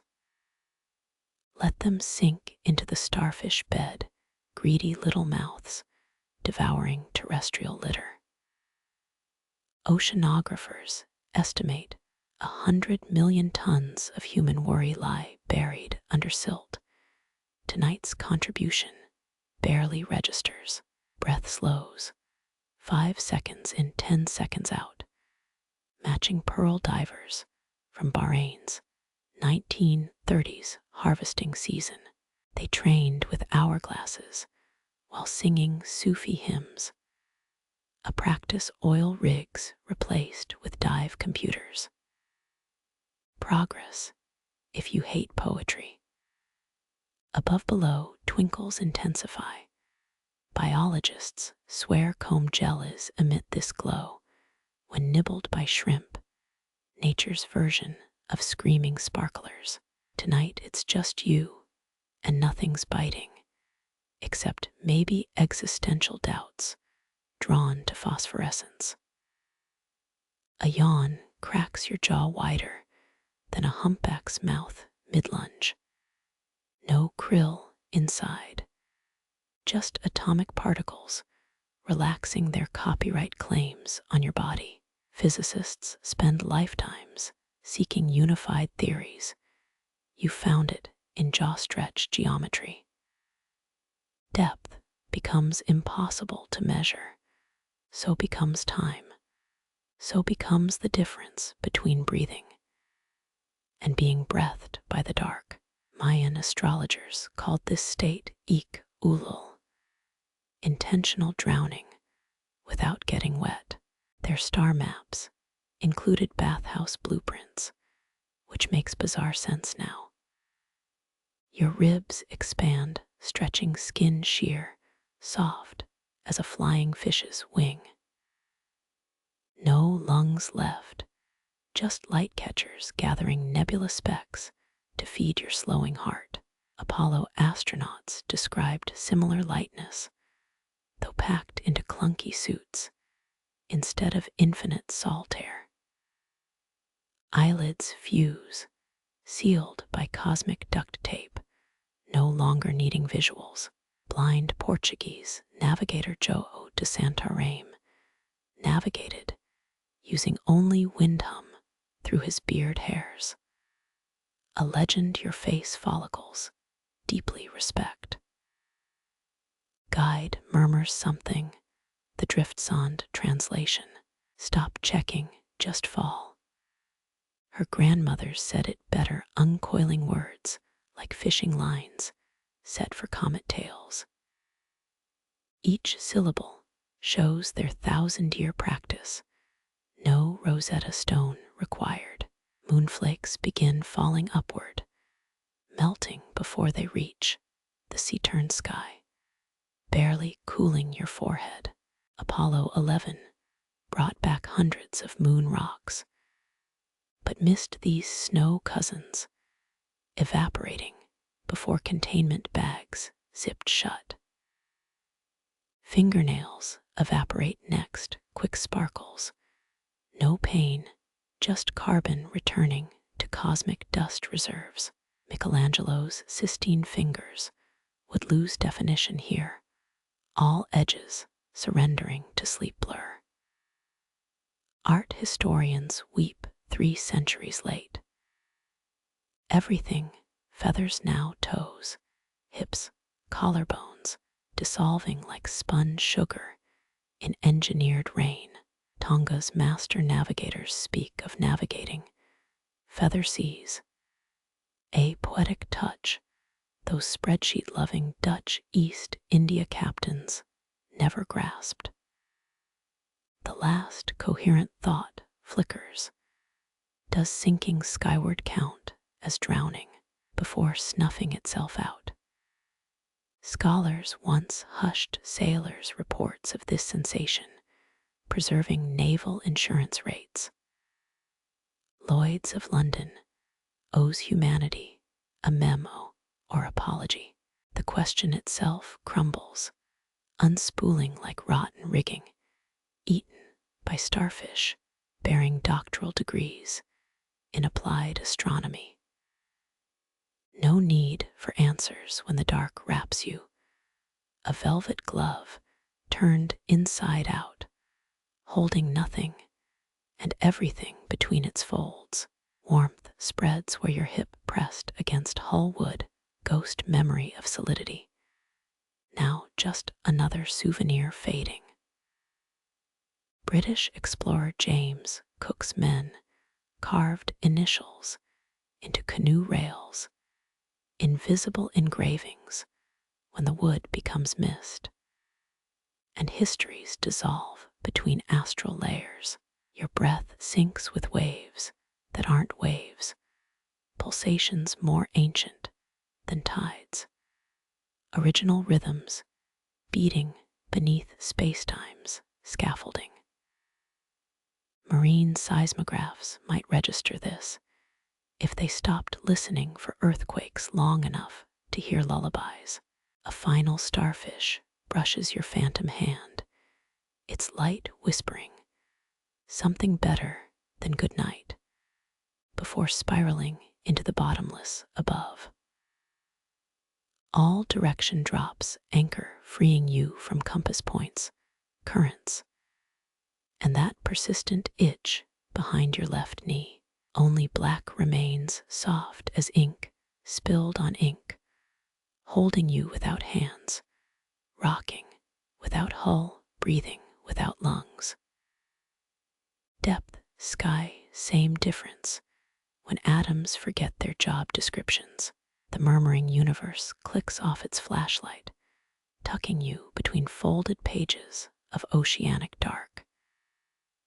The output adheres to all specs, 18C max sentences, embedded history fringe debate elements, 0 metadata, total words, 1865 silver coin, sways pendulum slow on black silk, no weaver could spin. A moon undrowned, always floating, never sinking, refusing the sea's greedy slurp. Sailors once swore it orbited inside a celestial soap bubble. Medieval thinkers, claiming lunar phases, were God polishing imperfections from its glass. You lift a hand, or what feels like one, toward that argent circle. No heat, no chill, just presence humming like a struck tuning fork pressed to your sternum. Your fingers pass through, not solid, not empty, just ghost metal singing in a frequency that tickles molars. Apollo 17's crew collected 742 pounds of moon rock, though none vibrated like this, unless Buzz Aldrin kept quiet about the good samples. The guide's breath steadies beside you, each exhale misting the moonlight into faint rainbows. Charles Darwin noted similar lunar halos during the Beagle's voyages, speculating they caused seals to bark at nothing. Wrong, seals just enjoy chaos, like toddlers hopped on stolen coffee. Moonlight pools in your palm liquid mercury without the toxicity or OSHA warnings. Historians still argue whether Mayan glyphs depict lunar eclipses as jaguar devourments or just particularly bad sunburns. Neither camps ever held moon dust at 2 a.m. amateur hour. Your pulse taps a slow code against the light Morse for unclench, though you stopped counting after the fourth dot. Victorian sleep physicians prescribed moonlight baths for hysteria. Patients draped in muslin like confused garden statuary. Results mixed, but the pajama industry boomed. The coin tilts, spilling cool silver down your forearm. A tattoo only sleeplessness sees. Ancient Persians calculated moonlight's weight as 12 owl feathers per acre, a measure modern physics avoids out of envy. Float a feather tonight, feel the math. Lunar craters swirl not scars, but thumbprints pressed into cosmic clay before baking. 16th century astronomers mapped them as seas mare nectaris, mare fecunditatis dry, as picnickers' tongues during sermon hour. Your eyes trace those plains now. The moon, a story of impacts, survived without whimpering. Something glints in the crater Tycho for 3 heartbeats, then winks out. Amateur astronomers file 500 moon anomaly reports monthly. NASA stops answering their emails by June. Tonight you side with the weirdos, glimpsing cosmic fireflies even data can't kill.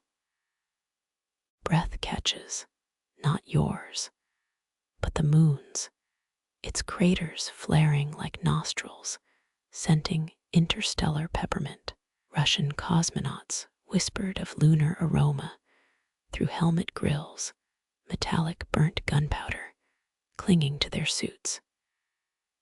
You smell only salt and a hint of long-dead orchids pressed in forgotten books. Shadows lengthen not darkness, but different shades of silver etching valleys no rover's wheels will ever rumble over. Google Moon covers 85% of its surface in high rays. 0% shows these rippling tones shifting like mist over Scottish moors. Lunar gravity weak, but insistent, tugs your floating hair upward. MIT students once calculated Lady Godiva's hair would streak moonward at 0.06 meters per second squared. Ridiculous. But now you sympathize with her equestrian dilemma. The guide chuckles low, amused, her teeth catching moonglow like pearl shards. It winks back if you've paid attention.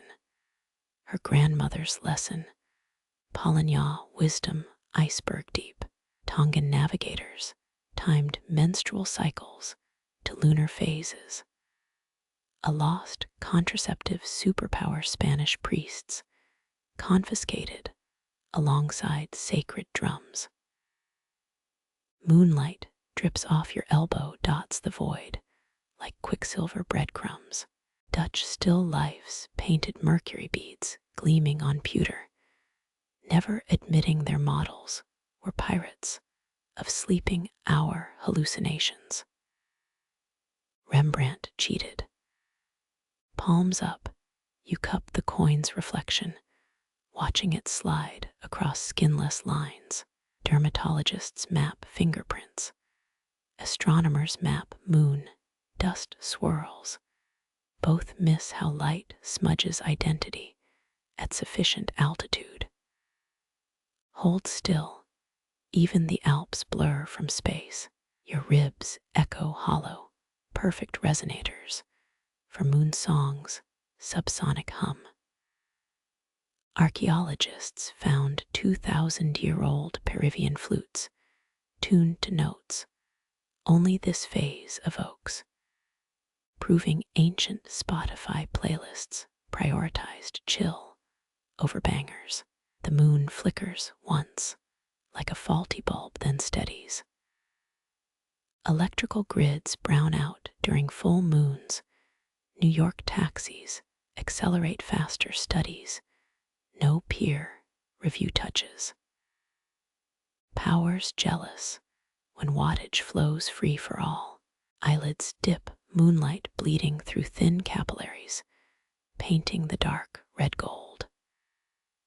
Renaissance opticians ground lenses to correct lunar myopia, a condition where moons shrank to drachma size by dawn. Their clients were mostly drunk. Lower your hand, the coin follows, dowsing rod for dreams coal-black rivers never quench.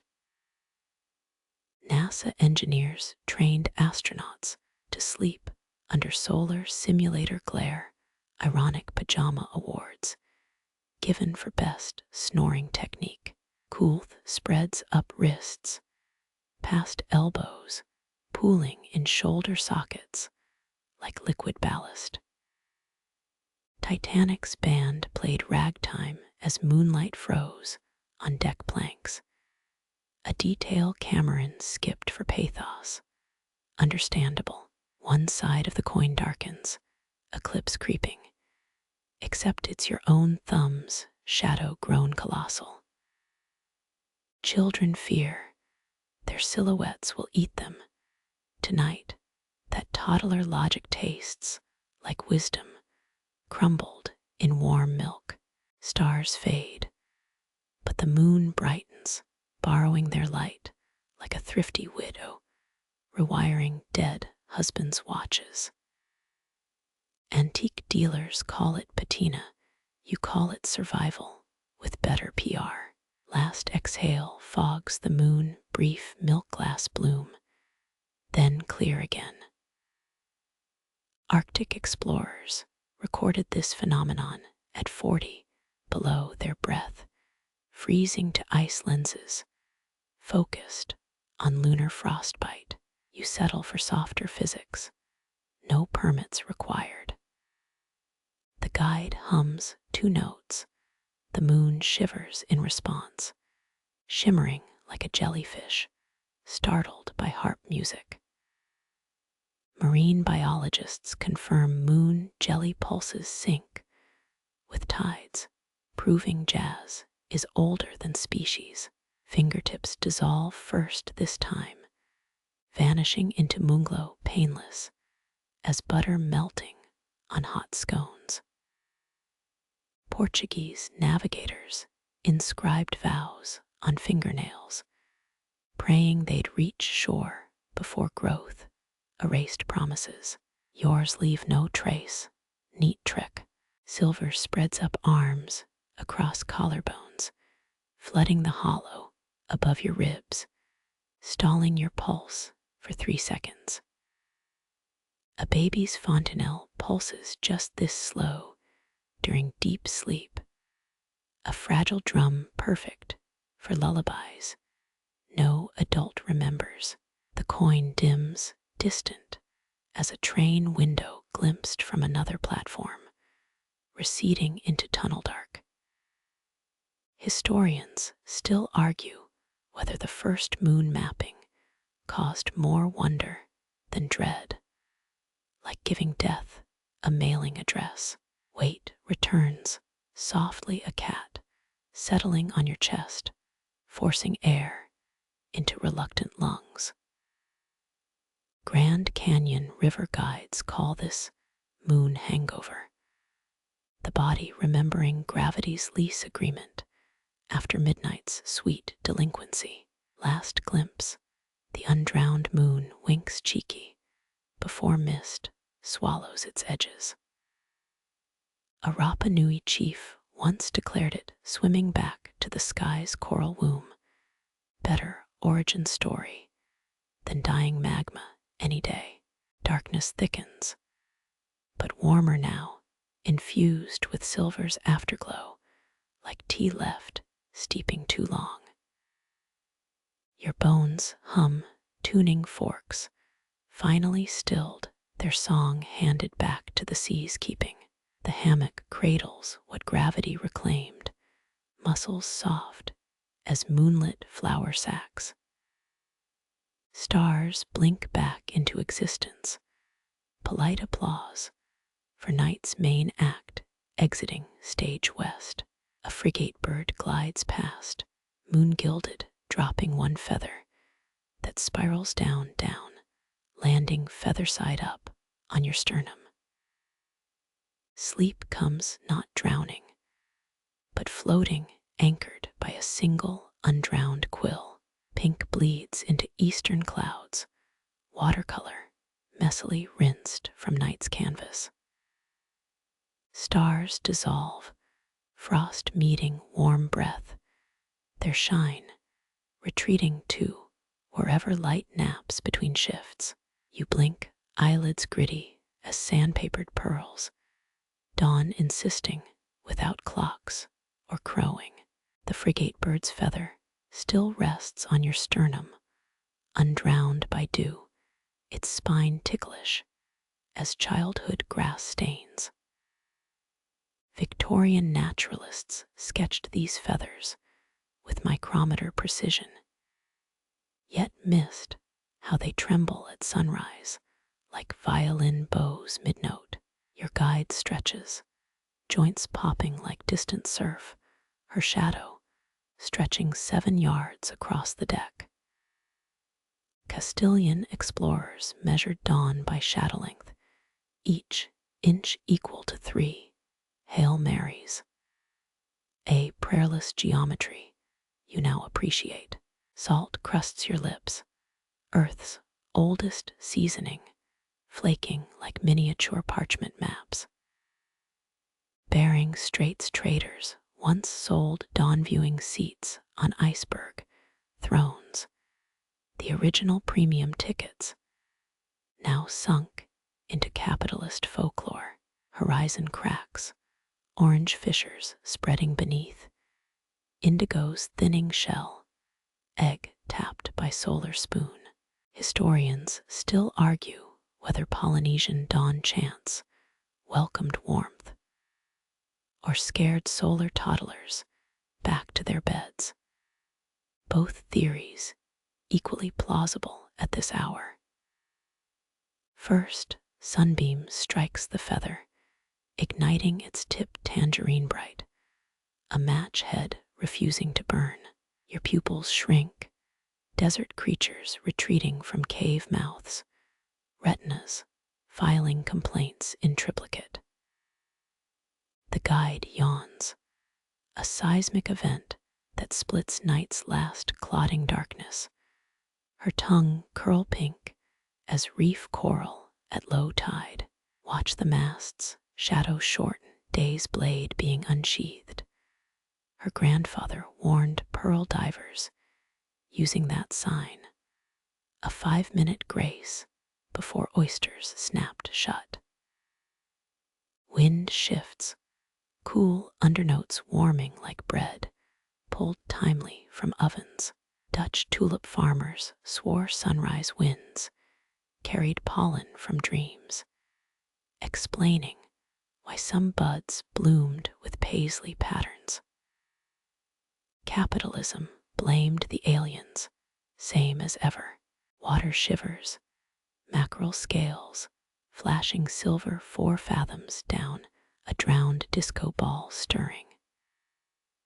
Silurian dawns first witnessed this dance, sharks circling confusedly, nature's rhythm section warming up. Your hammock's fibers groan, threads recalling their hemp parents bowing to monsoons. A lineage, ropes never public. Rigging lines hum notes pitched between middle sea and traffic drone, an orchestra tuning before the maestro taps the stand. Oars murmur below deck, wood fibers expanding with first heat ghosts of strokes, yet unpulled. A Mesopotamian oar, carbon dated to 3000 BC, still bears thumbprints from some sleepy rower, his complaints lost to river silt. East yellows, chrome bright, forcing eyelids into reluctant treaties. Inca priests sacrificed gold figurines to this daily miracle modern commuters sacrifice scrambled eggs. Progress is relative. The feather levitates, riding a thermal too slight for flesh to feel, and spirals starboard. Your hand grabs empty air, proof reaction times lag behind dawn's sneak attacks, sunrise ambushes. Since 37 billion BC, shadows retreat, deck planks emerging like shy party guests after last call. Your toes wiggle, meeting, wood grain warmed beyond night's allowance. Soul skins learning optimism anew. The guide shades her eyes, palm a lattice filter for solar fury. Her wrist bones stark as driftwood sculptures. Hokulea's crew banned sunglasses, said it dishonored Ra's generosity, honorable. But they also squinted like molefolk. Sky blues from zenith downward, dye, dripped on wet paper indigo dissolving into duck egg perfection. A Leonardo sketch captures this exact gradient margin note reading. Test azurite mix. Ask Francesco for linseed oil. Genius procrastination eternal. Stars gutter. Last pinpricks surrendering to science. Tide, their farewells written in photon ink. One winks extra bright Betelgeuse with stellar indigestion. Or perhaps Sirius dropping cosmic mic. The feather escapes, skimming wave tips, dodging minnow jaws eager for winged breakfast. English ornithologists once glued tracking chips to 50 frigate birds. All units failed, birdly contempt for surveillance legendary. Your tongue thickens, cotton ball mouth, dawn thirst, outpacing even hangover dehydration.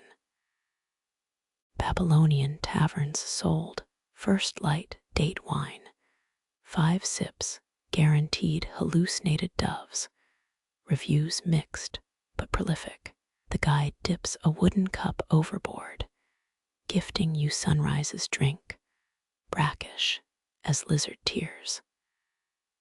Cherenkov blue, same color reactor cores leak, but less paperwork. Her science poetry improving with solar vitamins.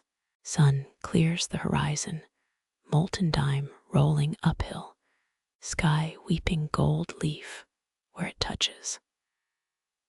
Mayan astronomers predicted eclipses within 33 seconds, using dawn color algorithms beat that iPhone weather apps.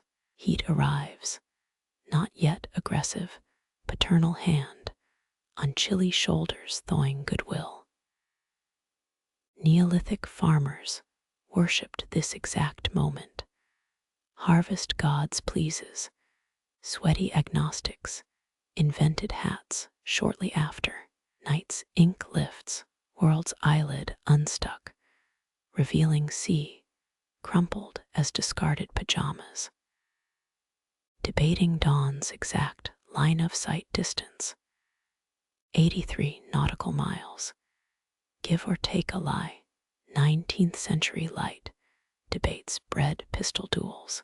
Your spine straightens, vertebrae stacking like obedient dominoes, gravity remembering its diurnal duties. Harvard study found humans grow half-inch taller at sunrise, spinal fluid unkinking, gravity's night shift manager clocking out. The guide folds star charts, her fingers smoothing creases from 2P constellations, soon invisible, celestial origami, returned to vaults. Portuguese sailors stitched secret maps into parrot plumage avian cartographers, long extinct, diet too, dependent on cracker bribes. Dolphins breach, gilded flanks spraying prism sparks. their clicks weaving breakfast gossip. Jacques Cousteau's crew transcribed cetacean chatter as limericks, 3 Frenchmen dismissed for excessive whimsy. Oceanography's laws, horizon steadies, no longer liquid, a razor cut between worlds, reestablished with solar glue. You miss the blur, where sky borrowed seas manic depressive moods. Now boundaries rebuild their tedious walls, salt dries on cheeks, crispy constellations, mapping nights, evaporating sweat, cartography of temporary things. Antarctic explorers licked their own faces for hydration. Your version feels less desperate barely. The guide sits, suddenly weary, her silhouette softening at the edges, like charcoal swiped by thumbs. They'll keep sailing without us. Her palm upturned toward vanishing stars, celestial ships gliding beyond human shores. You nod, jaw creaking, debating whether dawn counts as today or yesterday's overtime. Tongan fishermen called it the maybe hour. Light's accountants disagree, forever auditing twilight's fuzzy math. Laughter bubbles, unbidden sunrise joy fizzier than orange soda, uncapped at altitude. A Baltic queen reportedly died laughing at dawn, her court joining history's weirdest domino effect. Palms press the warm deck, proof of anchoring the ocean's carousel, slowing its spin. Your ribs expand, daylight helium, inflating night-flattened lungs. A buoyancy vest, tugged on molecule by molecule. The feather's twin lands near your heel damp, but unbowed, dawn's RSVP reply. You pocket it, tangible souvenir, while the guide smiles at the east, her farewell already absorbed by hungry light. Squint westward, last stubborn star flickers, screen glare brightness fading from indigo's dying screen. It winks once, final encore, then curtain falls into blue's impatient tide. Day shift, claiming the theater. Breathe deep diaphragm, stretching solar sails, nostrils acrid with ozone and promise. 5 continents inhale, with you, carbon exchange, written in dawn's casual ledger. Photosynthesis, quiet revolution. The guide stands, knees cricking like bamboo wind chimes. Day, awaiting her unpaid labor. She touches your shoulder, calloused palm, imprinting one last constellation, then turns toward the unfurling world. Light winds, blazing triumphant, incinerating night's fragile architecture to ash. You shield your gaze, grinning, knowing stars paddle on just beyond the blue's bland disguise, voyaging forever. Pink dawn bleeds across your eyelids, gentle as folded silk, the sea exhaling night's final sigh. Stars melt like sugar in tea, their light dissolving sweetly into blue. Your breath slows, sinking with waves, lapping the hull, a liquid lullaby older than language. The frigate bird feather drifts, kissed by sun, landing soft on your open palm. Its spine curves like a sleeping child's smile. No measure of science could capture this tenderness. Dew clings to its edges, tiny liquid lenses refracting the world anew. Your guide hums, 3 notes tuned to the rising light, a melody that bypasses ears to nest in rib cages. Fishermen centuries gone would know this tune dawn's ancient frequency, unchanged by empires or clocks. Salt crusts your lips, Earth's oldest lullaby flaking away as warmth returns. Your toes uncurl, meeting wooden planks, now humming with stored sunlight, nights, chill banished to memory. Shadows shorten, stretching no further than childhood worries at a mother's touch. Rigging ropes hum lower, middle sea fading to whisper, as sails fill with day's first breath. The feather lifts, riding a thermal current, wobbling like a newborn's first steps. You watch it rise, not grasping, letting dawn claim what belongs to light. Release feels softer than you imagined. Horizon steadies, blurred edges sharpening into day's certainties. Your spine settles, vertebrae stacking like smoothed stones, each joint whispering peace as gravity remembers its role. The guide's hand rests on your shoulder, calluses speaking of countless dawns, weathered her silence, more comforting than any psalm. Together you breathe, lungs expanding with air scrubbed clean by breaking light. Dolphins arc below, their backs gilded briefly. Merry ghosts reminding you joy needs no audience. Laughter rises unbidden, your own voice mingling with their clicks.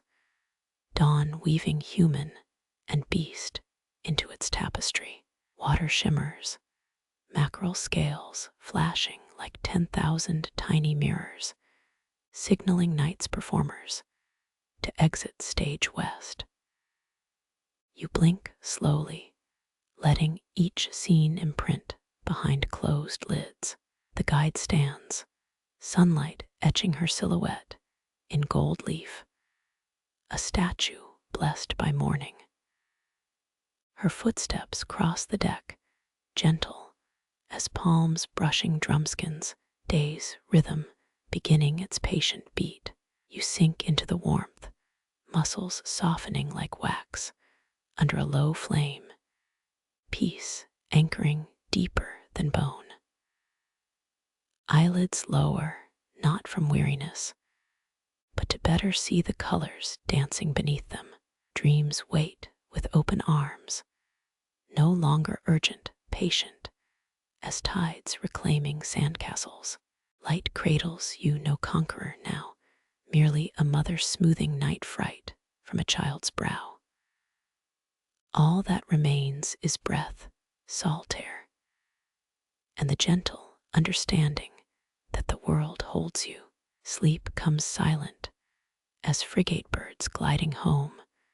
The great lullaby neither conquers nor ends. It simply holds you always.